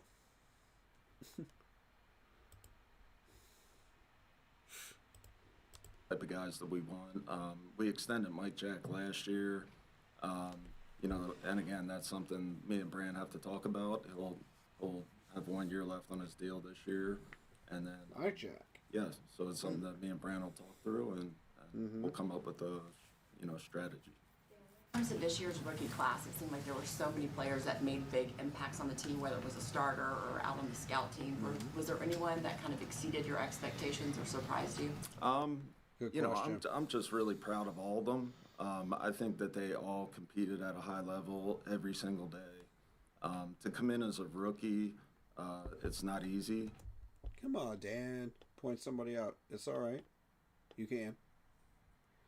Highlight them. And it's not easy to play that many games and be locked in. You know, you're usually done playing your college season. You know, they're not used to playing as many games as we played. So for them to come in on a week-to-week basis with the work ethic, you know, that they showed, I just thought they were all really impressive.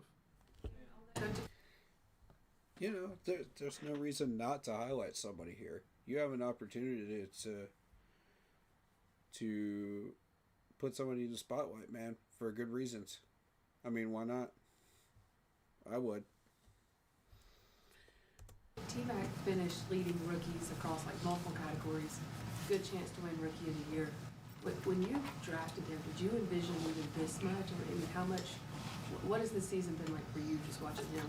Yeah, I think I think we definitely envisioned, what we got. Otherwise, I don't think we would have drafted him at number 8. So he's done a great job. Just another guy that comes in, he works, attention to detail, and it shows out on the field on Sundays. I know Matthew Stafford's a Hall of Famer, and you didn't have J.C. Horn. But in that final drive as a former Pro Bowl defender, did you think you guys played too soft? Again, I trust DJ and the defense that he puts out there. I'm never going to question what he does. I know he has a plan, and, same way where I have a plan for attacking free agency, attacking the draft. He trusts me, I trust him, and, that's what we have around here. We all trust each other to do our jobs, and I'm never going to question anything that he does.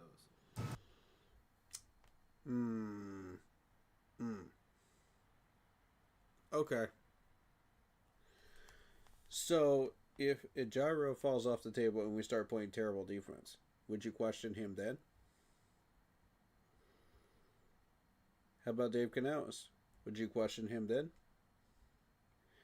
Remember, Dan, you have the power to do these things, if necessary. Right now, it's not necessary, because we're doing everything we're supposed to be doing. But I want you to keep in mind, later on, you have that power. You can hire and fire as you wish. On Bryce and the team, how do you balance the fact, the exuberation of everything you saw on Saturday night that was, I think you said, the best you've seen there, versus the fact you lost your last 3 games and 3 or 4 your last 5? How do you balance that moving forward? Yeah, I think we made a lot of progress. A lot of progress, a lot of growth, a lot of development from our young guys, and even guys that were here. So we're really optimistic about the future. And like I said, that's a question for Dave Canales, not him. Ask the right people the right questions, please, media. I said before, it's just about putting the work in, and they have a taste now of that environment. If anything, I think it's just going to make guys even hungrier than they already are. Facts. It's going to make this team hungrier, man.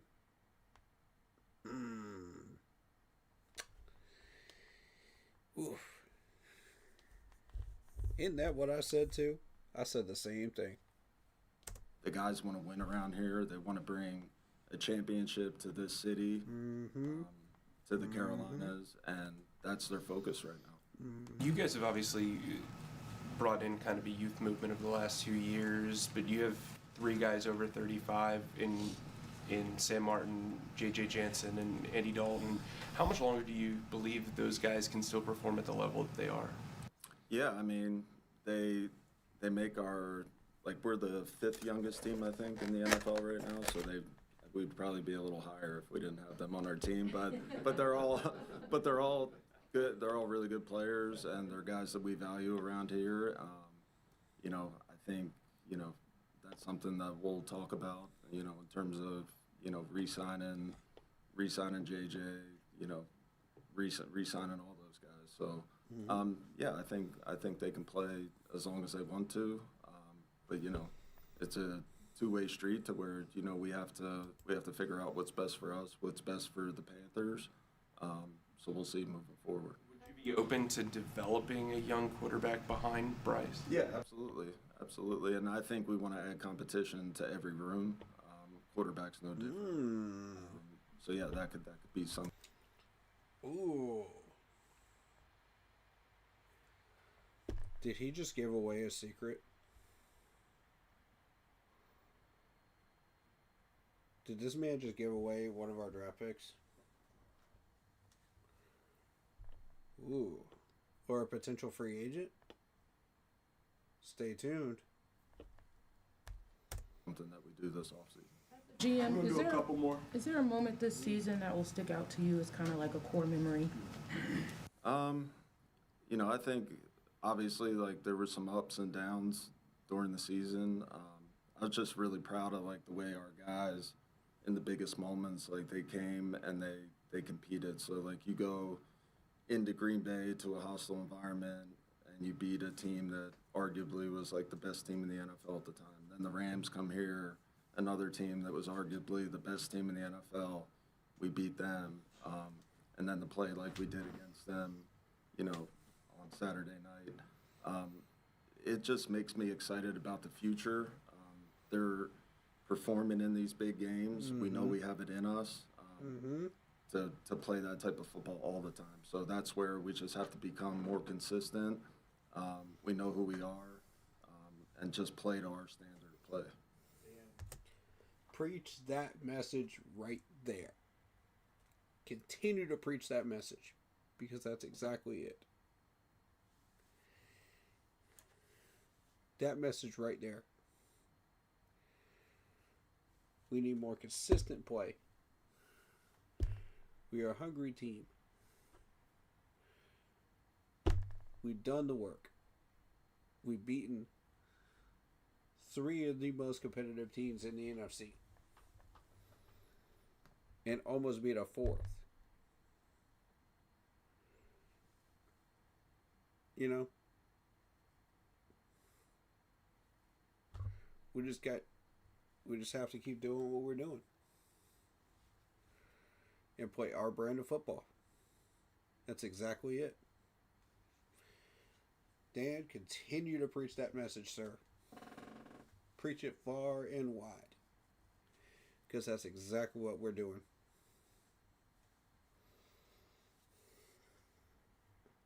This man's on the ball.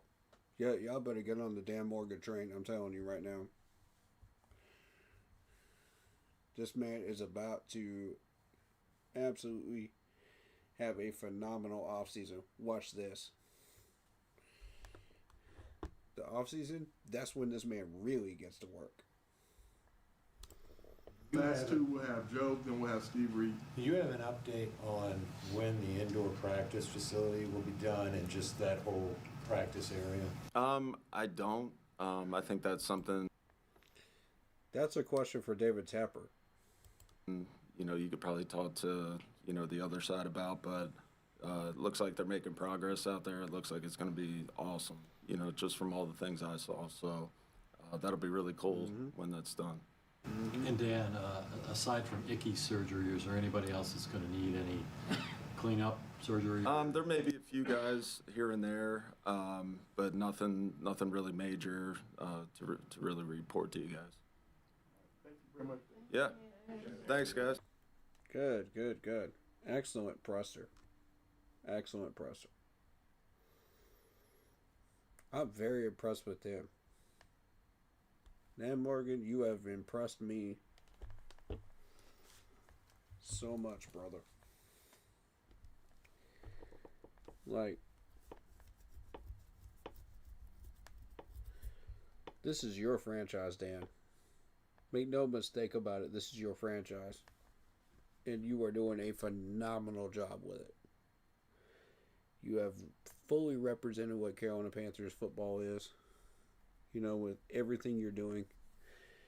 And I could not be more thrilled.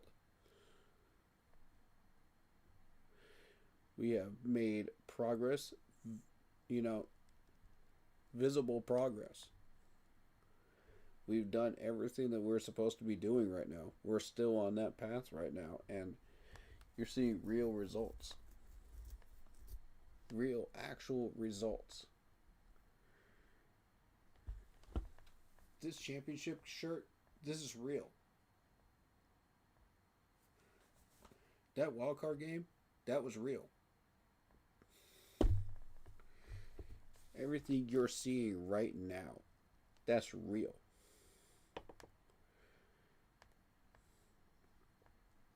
And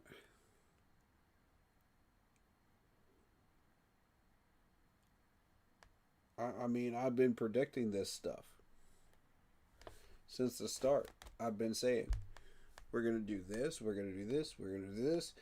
And everything I have predicted is happening. And I gotta tell you what a thrill it is.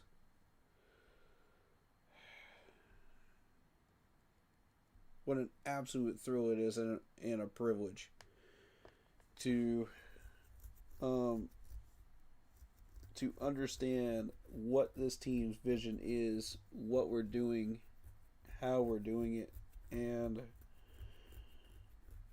to be able to relay that and be absolutely dead on about it. Because like it's not an ego thing. It's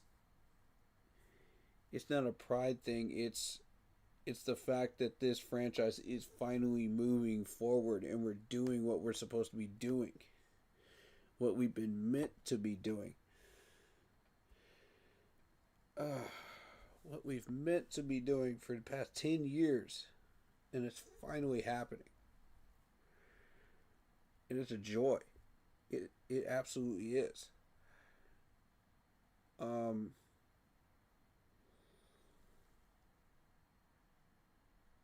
And if the management is taking our advice from this channel and using that as part of what they're doing, I feel honored. I feel privileged. As a fan, as a Panthers fan with a camera and a mic, to be able to contribute to such a fantastic franchise. And it's not about the credit for me. If it happens to be us that they're taking the advice from, I feel honored. Because every time we do what we do, we're honoring the great Sam Mills. And it's a blessing, man. It really, really is. So to see all of these great things come to fruition is such a blessing for me as a Panthers fan, and as I'm sure it is for everybody else. What's up, Cali Blue? How you doing, man? Welcome on in. And like listening to Dan Morgan talk about the future of this franchise and just everything I've been saying just lining up perfectly to what Dan is saying. I mean, it doesn't get any better than this. If you're a Panthers fan right now and you're witnessing this, I told you great things are coming when me and him are on the same page. I told you. I told you, man. And you're seeing it with your own eyes. You're seeing it. This is becoming real for everybody. That Saturday night game, that was real. No, it's not a mirage. No, it's not a figment of your imagination. It was real. All of us were sitting in those stands, seeing the same thing you were. If you were at that game. None of us had voices after that night.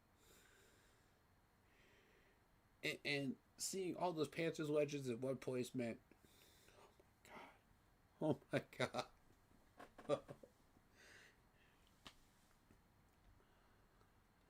Even just a week later, I'm still trying to process that.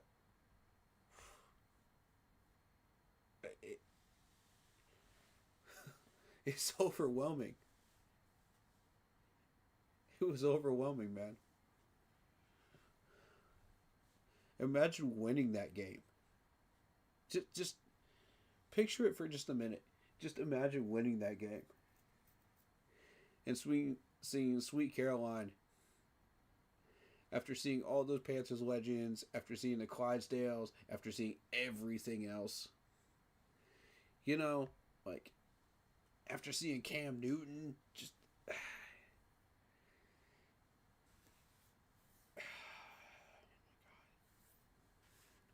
Mint Street would be insane. Insane. For the first time in 10 years. Insane vibes. Y'all don't even understand.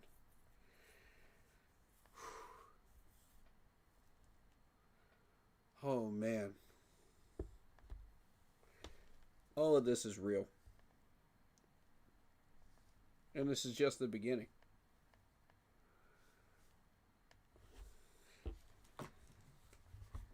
Is it playing the sound?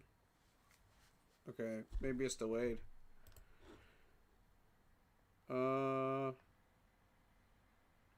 It'll show up. It'll show up. But thanks for the sub, man. Appreciate you, Cali Blue. Welcome to the Keep Pounding family. Thank you very much. Share the love, indeed, indeed, indeed.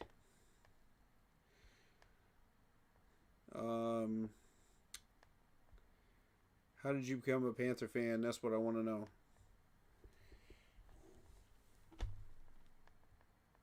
You know, interestingly enough, I became a fan around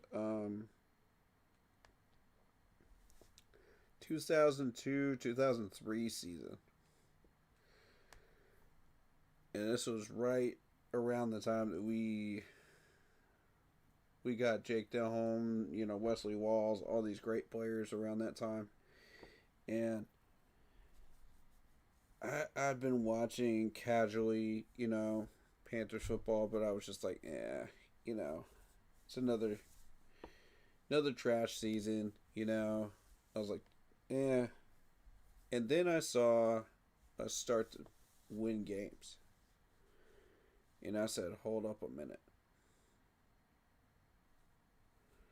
Because there was something in the air in that Panthers team, man, that year. And I started to see Steve Smith, Moose Muhammad making plays. And then I noticed Sam Mills. Sam Mills is the reason I'm a Panther fan today. Because this man literally said, I have two choices. I can quit or I can keep pounding. And I said, whoa, hold up a minute. Because as many of you know, I'm a Clemson fan as well. And if you know the history of Clemson football and the 110%, you know, don't touch the rock in Clemson. You know, unless you're going to give me 110%, don't walk out on that field and you know, get off my field. You know, that's Frank Howard. So now we have a mantra in Charlotte at that time. And Sam Mills himself created it. Now I got a reason to root for this team. Now I got a reason to go all in. Because keep pounding can mean whatever you need it to mean for you. Whatever you are going through, whatever you are dealing with, depression, pain, you know, hospitalization, whatever it may be, whatever it is. That's when it meant something real to me. Because when it affects your livelihood, when it gets down deep into your heart, and you feel those words, you live those words. You don't just see them, you don't just hear them, you live them. That's different, man. And that's when I became a Panthers fan for life. Yeah, I seen Steve Smith. I seen Moose Muhammad. I love those players. In a franchise, we'll have new players. You know, they'll have new guys to love. Every time you turn the corner, you know, for the new generations, you're gonna have your new Steve Smith. You're gonna have your new Greg Olsen. You're gonna have your new Luke Kuechly. You know, in the newer generations, because the franchise has to keep it moving. You know what I mean? But that mantra and Sam Mills' legacy, that lives forever. That lives for decades. That lives in everybody's hearts. And I need y'all to understand that. Because that's why this channel is named what it is. For those that don't know. That's why it's named what it is. This is hope for people that don't have any.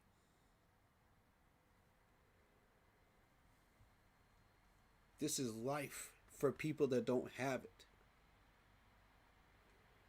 This is love for people that don't know it.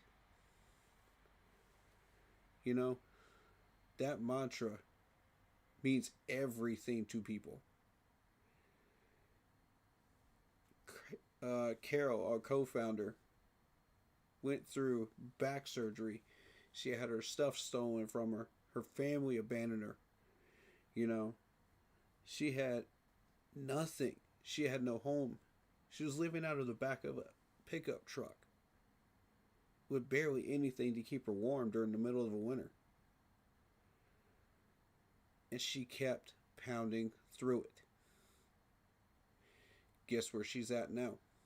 She has a home now. She has assistant people helping her out. She's learning how to walk again. She's got clothes. She's got food. She's got shelter. She's got everything but a car right now. Which we're working on right now. We're working on a plan for that right now. This woman is one of many definitions of the words keep pounding. The very definition of it. Because when you go through all of that and you're still not giving up and you're still fighting, you're still breathing, you're still living. That's what that mantra is to me. This woman is my inspiration. This woman is my keep pounding rock. Everybody's got one in their life, whether it be their best friend, their family, whatever it may be. Some people don't. And for those people, I pray for you. I hope you find what you need. That one person that can be that for you. Because even I have one. During these times when this team was absolutely god awful and I wanted to just take a break from streaming and just not do any of these streams and cover anything, and it felt more like a job than anything else. And guess what? The channel's free. But during those times when I felt like stopping, I talked to her and I listened to her and I heard her tell me, don't ever give up. I'm not giving up. Don't you give up. And so I got up. I cut on my laptop. I turned on my mic. And I powered through it. Because you guys deserve to know what's going on with this franchise. You guys deserve to know what's going on with this team. And you guys deserve the real, raw person that you're seeing in front of this camera that tells you like it is. I'm going to show you that I am who I am. You know, everybody that's met me in person knows I'm exactly how I am off camera as I am on camera. When you see me disengaged, when you see me having a bad day, when you see me pissed off, when you see me frustrated, when you see me off my game, that's me being real with y'all. That's me being 100% with y'all.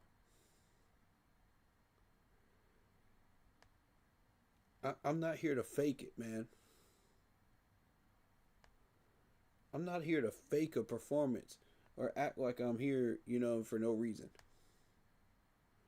You know, I'm not here to make money off people. I'm not here to do all that nonsense that everybody else does. I'm here to be real with everybody. And I'm here to show you what keep pounding looks like. So when I'm having those types of days, that's what keep pounding looks like for me. So my question is, what does it look like for you? That's my question for y'all. What does it look like for y'all? When you need that inspiration the most, what does it look like for you? Man,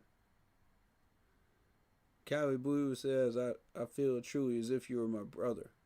Keep pounding is a movement of spirit. That's a fact, bro. That's such a fact. God, that's such a fact. It is, man. And you know we do prayer requests and good vibe requests here too, man. So if anybody needs anything, man, talk to us, man. My DMs and PMs are wide open. That's what I do. I help people. You know, I heal people. You know, but you got to be willing to do the work yourself too. You know what I'm saying? Because it ain't just a one-person job. You know, we're working together. We're a family. We're a community. You know, so when I look at the numbers of this channel, and I know this might sound like a broken record for some of you that have heard this already, but for some that haven't, when I look at the numbers of this channel, I don't look at the numbers. I look at the people these numbers represent. Because all of you are real people. You all live real lives. You know, you have real issues that you're trying to get through. And this mantra helps. This community helps each other. Let me give you a good example. When we had that hurricane, I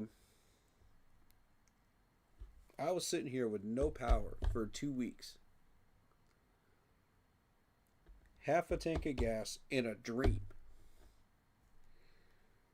And one of the people in my team chat offered me a chance to stay up there in North Carolina with them. And I'll say this. I didn't know if these gas stations would even be open during that time period. I didn't even know if there was a way to get up to North Carolina. You know, to spend that night with him. But he offered nonetheless. That's people taking care of other people, man. That's this community taking care of each other. That's friendships being built because of this team and this mantra and this family. And I need y'all to understand how awesome that is. How freaking beautiful that is. Excuse me if I get a little emotional, but oh my God, man. Like, that's real. What we're creating right now, that's real. These friendships last for years.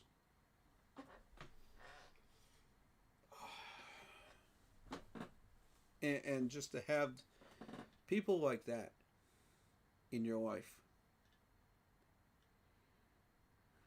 when you've been going through fire and brimstone, just to stay stable in your life,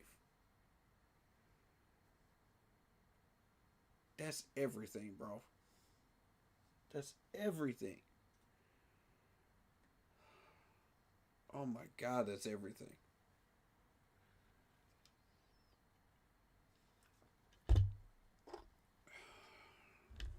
So as we take this journey together as Panthers fans, as a community, as a family, I want y'all to remember and take this with you. Always. That keep pounding means whatever you need it to mean. And we are together. We are one. We are a family. I would rather sit here with 700 subscribers and know every single one of you that's coming through these chats and understand what you're dealing with, you know, and how I can inspire you to keep going every day. Fulfill your prayer requests and good vibe requests, you know, and talk Panthers football with you. Then have like thousands of subscribers that I can't keep up with, you know, and thousands of dollars coming in and taking advantage of everybody. And, you know, that's not me. You know what I'm saying? That's not me. Everything you're seeing on this channel is me.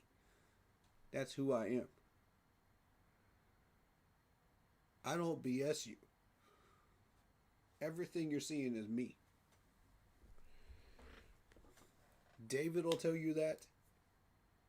Brandon and Jamal will tell you that. Blitz will tell you that. Everybody that I have met so far, even people that are YouTubers outside of this podcast, will tell you that. As they got to know me. I'm exactly what you see on this screen.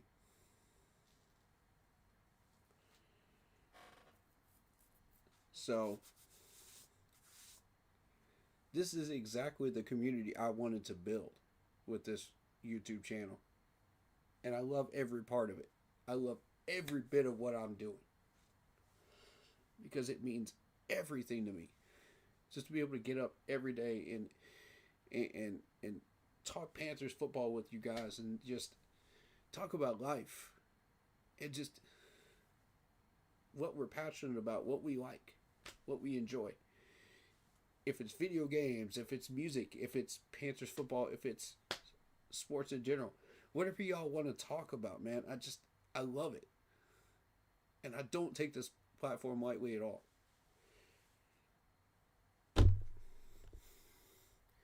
That's why when I saw the higher calling of prayer requests and good vibe requests, I said, absolutely, let's do it. You know, something guided me to it, man. You know, if you're a believer in God, then God guided me to it. If you're not, then the universe guided me to it. Either way, something guided me to it. And I said, heck yes. This is how I can reach out to people and help people. And I got a chance to do that today.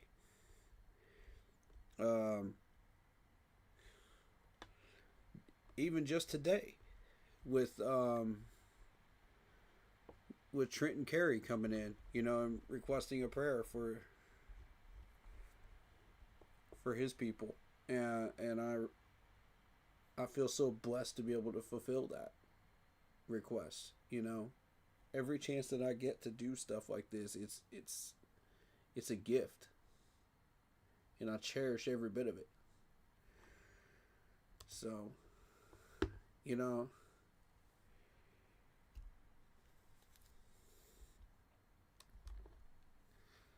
sorry I got a little bit emotional, but, you know, this is something that really means something to me, man.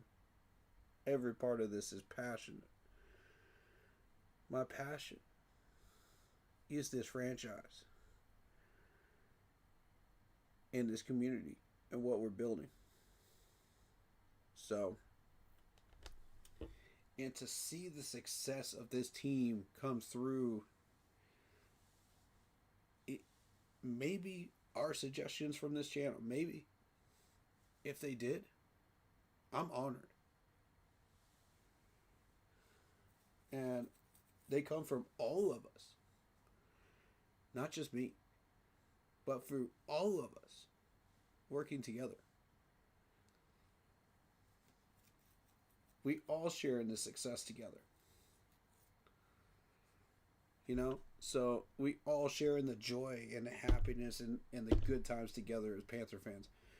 We all share in the frustrations and the anger and all the nonsense when we have bad times, you know, as a team, you know, but it is what it is, you know. It's a journey I love taking with you guys. And that's why I keep doing what I do every day. This work is important. It's helping people. You know? It's literally helping people. And that's what's awesome about this, you know? I could be your average Joe gamer streamer. You know, I could talk sports casting and whatnot with people. You know, I could be a music reaction streamer. I could do any of those things, you know, but yet I chose to do what I'm doing now.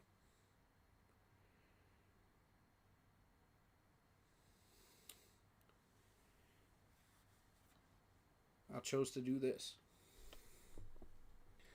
I actively chose it. It wasn't forced upon me. I chose it. Because I love each and every one of y'all. Each and every one of y'all.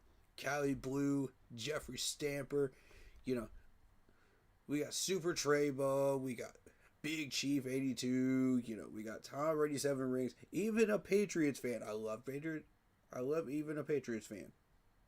You know, come on. We got David Screws, we got Yodi, you know, we got Antonio. Come on.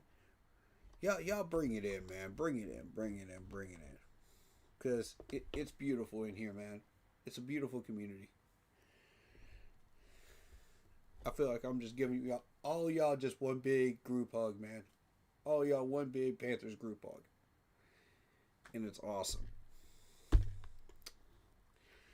Thank you for making this channel what it is, man. Thank y'all for sticking by me. That's loyalty, man. That's love. Y'all sticking by me through all of this, man. Through my best and my worst. And y'all stuck through it. And that's love. That's love. I've been doing this for how long now? I lost count of the years. You know? And I'm probably going to continue to lose track of the years. But I love every part of it. I do.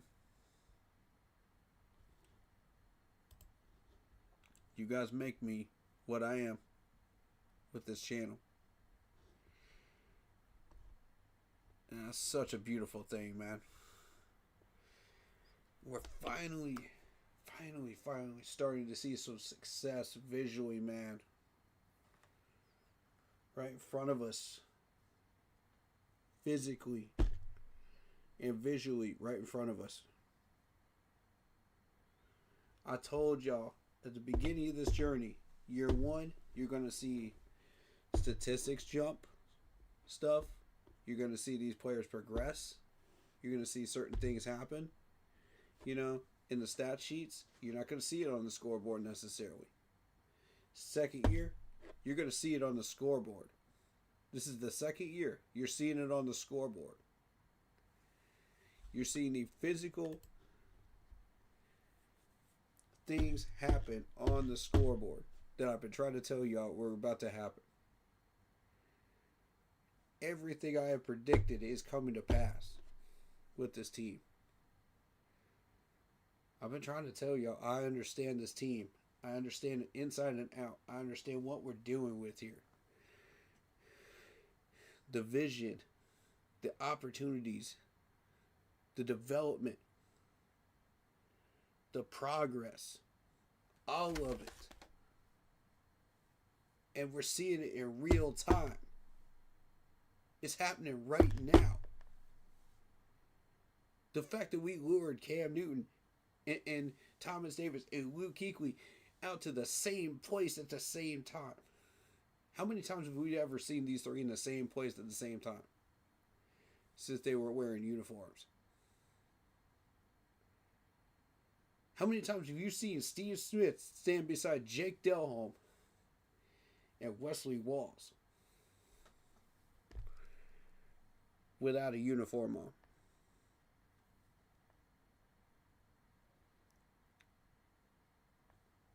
How many times have you seen Cam Newton walk out there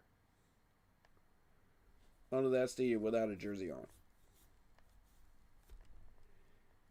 When you see stuff like that happen, something special is happening with this franchise. There's something different in the air.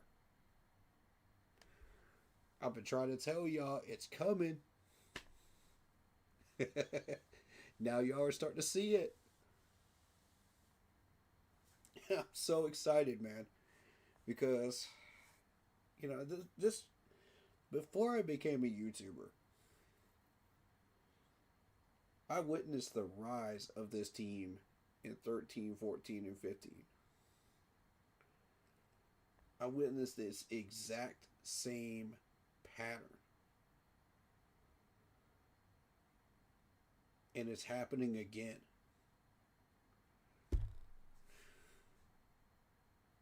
It's coming again, y'all.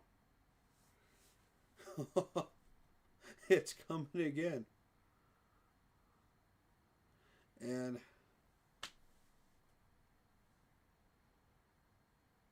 some of y'all weren't even old enough to understand what was going on. Most of you were. But with that Super Bowl appearance, just the appearance alone, we reached out to other countries. We reached out to Japan. We reached out to Australia. We reached out to Britain. We reached out to Switzerland. All these places that don't typically watch NFL football. They have no idea who this franchise is.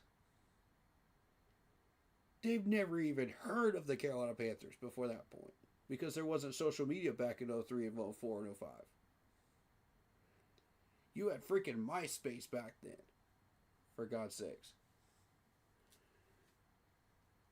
But back in 13, 14, and 15, the early days of social media, everyone became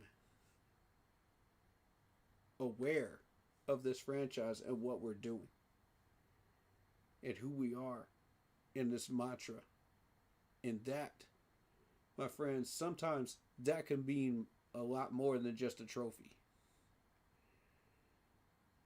Because that mantra, when people start to hear that mantra and understand what that mantra is around the world, they'll start using it.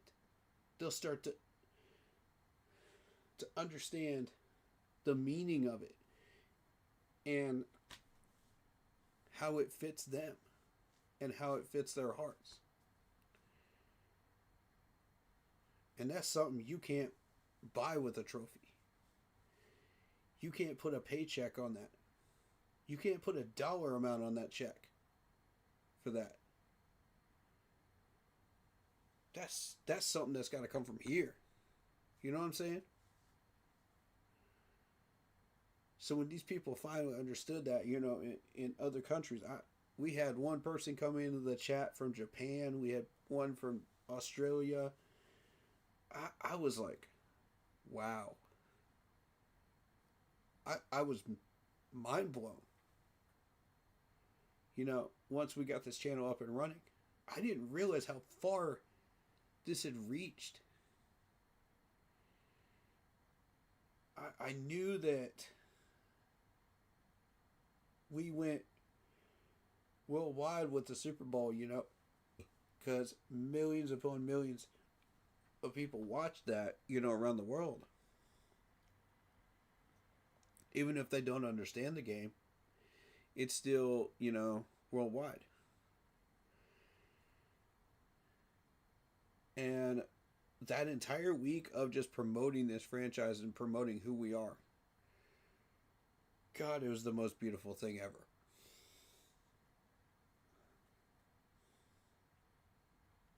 It was the most beautiful thing ever. I'll never forget it. You know, you can watch all the pregame stuff that you want to and all that nonsense. When it comes to the regular Super Bowls, doesn't mean a thing. None of these other mantras mean a thing that they have. Rise up doesn't mean anything. You know, bolt up doesn't mean anything. You know, what do these other mantras mean? Nothing. But when you look at ours, it means everything. To everyone that needs it. Everywhere.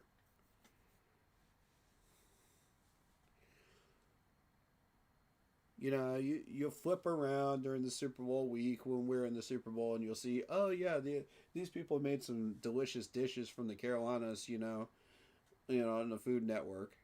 You know, you'll see Travel Channel will be talking about different things around the Carolinas. You know, you'll see all kinds of weird stuff. And it's like, yeah, this is cool. This is awesome. You know, we're highlighting the Carolinas. That's awesome, you know. But none of that meant anything to me.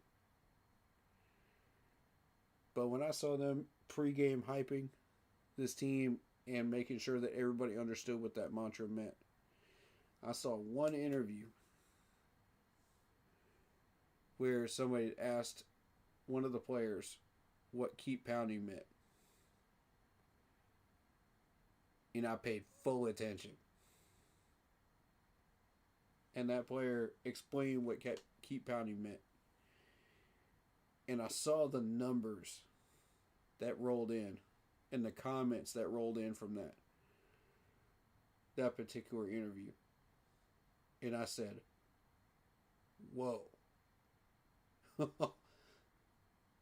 That's the stuff that gives you chills as a Panthers fan. That's the stuff that gives you chills.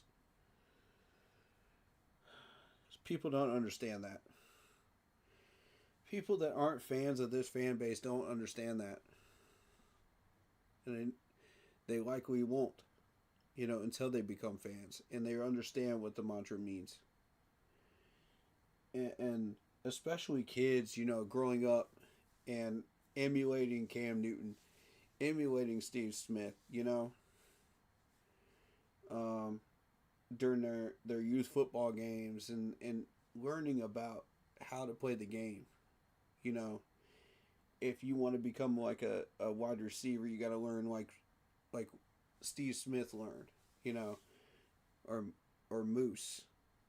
Or if you want to become a tight end, you got to learn the game like Greg Olsen. You know what I mean? And at the time, you know, you had Ocho Cinco out there doing his thing, you know, with the Bengals. And people liked him. You know, they enjoyed watching him too. You know, and I enjoyed him as a player. And to now understand that he reps us, man, and he really, really likes what we're doing means everything to me. Because that was one of my favorite players growing up.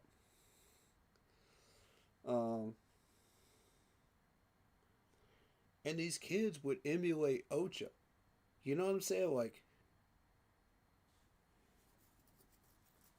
I loved every part of it, man, because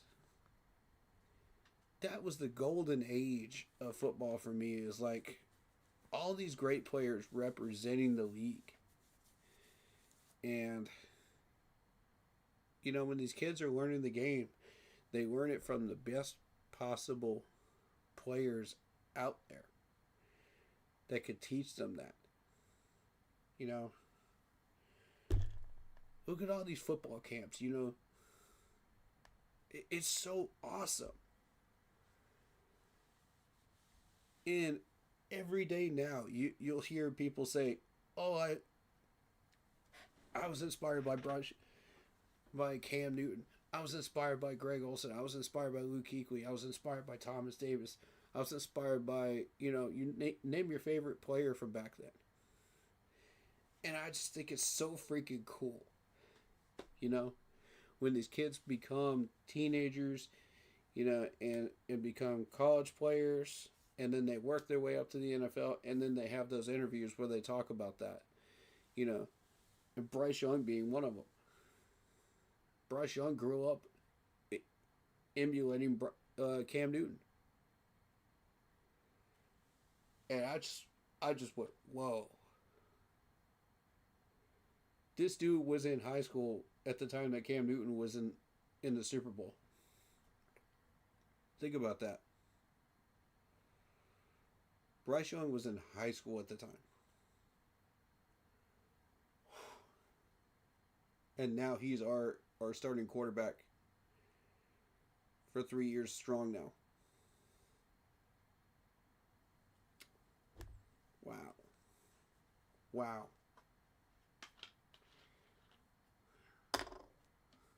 Really makes you think, doesn't it?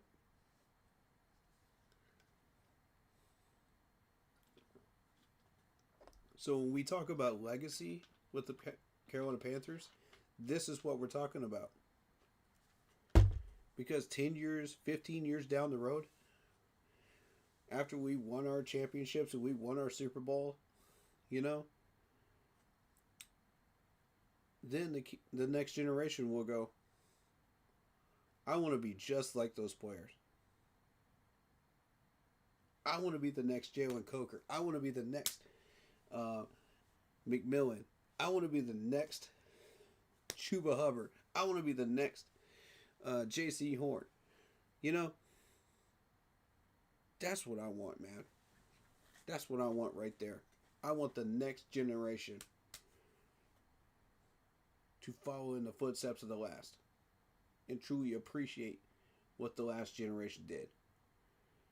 So these players right now in this franchise right now, we are laying out the footsteps in the path of what that next generation is going to be. So, Panthers organization, what do you want it to look like? And right now, it's looking nice. It's looking real nice. This gen that we got going on right now, that Dan Morgan is building right now, y'all mark my words, kids are going to be emulating these players.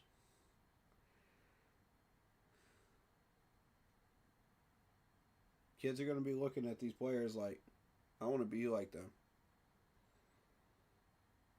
I want to be the next gen of that player. Where do I sign up? They'll ask their parents, where do I sign up? That's what we're after here. The legacy of the Carolina Panthers.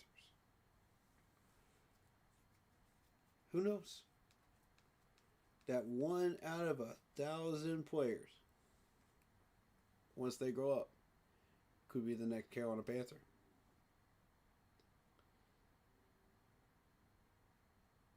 It could happen.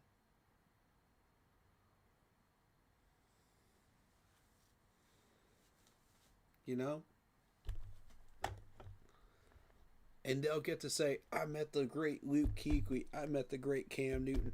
I met the great Thomas Davis. I met the great Greg Olsen. Next gen, I met Bryce Young. I met Jalen Coker. I met Tetero McMillan. I met J.C. Horn. You know? I met Derek Brown. I met Rosebloom. What kind of a footstep do you want to leave, Panthers players? That's my question for you. What kind of footstep do you want to leave? Because that's what this man right here is building.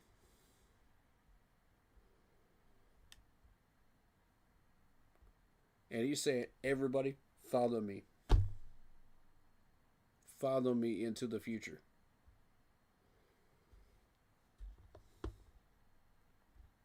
And it's here a lot sooner than you think.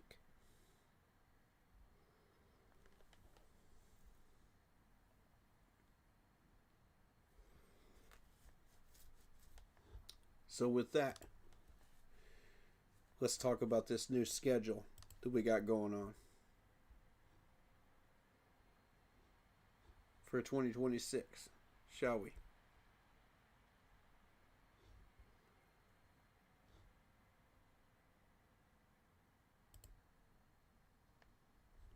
$2025 picks. Oh, they had a whole section for that. Look at that beautiful section for the playoffs right there. Look at this.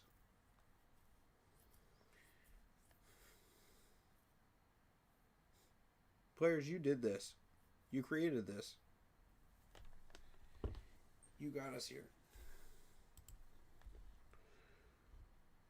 You got us here. Look at that. We're actually in a NFL playoff bracket for the first time in 10 years. Players, you did this. I don't care if we lost. We're in.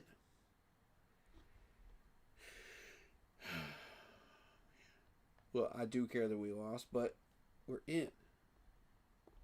Point being, this gear is real. What I'm wearing right now, this is real. And this is just the start. It's just the start, man. You better jump on the train, I'm telling you.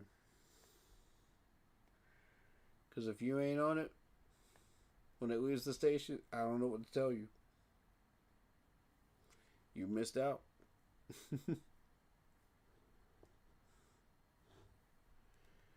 But yeah, let's talk about that new schedule, shall we?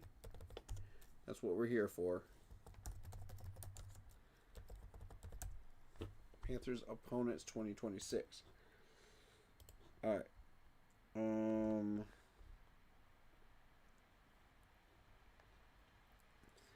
Let's start with Detroit.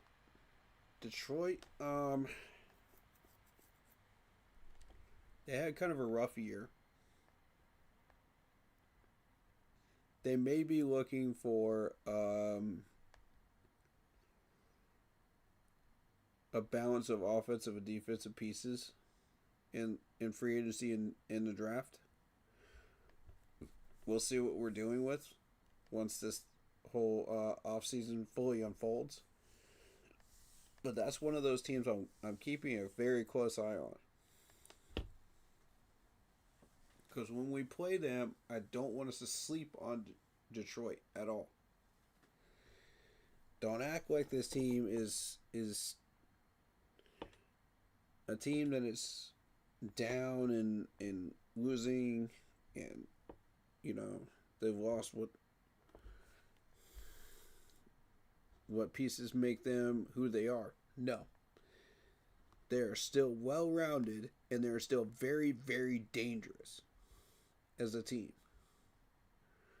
Do not sleep on Detroit, or you will pay the price. The Bears, we saw what they were capable of recently.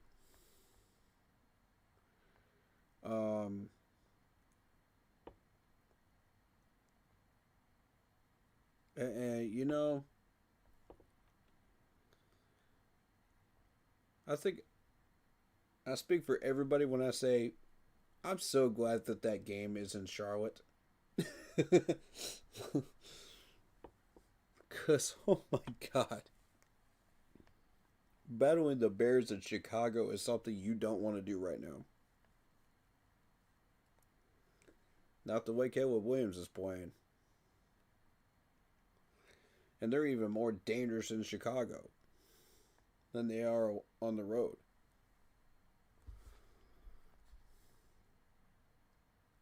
That's a team that went into Green Bay and won.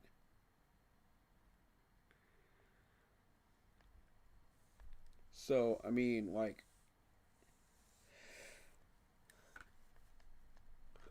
excuse me, I'm always tired. But that's a team that if they were to battle us right now, I think it would really, really come down to the wire with this team as it is. And it would come down to 3 points. That's how dangerous the Bears are. Caleb Williams has just as many comeback victories as Bryce Young does. And that's a scary thought. So when we battle them in Charlotte, watch yourselves. This is not the same Bears team you thought you were playing against anymore. It's a very angry Bears team. And a very hungry Bears team. And now that they've tasted the playoffs, they're even more dangerous. So watch yourselves around them. Baltimore just lost Harbaugh as their head coach. This game could get real interesting very quickly. If we can find a way to shut down Lamar Jackson, I think we got a shot. That's the trick. And this defense is going to be better going into this game next year. Depending on where they put it on the schedule, will determine how banged up we are going into it. I don't know how that's going to shake out. I really don't. But if we can shut down Lamar Jackson, we've got a legitimate shot. Because then it's just, Derrick Henry and whatever pieces they still manage to retain. Which, as of right now, DeAndre Hopkins is still on the verge of being re-signed by Baltimore. So don't forget that.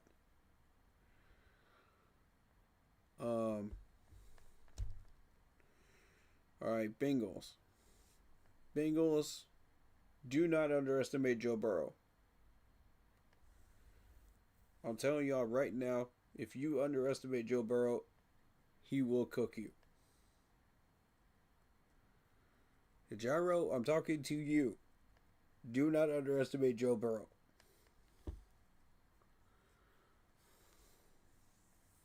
He will roast you like a Thanksgiving turkey if you put any type of zone out there. I'm telling you right now. I watch this man play. I know what he does.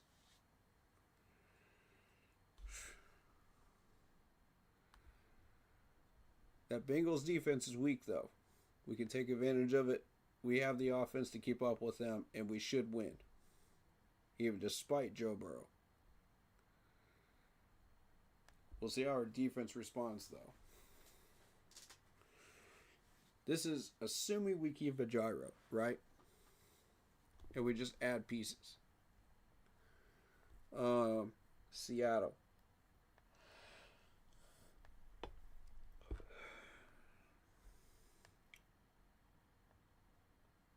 I'm not scared of any team, to be honest with you. But looking at that Seattle squad, I mean, wow. We're in for a game. I'm going to tell you that right now. This is yet again another game I'm really glad we're playing at home in 2026.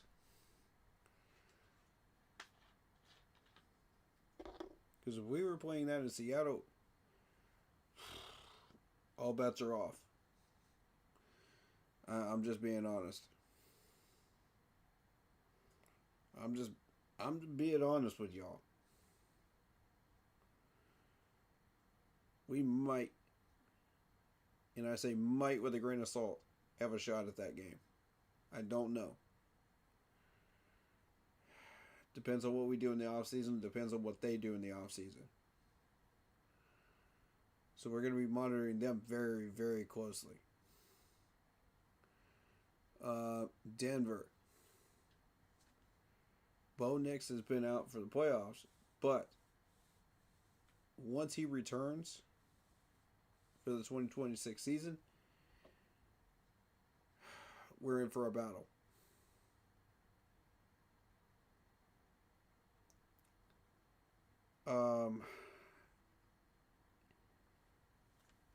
So you look at the away opponents. I think we got a little bit better of a shake with the away opponents right now. Minnesota, I think we can beat the Vikings at this point with the type of talent that we have and what we're bringing in. We should be able to. Green Bay, I mean, we're going to have a much easier time this time than we did last time. So I think I'm excited to have another shot at Green Bay. I would like to. I mean, beware of Mr. Love behind center. But beyond that, I think we could beat Green Bay. Pittsburgh. Now that y'all don't have Mike Tomlin, this team is a lot less terrifying to deal with.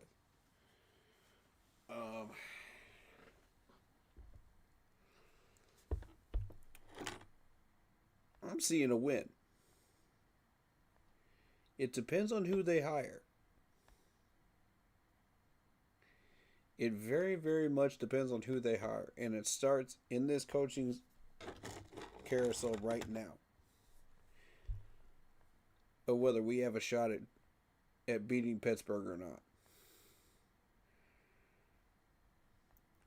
Now keep in mind, a lot of very, very dangerous players have played on that stadium in Pittsburgh. Including Troy Polamalu. Including a lot of other ones. So, I mean, this is a legendary field we're stepping onto in Pittsburgh. You know, during regular season. Preseason is one thing. We put them on our preseason schedule every year. But regular season is quite different. It's a different atmosphere. And with Rodgers gone, I'm going to be real with you. I think there's a shot. I think there's a shot. So let's go take it, you know? If we smell blood in the water with any of these teams, it's time to go take it. Cleveland's garbage. We can take that game. Cleveland is just straight garbage. If we don't win that game, I don't know what to tell you.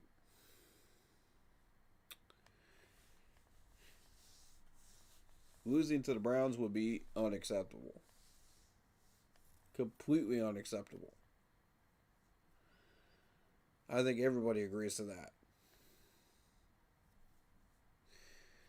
Philly. Philly still has a lot of talent.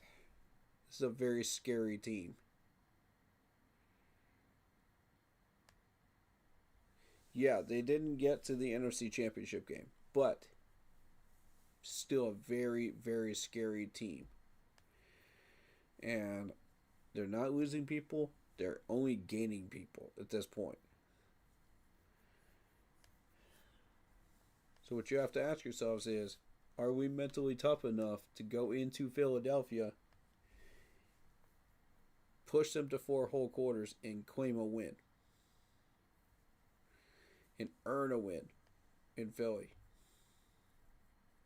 They're not going to hand it to you. You have to earn it.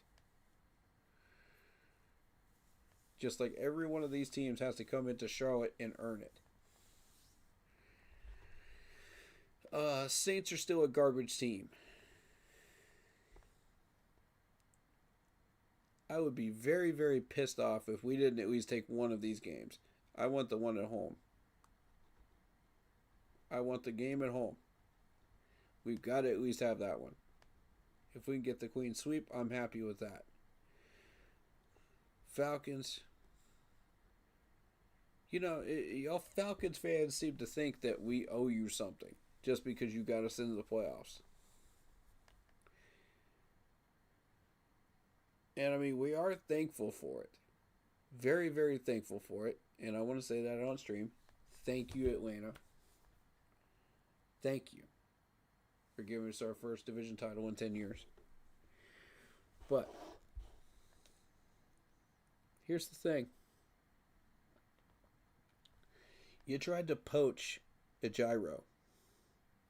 You tried to poach Tillis.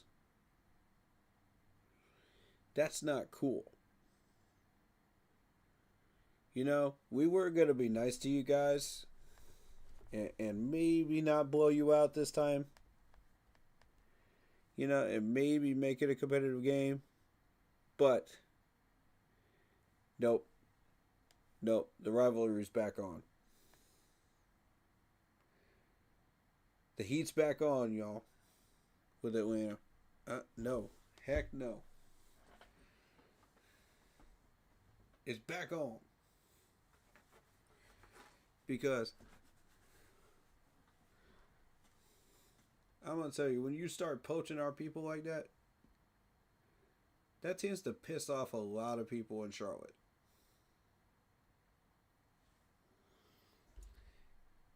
Namely, the people in the building. Especially after you just gave us a playoff trip, man. And we've been thanking you, man, up and down. We have. Not necessarily our channel, but I'm going to start doing it. But we really do appreciate it. Thank you. Thank you. We realize we probably don't deserve to be there, but thank you. You know, by the same token, yes, we do deserve to be there because we beat the Rams. And we beat the Cowboys and we beat the Packers. So, I would say we deserve to be there. But we just couldn't win when we needed to win against the Saints. But that's another day, you know. That's another argument. That's another history lesson for us, you know. As far as don't sleep on teams in the NFL. What did we learn? But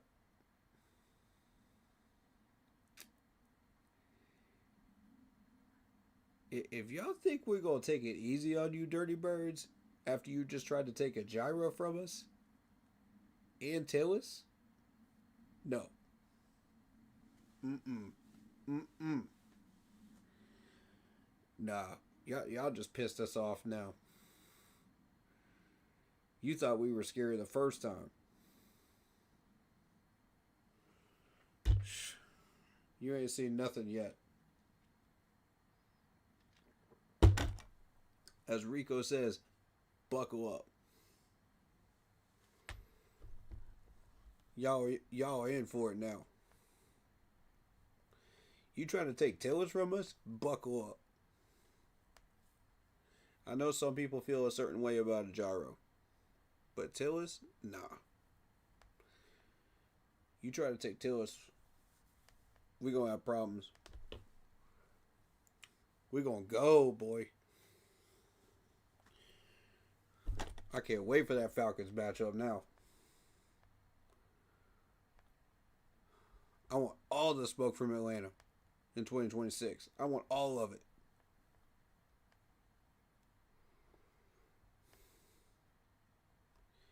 All right, Tampa Bay.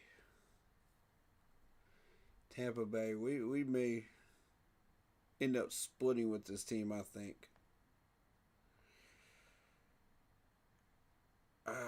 I'm hoping against hope that we don't end up splitting. We take both, but man, it's the division opponents. You know what I'm saying? Like, yikes.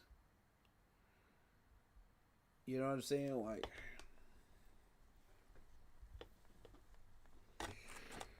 Baker Mayfield is not slowing down at all.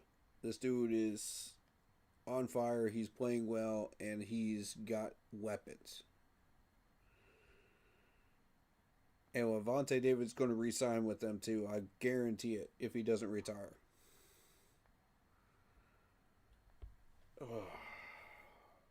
So, I mean, they're going to run it back. We're going to run it back. This could get real interesting down in Tampa. I'm telling you, it could get real interesting down there again. It could come down to that game again. I'm a little worried about that. Just like I was this year. We got lucky. But we handled our business at home against Tampa. That's the thing. We won this one. That's what matters. So, what I'm thinking is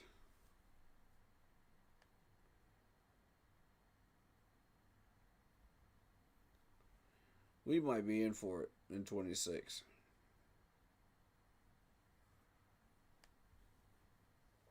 But let's see how much fight this team has. Let's see how much fight we have. I think we have enough fight to be able to weather this schedule here and take another crown. After all, when people retake the crown in the South, we usually win it either 2 times in a row or 3 times in a row. I want y'all to remember that. So when these teams start collapsing, and they start losing players, and we start scooping a few of them up, don't be surprised.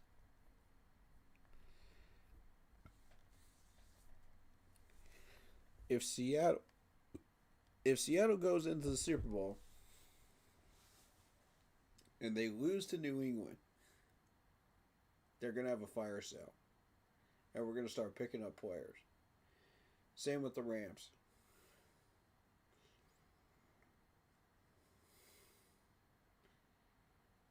So be aware of that.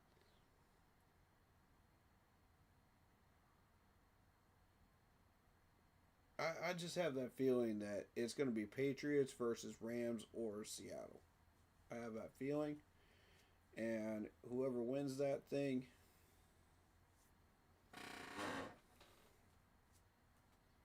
it's going to be an NFC team. It's going to be Seattle or the Rams winning the Super Bowl. I'm saying it now. With all due respect, New England, you got a tough team. You got a tough defense. But you haven't faced Stafford yet. You haven't faced Sam Darnold yet. These guys... Hold up. Have they faced each other yet? Have any of them faced each other yet? Let me find out.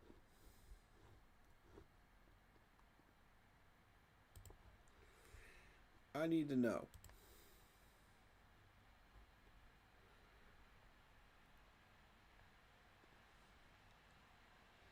Okay, we're looking at the Patriots first. Have y'all faced either Seattle or the Rams this year? Nope. You have not. Oh boy. That's exactly what I was thinking was about to happen. You guys have been sitting comfortably. Yeah, you got a nice little win over CJ Stroud that was playing like trash that game. You got a nice little win over the Chargers. You beat the Chargers in regular season 2. Or did you? No. No, that's right. You guys beat the Bills twice. Once. Once, not twice.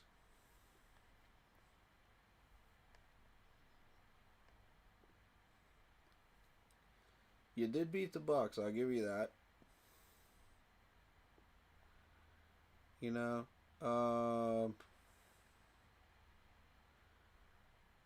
you made it interesting against the Steelers. So, I mean,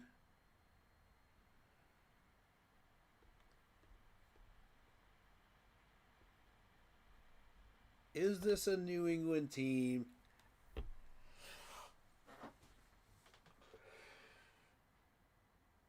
that's legit enough to win a Super Bowl?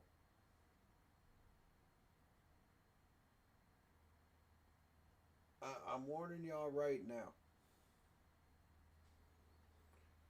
You face Seattle, you face the Rams. That's a different animal.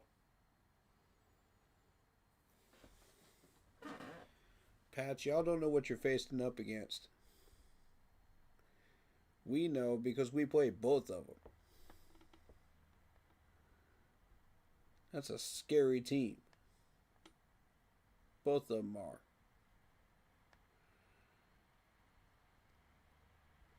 And I think those two battles against the Bills prepared you for this. And the Buccaneers prepared you for this. But it's done enough.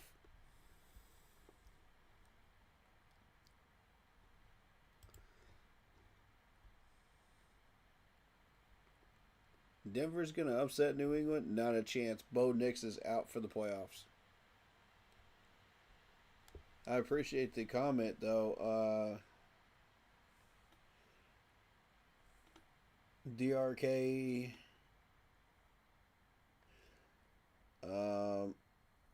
I'm not even sure how to say your whole name on here. I'm just going to say DRK. Is that cool? But special shout out to you, you know. But yeah, Bo Nix is out for the whole playoffs. They're done. They may have weapons, but they're done. And those weapons are slowly dwindling in Denver. The injuries are starting to rack up in Denver. This is the game to watch right here. This is the one. This game right here, this NFC Championship, will determine the winner of the Lombardi. I'm telling you that right now.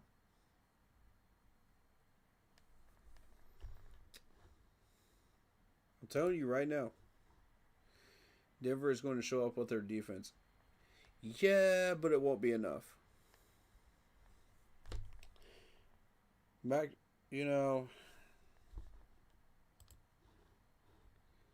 with all due respect,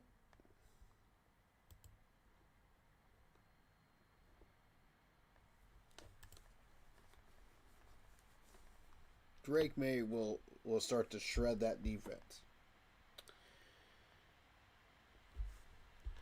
And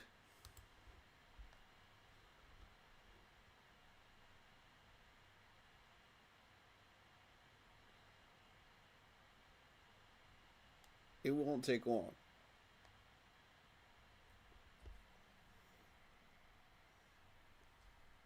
You hope Sam Darnold gets sacked 5 times? I mean, sacked 5 times? I don't know about that. I'll say 2 times.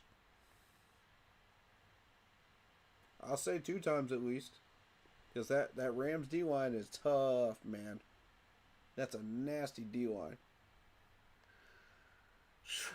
We know that better than anybody.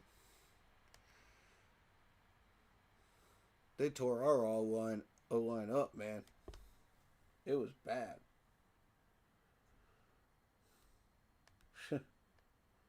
We played these guys like twice. And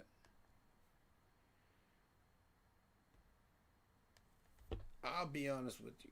I don't know how Bryce Young didn't get sacked twice.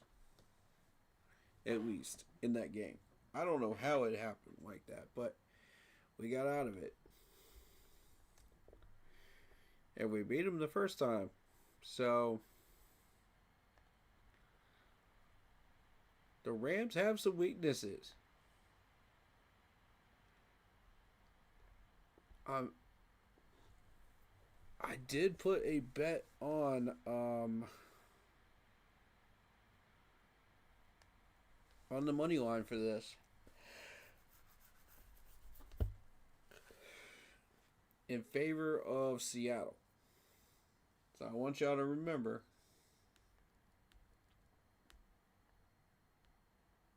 that's who I think is going to win this game.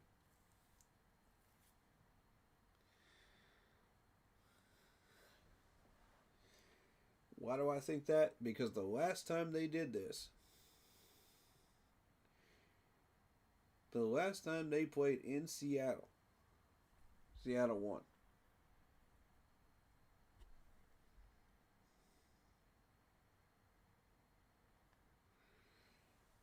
And it took a trick play in overtime, as I recall.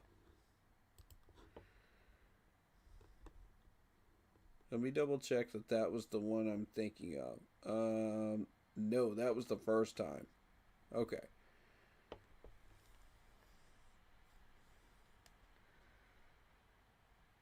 No, it was the second time. It was the second time, and it was in Seattle. Yeah, so it took a trick play for Seattle win in overtime. And Matthew Stafford went off in that game. 457 yards. So, Puka by himself got 225 of those. Which was insane. And it still wasn't enough. That ought to tell you how dangerous Seattle is.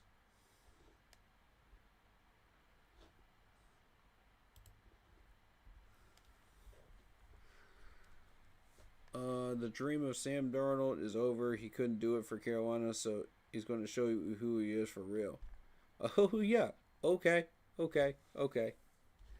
So, I'm in Portland, Oregon. All Seahawks fans here. I will never hear the end of it if Seattle wins.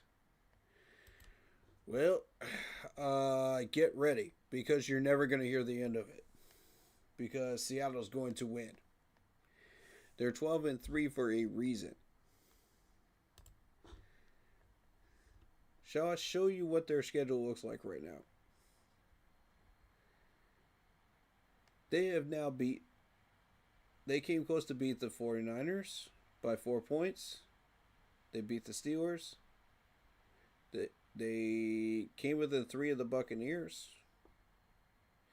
They beat the Texans. They beat the Jags.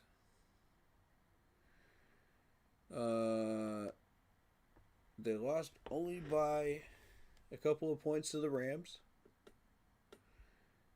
in LA.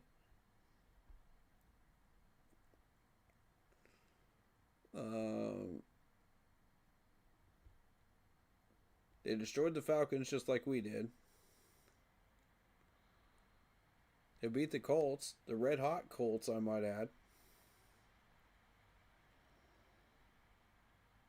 Well, they were on the decline at that point, right? Let's be real.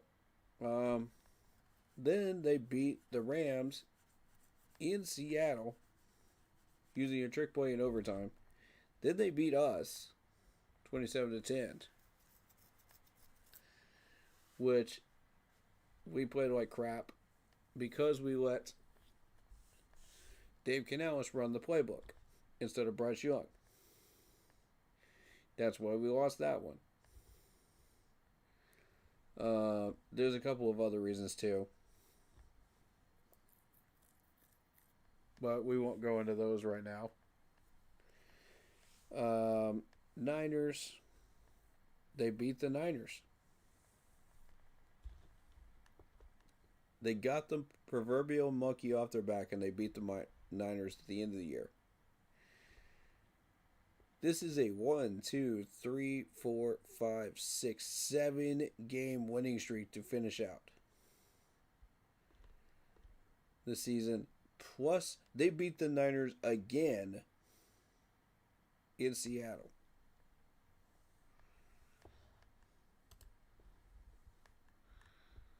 That's what I'm trying to tell you. This is a very, very dangerous Seattle team, and they blew out the Niners. And the Niners actually beat us. So, not by much, I'll give you that. That's a tough Niners team. That's a tough defense. But we had a shot the entire game. And it's just the fact that we, again, gave the play calling duties to Dave Canales instead of Bryce Young, who was audibling when he was given the playbook.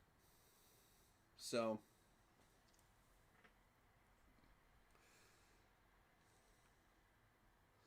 and I've also got a bet on the Broncos, by the way, that they are going to lose by more than 7 points. I just want y'all to know that.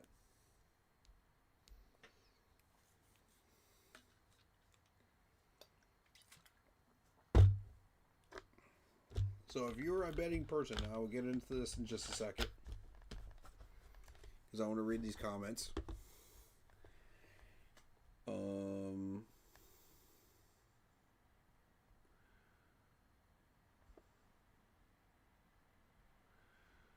I must admit, Seattle has a great defense. All props to that defense. Yes, indeed.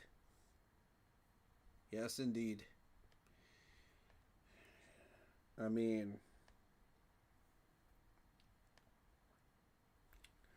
Bryce Young will have more weapons next year. I believe this will be his year. No, we're going defensively, actually. We'll probably get one wide receiver undrafted, just like we did with Coker. But it won't be a priority. The priority is going to be one offensive lineman and all defensive picks. Really. That's really where we're at.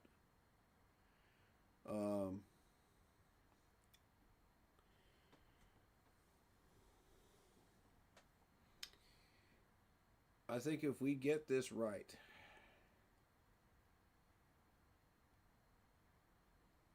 free agency, maybe. I mean, Shahida's out there. if he can wrestle him away from the Saints. There's a couple weapons on that list. I mean, I'm not going to lie. I like Mechie.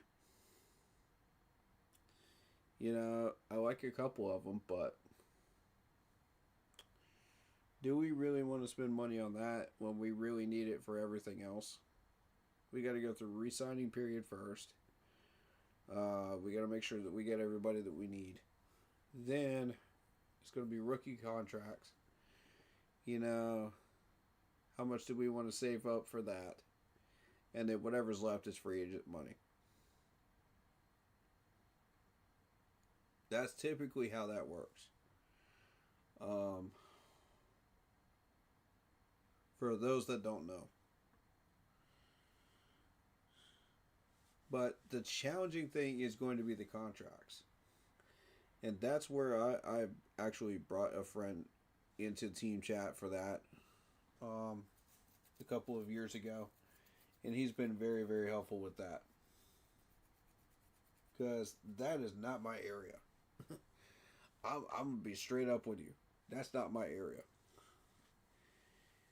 Even I have my weaknesses. You know what I mean? And contracts and money stuff, that's where I draw the line. I don't know really. You know, there's so much to learn there. And honestly, if I could get him to just strictly talk about that on stream, you know, then we would get through a lot of content and you guys would learn a lot. And so would I. You know what I mean?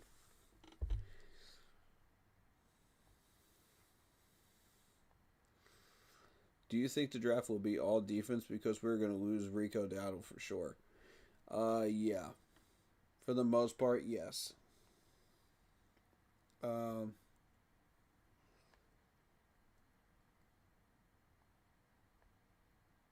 I think it's going to be a defensive end. It's going to be a linebacker. It's going to be a safety. It's going to be a corner. Those are going to be the 4 guarantees. We may double up at linebacker.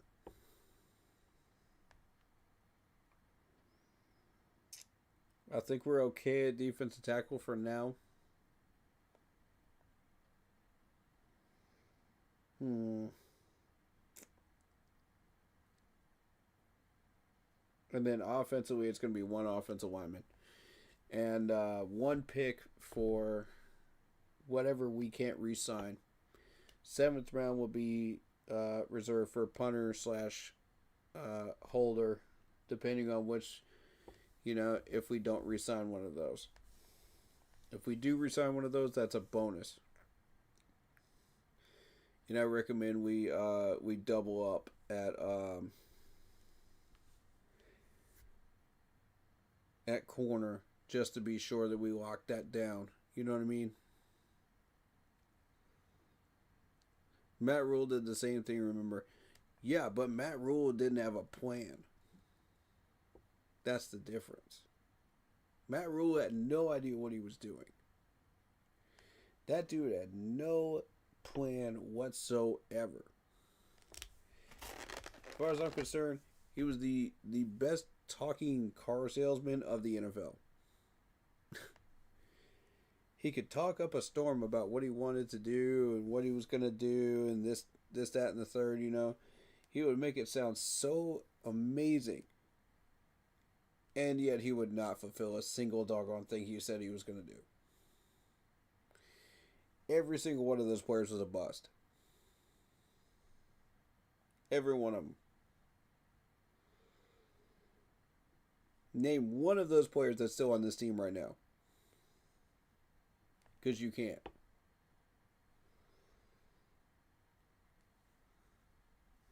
The problem with Frank was he was trying to assemble all kinds of pieces from all kinds of different systems and offenses and try to put it together into one like hybrid makeshift offense, and it just didn't work. It was like the island of misfit toys. So, like, if you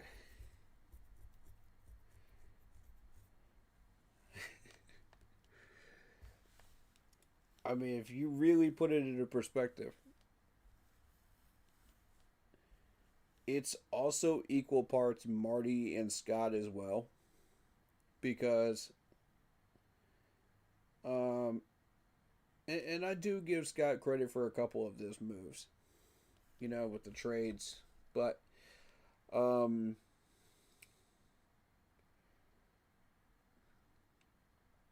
the most part, I mean, it was just, it was not good picks. It was the correct, it was the correct positions that we needed. And I'll give him this. It was the correct positions at the correct times. But the quality of the players that we got,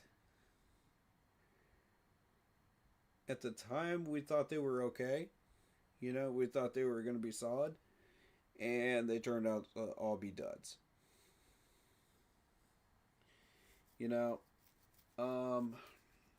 With the exception of a few of them. Brady Christensen, Cade Mays, are still here.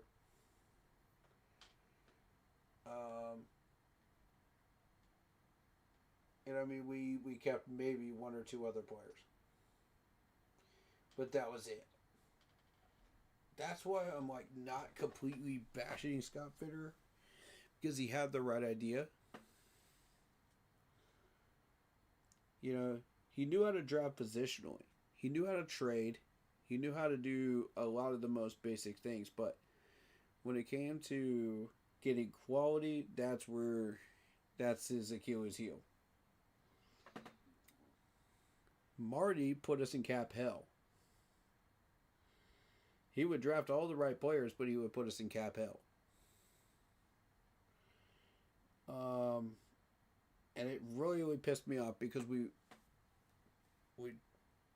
decided we wanted to put him back in as a GM for round 2, and you expected things to be different. No, the man never learned a thing.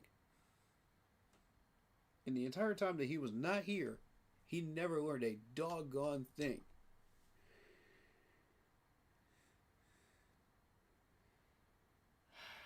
And it pissed me off to no end. Because I was just like, don't do it. Don't rehire him. If you think you're getting anything other than exactly the same thing you got the first time. But some people are hard-headed. They got to learn the hard way. Like Mr. Tepper. So, he learned. And it wasn't until after Frank, he decided, okay, I'm going to listen to whoever it was that decided, let's get our sports agency and let's get this, set up properly. And the rest is history. He just left everything alone because he saw success.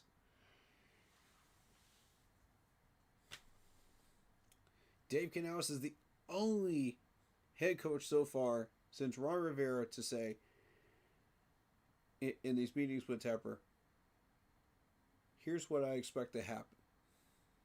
And it actually came to pass. Exactly how he said it.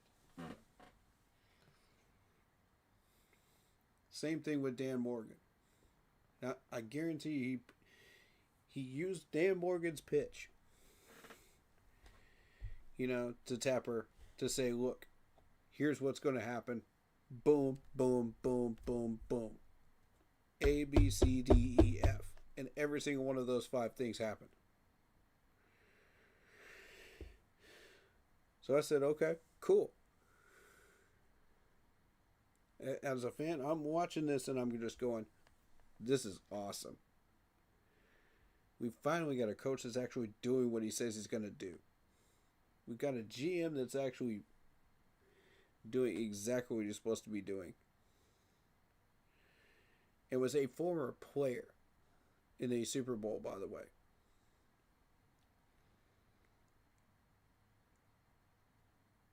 I mean, I like Dave too, but the thing is, like, he needs to learn how to stay in his own lane and let Bryce Young call these plays. You know, all year round. Because every time that Dave Canales called these plays, we would not get past 10 points. You could see it on the scoreboard. It's tangible proof.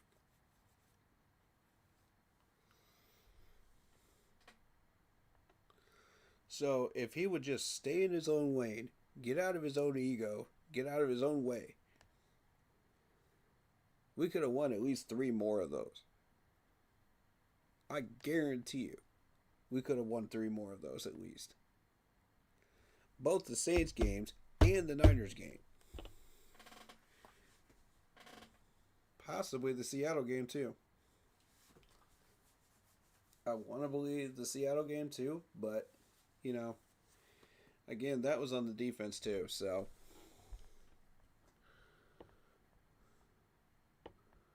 I wear my black and blue with pride in the Pacific Northwest. There you go, man. There you go. Tapping my cap to you. Got my South Championship shirt on right now. Yes, sir. Yes, sir. Wearing it with pride right now. Just got it in this morning.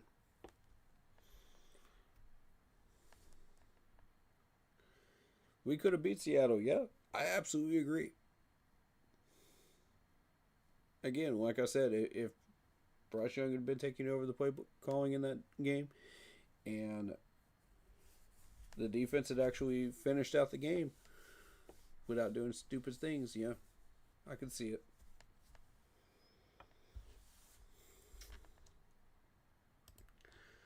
But, yeah. I think this is going to be a very, very interesting 2026. We're looking strong, man. We're looking strong. We're going in strong. I like what this roster looks like right now. I like running it back with the same people. I like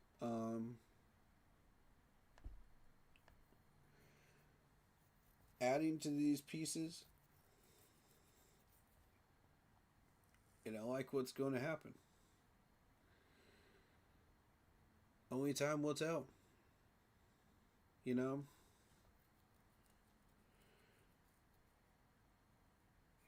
Will it happen in 27? Will it happen in 28? We will see. But I see a Super Bowl run in the very, very near future. But we got to stay on.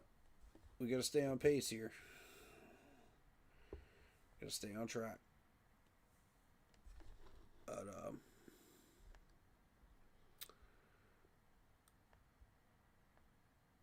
that's very interesting. The Seahawks got Nick Imawari from South Carolina with their 2nd round pick.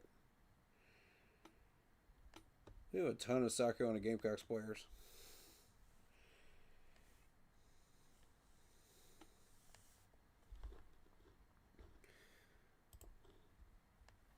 Seattle wins the Super Bowl and then has a fire sale of the team. I could see it. I could see it.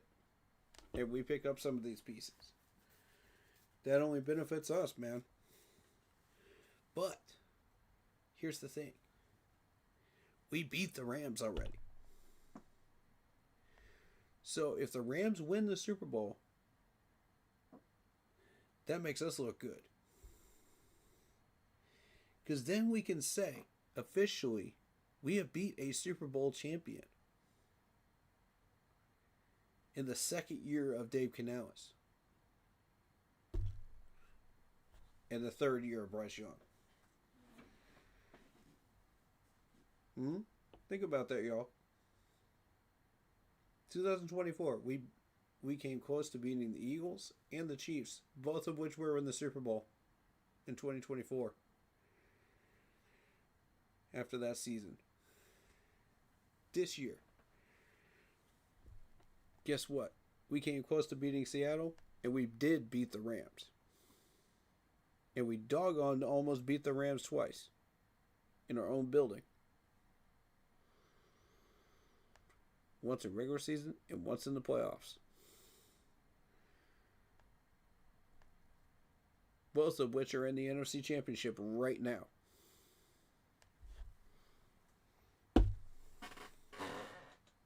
That's tangible proof of our progress right there. Tangible proof. And one of them is going to win the Super Bowl.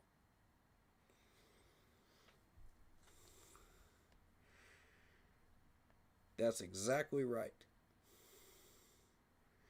That's why I'm rooting for the Rams. That makes us look more than great. Exactly. That legitimate size that makes everything we've done all year legitimate. That shows people everything that we've done is legitimate. And we should be a team that people should pay attention to. And we're not going away. We're only getting more dangerous. We're only getting more scary. Imagine, if you will, every single year in our regular season, we end up beating a team that is either represented in a conference championship game or the Super Bowl, or has won the Super Bowl. Every single year. Even if we don't win the Lombardi ourselves. Imagine that trend. Now that's a heck of a freaking trend. That's what I'm proud of right there as a Panthers fan. That's one that the league cannot ignore.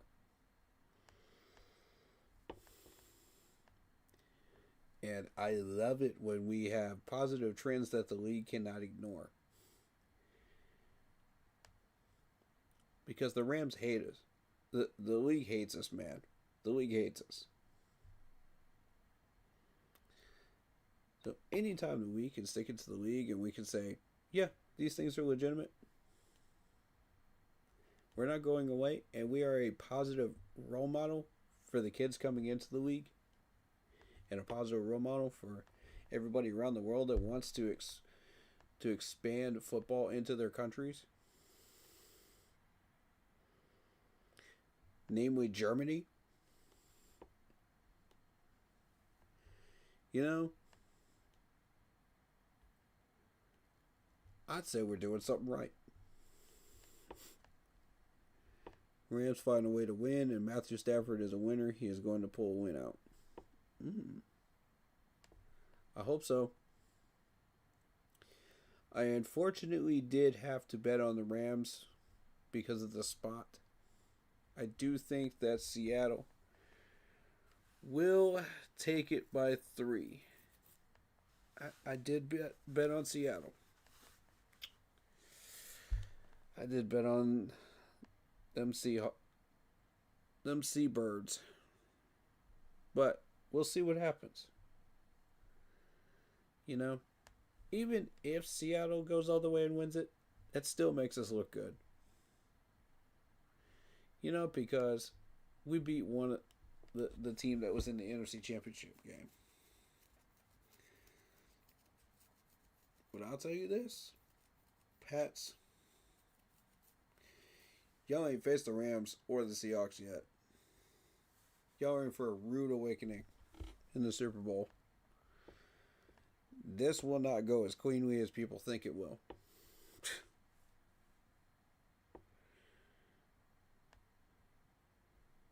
Once Stafford or Sam Darnold find a way around that Pats defense, it's over. Because they will not stop stepping on that pedal. I'll tell you that right now.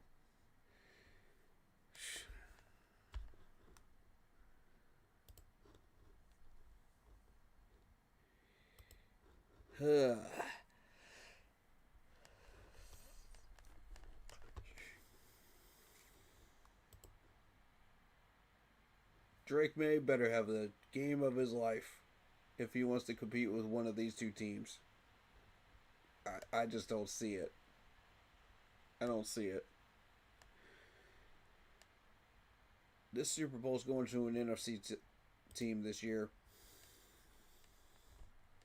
It has to. And you know what? This would actually be sweet revenge for Seattle fans to beat New England in the Super Bowl. After the Marshawn Lynch garbage, you know? Oh, I'm sure they're itching for revenge right now. They want New England to beat Denver.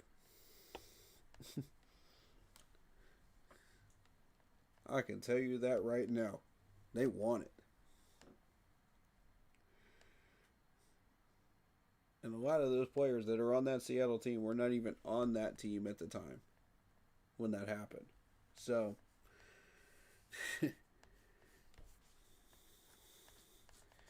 but they want revenge for them. Some of them might have even been Seattle fans at the time. You know, or fans, you know, growing up as football players, you know, trying to get into the system and finally getting drafted by the Seattle Seahawks, you know. The dream, you know. Who knows? I don't know. I don't know their stories. I don't know. But if so, shoot.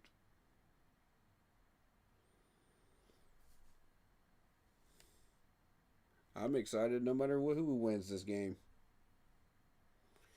Because either way, you're sticking it to New England, and that makes me happy.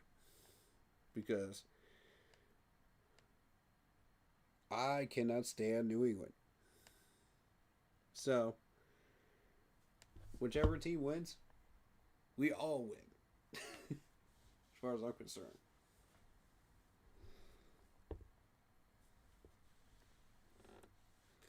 You know, either way, it makes us look good. I'll take it. Anyway, guys, that's really about all I've got for you. Unless we didn't cover something that you guys wanted us to cover. I mean, it's getting late, so I'm not going to stay up any later than this. But I just want to say thank you guys so much for the support, all the love, all the new subs, all the new follows. Thank you so much. It means the world to me.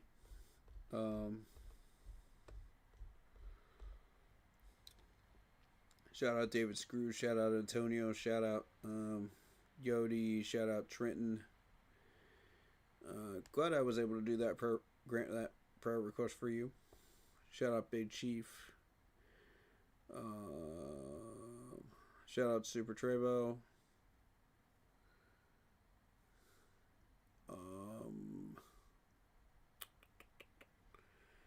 Shout out Tom Brady 7 Rings. Shout out Jeffrey Stamper. Shout out Cali Blue. Shout out DRK. All right. Hope you're cool with the nickname I gave you, because like I'm infamous for mispronouncing names and stuff like that, so you know, don't mind me. But loving the new gear, man. Love it. This is real. More to come. So with that in mind,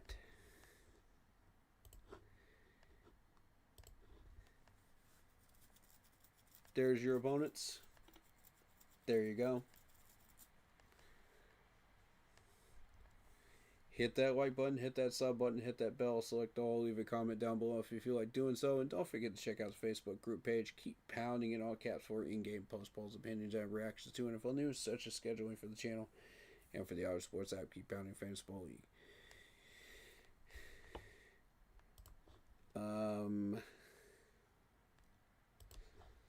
If you like the intro you see on the screen, go check out Lindara Tai on Instagram. She's looking for new clients. Using her last name first, Tai, T-A-I, dot Lindara, Lindara, for videos, panels, etc. to enhance your streaming experience if you're a content creator.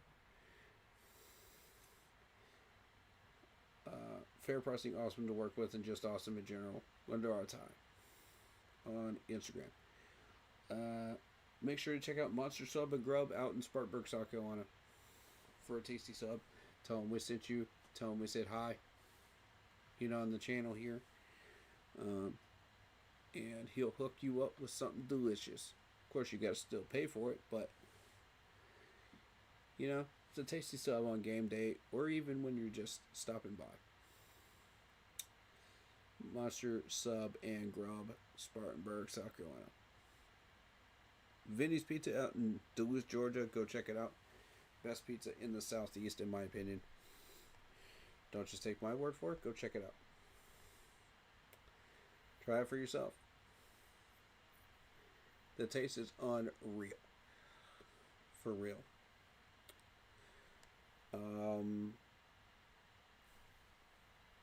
Also, check out Ed Oliver and Tom Grossi of the Packcast. Outside of the usual group of Panthers streamers. Support your local streamers in the Carolinas. C3 podcast is amazing. Pat Coltrane is cool too. Go check him out. 2020 for the more adult people, that prefer that type of stuff. And different perspectives. He's pretty chill, man. He's pretty cool. I've wanted to meet Unc. I just never got a chance to. But I will one day. I will. Check out the 4-Man Rush.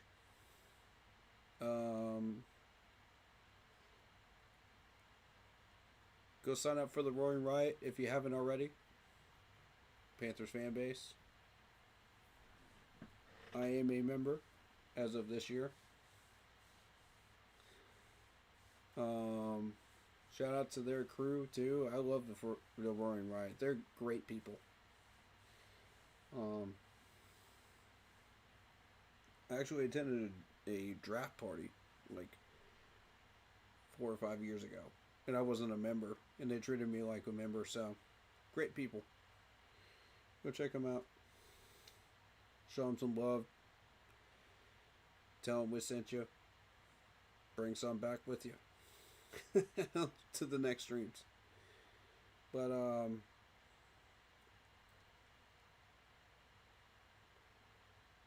don't forget to check out Blitzball Champ, who you heard earlier in this stream, and Bleeding Carolina Blue podcast. They're under our umbrella of streamers. And also Robstar Report as well. He's a really cool guy too. I like him too. But yeah, support your local streamers. Show them some love. Tell them we sent you. Share the love. I doubt anybody's live right now. Let's see. Let's see if they are or not. I don't think anybody is. Nope, nobody's live. Alright, cool. Well, in that case, we'll see you guys in the next one.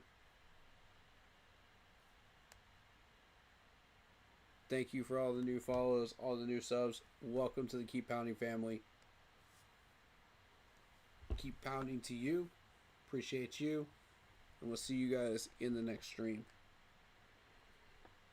The next one will be a gaming stream soon. Be on the lookout for it.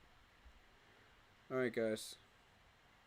And we'll also do a one whole stream probably in